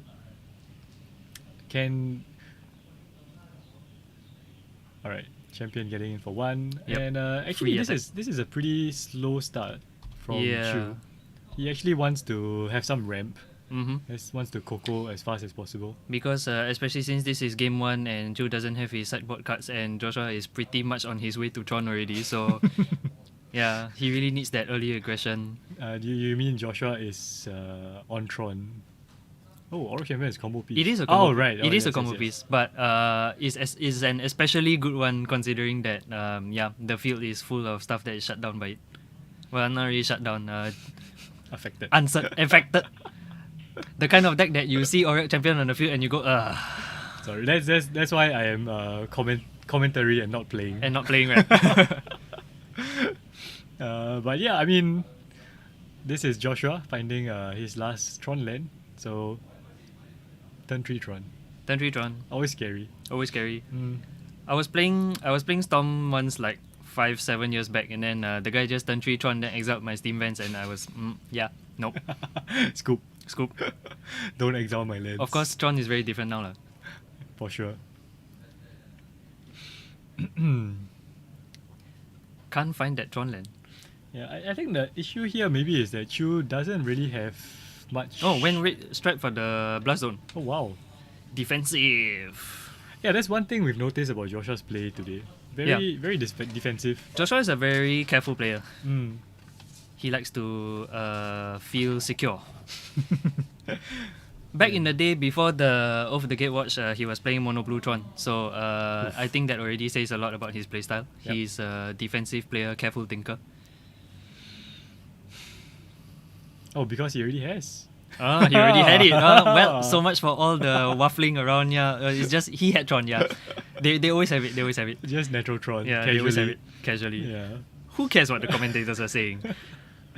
So yeah, I was gonna say like the thing is Chu's deck it's not really well equipped, right, to deal with Tron, because Pre-bot? yeah, pre-board. Yeah.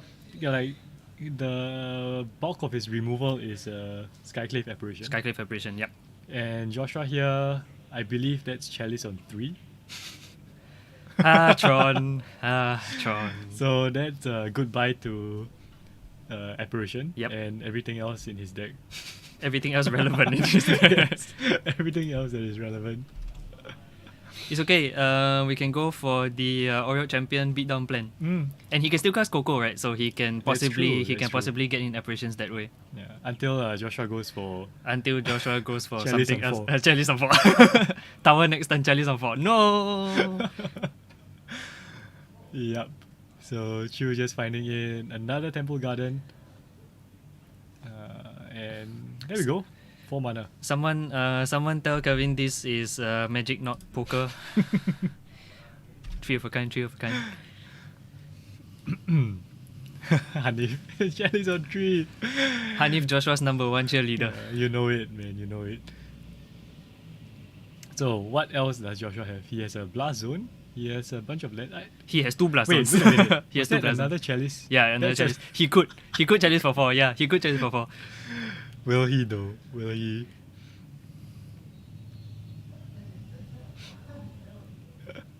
Yes, Coco into combo is gonna be easy. Yeah, that's why. So Joshua goes for chalice for 4 right now and shuts down that plan. No, but Chu responds. Response. Ah. Aha. Alright, so Joshua thinking. Kevin has the impression in his hand. He's just staring at it. Oh, pain, pain. So sad.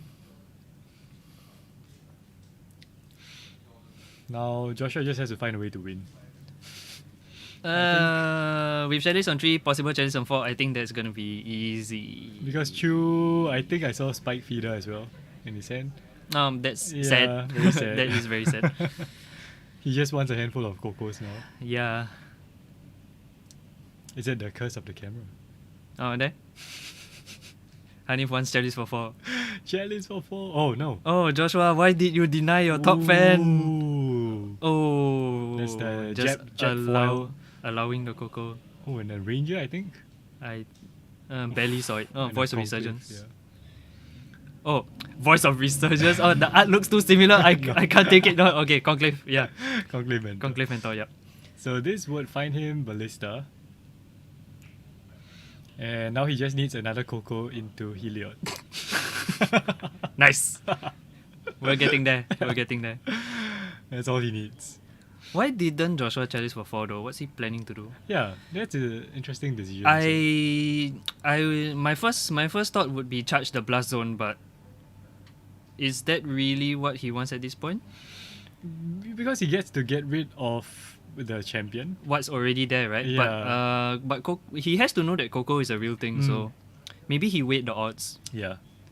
But Chu just going for the beatdown plan now. Yep, he has to. Yep, 6 damage.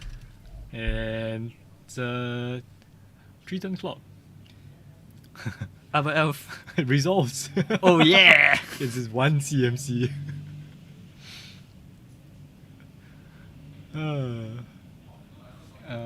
Okay, so because of all the creatures, Chu actually gained 3 life. Yep, from Aura Champion. Yep. Yeah, so Joshua there put counters, right, on Blast Zone? Yeah, he did. So now it's up to 3 counters. And yeah, I really wonder what's in his hand. Maybe it's just a bunch of lands. He he has one chalice, another Blast Zone. I think a mine, if I'm not wrong. I guess what Joshua was thinking is that if Chu had the Coco, Mhm. he find creatures, Blast Zone will just take them out. Yeah, but that's only if they just happen to be all the same CMC. Mm.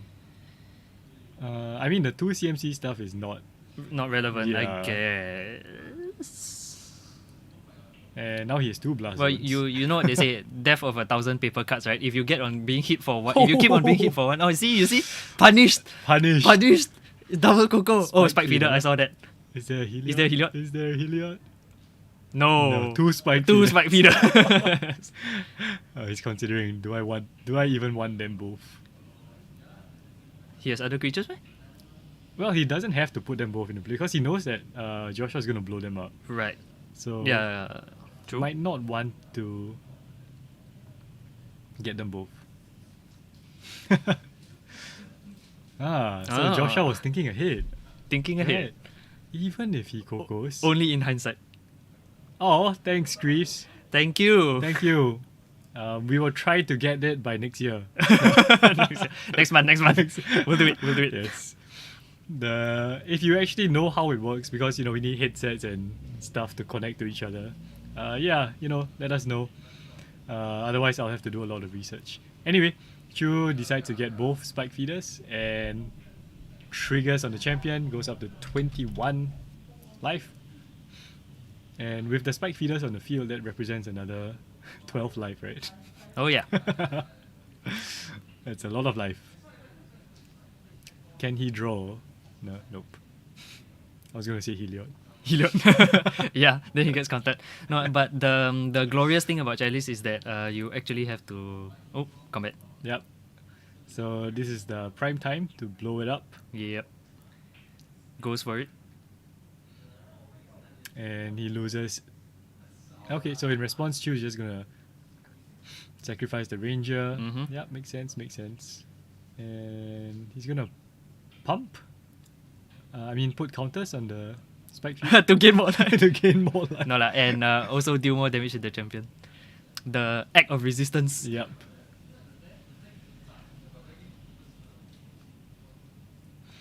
Right. Yeah, so this is pretty worth it, right? Yep. Yeah. So putting counters on permanents has been a thing in this tournament. We are Yeah. continuing with this team. So The March 1K playoffs, +1/+1 counters for days.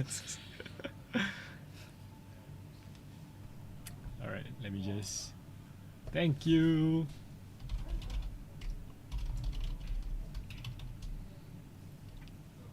Busy on keyboard. Yeah. Kind of hard to manage. We need more donations, more computer screens. We Second need- monitor. second monitor. We need a keyboard as well.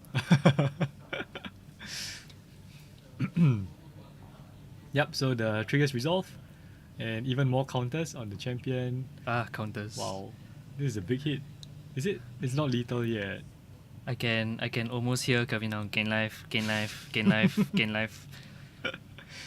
So that looks like 5, 6, 7, 8, 9. Is it 9 damage? Yep. 9 damage. 9 damage, and Joshua is down to 3, and this is not so precarious because he has the other blast zone. Yeah. Yeah. So gonna go up to 2. The question is, does Chu have another Coco? So thinking about it, right? So if you notice, he has another other elf in his hand, right? In his hand. So the other elf beat down. And he has a ballista. But he can't cast ballista for. Oh wait.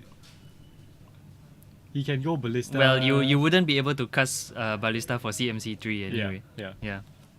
So he can just Arbor Elf 1 damage. Yeah. Ballista for 2. And Chu feeling confident, I think. Not even looking at his cards. So if any of the old gang are watching this, you know that Kevin's poker face is second to none. So there's absolutely no way that Joshua can read his hand right now. Well, not from his expression, from his plays maybe.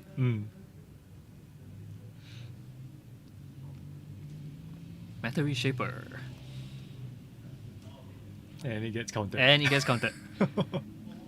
That was a brain fart. That was definitely a brain fart. Maybe should have gone for the chalice. Probably regretting that decision. Oh yeah. So Kelvin here, Chu not making any mistakes. $400 at stake. Alright, Alright. here we go. Untaps. And we go to the upper elf beatdown. And Joshua still thinks he's alive.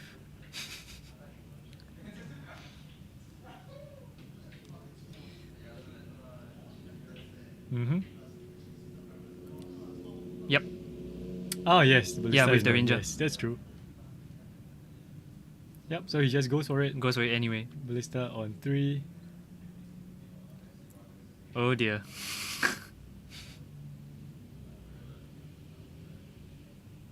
What's happening? Land, chalice, and the last card I have no clue.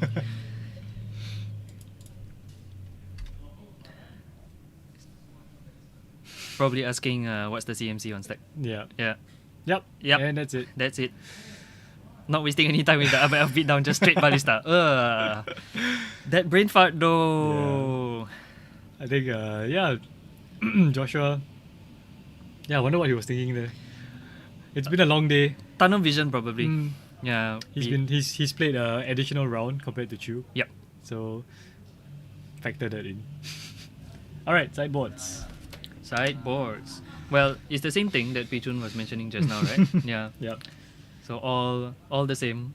Kelvin probably gonna go for the spheres, damping spheres. Yep. We've seen so many damping spheres. So many damping spheres, and I got the question that I was totally expecting before the day started. So damping sphere and Utopia Sprawl, yeah, no conflict, problems. no conflict. Yeah, because it's not the land. yeah, it's not the land. It's not the land. Yep.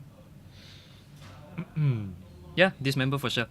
Yeah, I wonder now on hindsight, Joshua not playing the second chalice, Yeah, right? it didn't line up well. I feel like Joshua was trying to read the flow of the game and read what was in Kelvin's hand, and it turned out to be a mistake in the Yeah. end. Like one cocoa is fine. Like it can escape your notice, but two. I think the second Coco was really not easy money. Easy money. Oh no. Yeah, not expected, right? By Joshua, he was like, okay, if he finds Yeah. anything, I can deal with it with my blast zone. Yeah. But then he wasn't expecting the second one. The second cocoa, yeah. Yeah. Chalice for 4.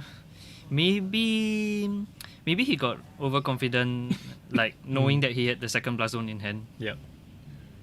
Yeah, maybe the hands just didn't line up well for Joshua also. I mean, the second Coco getting the 2 spike feeders actually was quite a big deal because the spike feeders then put the counters Yeah. onto the creatures, and that was a big beat. It forced the blow up. Yeah, the life in this case wasn't so important, but it did force the blow up and it put the counters also. So yeah.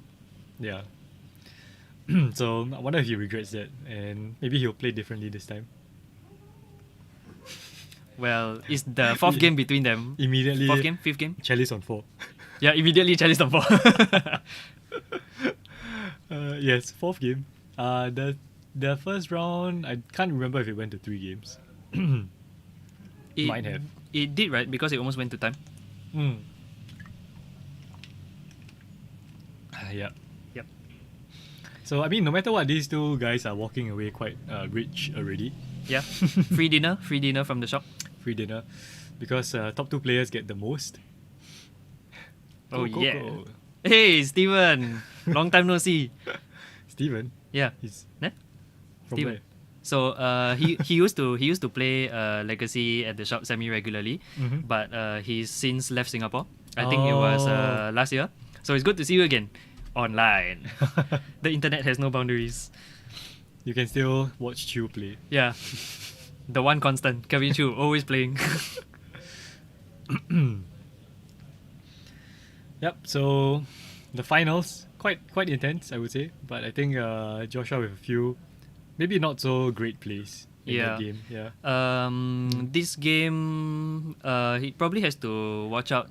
Less on the card side, maybe more on the mental side. Yeah. Because after the Conrad as well. All the old gang is appearing. All the gang who has migrated out of Singapore. Oh no. All reappearing in chat.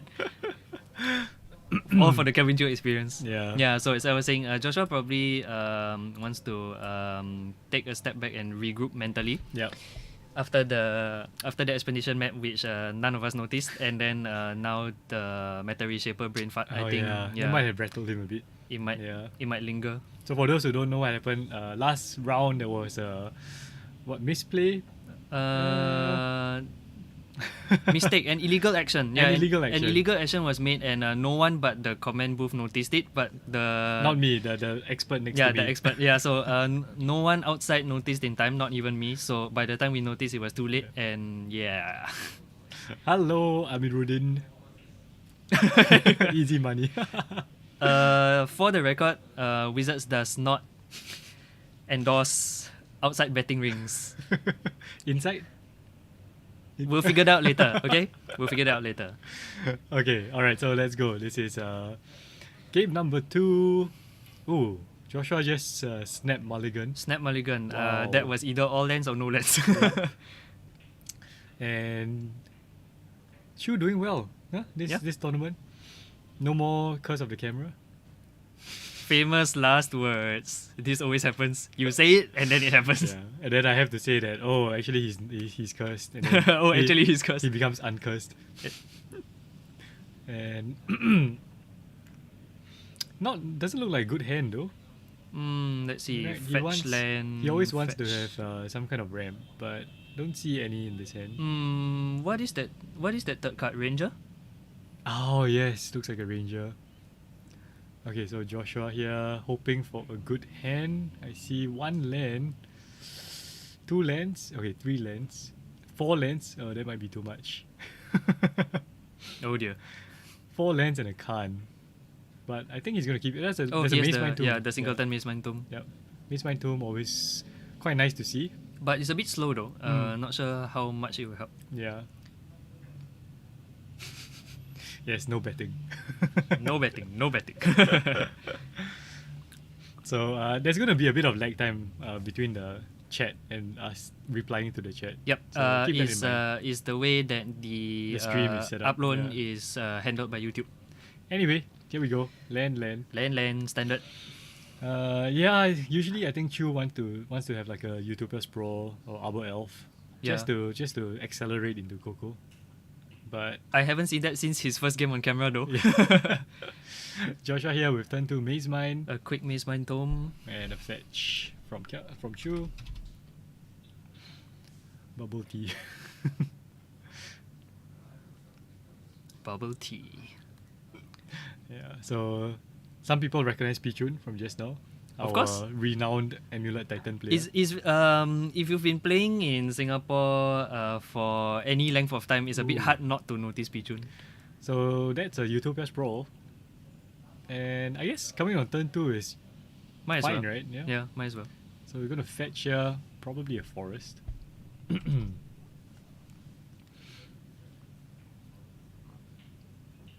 But no, it's no covered.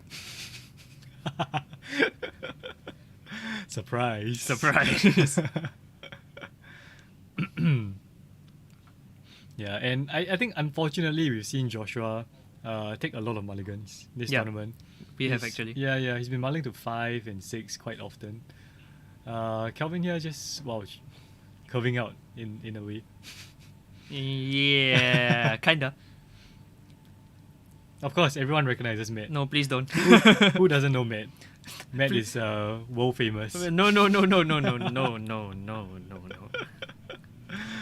World famous judge. No. Please no. Hidden judge. After today, my competency is on the line here. Okay, so Joshua activating the tome once to scry, getting a Scry. counter on that thing. What does Shu have? What does Joshua have? Chu has Horizon Canopy. That's a Eldrazi Temple into an Eldrazi. Oh, not gonna get counted this time. Yep. Just making sure there's no chalice on two. Just making sure. Ooh, more lands. There's the canopy. Yeah. Oh yes. Oh, it's Heliod. I was trying to figure out what that Oh, art yes, was. It's Heliod. Heliod. Yeah, it's Ooh, the showcase nice. Heliod. Yeah, I was trying to figure out what the art was. Yep. There we go. And that's one of the more important pieces for his combo. Quite literally the namesake. Yeah. Well, I mean, company can get more pieces. You Yeah. know? Hilo is just one piece. One piece. So. Still have plushie many. Yes. Many. You don't need all the references. I know who you are. Yeah. But laws of the internet, you know, if you don't reveal your name in your username, then you don't mention it. Okay, Mr. Bubble Tea. Okay, so second activation of the Maze Mind Tomb. I feel like, I don't know, Chu seems to be in a better position right now. Kinda, but we all know that Trons has the More explosive. unmatched ability to explode. yes. Suddenly, reality smasher, and you did. But no, that's not reality smasher. Okay, Sorcerer Spyglass. Ooh. Ah, Wow, there's some sideboard tech right what there. does this do again? Yep, so he's gonna take a peek at Chu's hand. So now we can see it clearly too. Yeah, Ranger, Skyclave, Mentor, Conclave, and Canopy. Horizon Canopy. And here's the part where we will put the equipment funds to good use. I really want to know what the Sorcerer Spyglass is naming. It sup- has to be Heliod, right? I suppose you could make educated guess. I mean, yeah, Heliod, right? But then, You know this is... I used to... Yep, I have no idea who you are, Mr. Bubble Tea. But thanks for tuning in. And thanks to everyone else also. Do you even still play Magic anymore, Mr. Bubble Tea? What happened to Game of Thrones Online? What? Game of Thrones Online, man. Yeah, the last time we talked, he said that he had given up Magic for Game of Thrones Online. Why? I don't know. Why? I don't know. I see you, Kelvin. I see you, Kevin. Yeah, with the spyglass. Oh no. You see, he's actually thinking about it. It's like maybe not Heliod. Yeah, maybe. a Ranger. Because you don't strictly need Heliod's ability to combo off. If it's Spike Feeder, you don't even need Right. Heliod to give it Right. lifelink. Yep. True. Weighing the odds, I guess. And he could just name Spike Feeder here. He right? could. Okay, so they've made their decision. Not that we know what it is. We have no idea. Just name Heliod lah. Yeah, then he draws Spike Feeder and then combos off.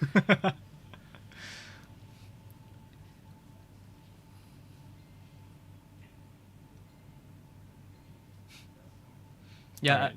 playing on Modo. I kind of figured that out after you asked was it Mark to borrow deck? Oh yeah, he was asking Yeah. Pichun. Oh, Pichun, yeah. Sky, Yeah. Skyclave putting the Skyglass. So I suppose I don't need to know what he named lah. Probably not important. Not yet anyway. Well, if it's anything that affects Chu, he's Yeah. just gonna take it out, right? When he needs So, to, yep. Yeah. Until the chalice for 3. Here we go. Here we go. Reshaper and Forest. Force. Yeah, he's just been drawing lands and past 2 or 3 turns. Yeah, it will either be Spike Feeder or Ballista. Yeah. Because if he names Heliod, he can combo with Spike Feeder.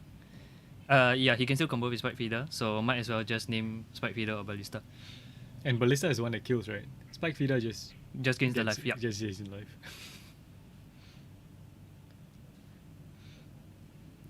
Okay, so here we see the Ranger. Ranger. And yeah, I guess that's gonna find Ballista. Ballista. And it's at this point that we know whether Ballista was named or not. Well, we don't really know. Not yet, anyway. So we see how it progresses. If it's Skycliff first and then Ballista, then we know. Yep. We need that closure. Yes. You see that is currently the problem because We have no idea. we have no idea. We're just making educated guesses over here. Yep. The need for equipment is already noted. And We- we will work on that. We will definitely work on that. Yeah. And I think it would be cool just to have a mic there to kind of find out what they're, what they're talking about. Right. Well, knowing Kelvin, no lah. Kelvin's a polite player. very He only insults his close friends when playing with them. all the lands. Just go and auto wins. Yeah. Q just drawing lands, But auto wins are not good for content, Wow, Q with his head in his hands. He does that to fake out very. How Very- do I make this more difficult for myself? How do I generate content? Generate more views. The thing is that he's already one game up. Maybe So- he's no. Actually, now that I think about it, right? Assuming that Spyglass really named Ballista, maybe he's trying to figure out how he can do it in. Not really figure out whether the coast is clear for him to do it in one turn, Skycliff, and then immediately Ballista, Right. in case there's some shenanigans in between turns. And he can also sack the ranger to just get some more protection. So yeah, Joshua kind of not doing so well. Not doing so well. Not doing so well. And I mean, we have to remember he also mulliganed. Yep. So quite rough actually. This past few Ballista, rounds. Blast Zone, Khan, and didn't see the last card. More like generate content. We'll see, I guess. All right, let's see what he goes for. Dun, dun. The suspense. And then takes it back. Oh, the tease. Joshua, the tease of Ballista. Why? Why indeed? Wait, so this means that he didn't name Ballista, right? Because the spyglass will shut off his own? Yes. So he named Helio? Alright, so I think we can tick off Ballista. Unless he's just using Ballista as a beater? A blocker? It's a blocker. I don't know, man. No one knows at this point. We are all confused. Ooh, damping sphere. Q is an emotional robot train. Thank you for that insight, Mr. Bubble Tea. I think your Game of Thrones secretary is calling you. Yeah, so Chu kind of having a headache. He doesn't do headaches. Robots can't get headaches. Robots can't get headaches. And for throwing all the wrong lands, yeah, Yeah. that's a pity. We noticed. Oh wow. Sack the ranger immediately. Okay, so we know that Ranger was not named. So it's Heliod then, right? I guess so. I mean, the three big card. He doesn't even play the big card. Wait, hang on. So if it's Heliod, Huh. so he named Spike Feeder. Because this is it. Nobody knows. If Heliod was not named, No, Joshua does not have big card. I just checked the deck list. nope, just small cons.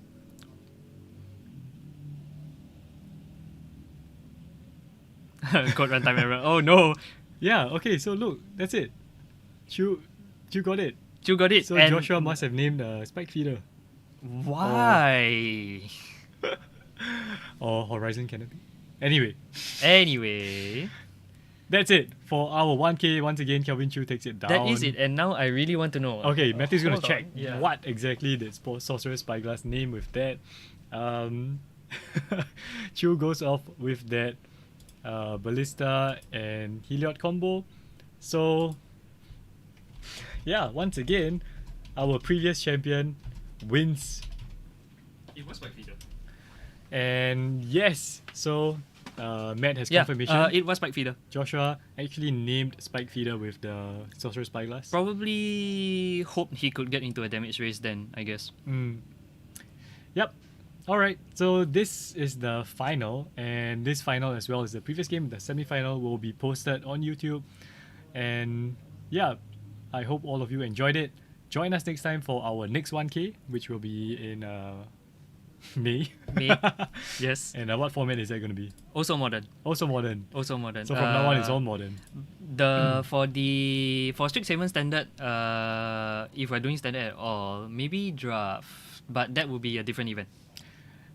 Alright, hi Toka. Hello. And bye, because we are actually done. This is the end. Q has won. Kevin has won. So, But thank us. you for dropping in. Yes, Thank you for dropping in, yes. And thank you everyone who has stayed, commented, watched. Thank you for those who have actually donated, because you guys are awesome. We'll get some equipment to make sure illegal plays don't happen anymore. Or rather, they're caught faster. They're caught faster. Oh, that is a good point. Yeah, because if Joshua already had the ballista in his own hand, then he wouldn't want to shut down his own ballista. That's right. But then he could have named Heliod. Anyway, do watch it again to find out more. Yeah. about what happened during the game. Yeah, I know I am. Yeah. I've been here all this time and I still want to watch it again. But otherwise, I mean, that was super entertaining. We had a bunch of really interesting decks today, from E-Tron to Shadow to Living End, Chew playing company. Basically the general meta game. Yep, general meta game. Yep. Living End? Living End. Actually, since the Time Spiral Remastered, there are quite a few people who picked up Living End because the cards are not easy to get. Ah, okay. For Conrad, yeah, unfortunately, Pioneer is kind of... It's not so much that the shop doesn't love Pioneer, but currently the island doesn't like Pioneer. Did Joshua have... Yes, In deck, yes. In hand, no. It's a singleton. He's playing singleton. So he has... No, one main Oh, board. one inside board. Yeah. Probably brought it in, but yep, didn't see it. So one main and one side. Yeah. Yes, that was probably It was. his only way It was out. his only way out. Yes, alright. So that's it. I think... Yeah, we're gonna switch off the chat before there are more questions. Oh no. But otherwise, PM Matt, drop... All of the comment, you don't comment on the video. all of the locals and some of the not locals even have my Facebook. So yeah, feel free to drop all the questions. Yeah, and We all know you drop me the questions anyway. that's all for now. Don't forget you can check out the replays for the semi-finals and finals. Join us next month for Modern again, Again, the top 8 playoff final. Hopefully, if the restrictions are lifted, we might even have the big event. Yeah, we might even have the big event. we'll see how it goes. Yep. So that's all for today.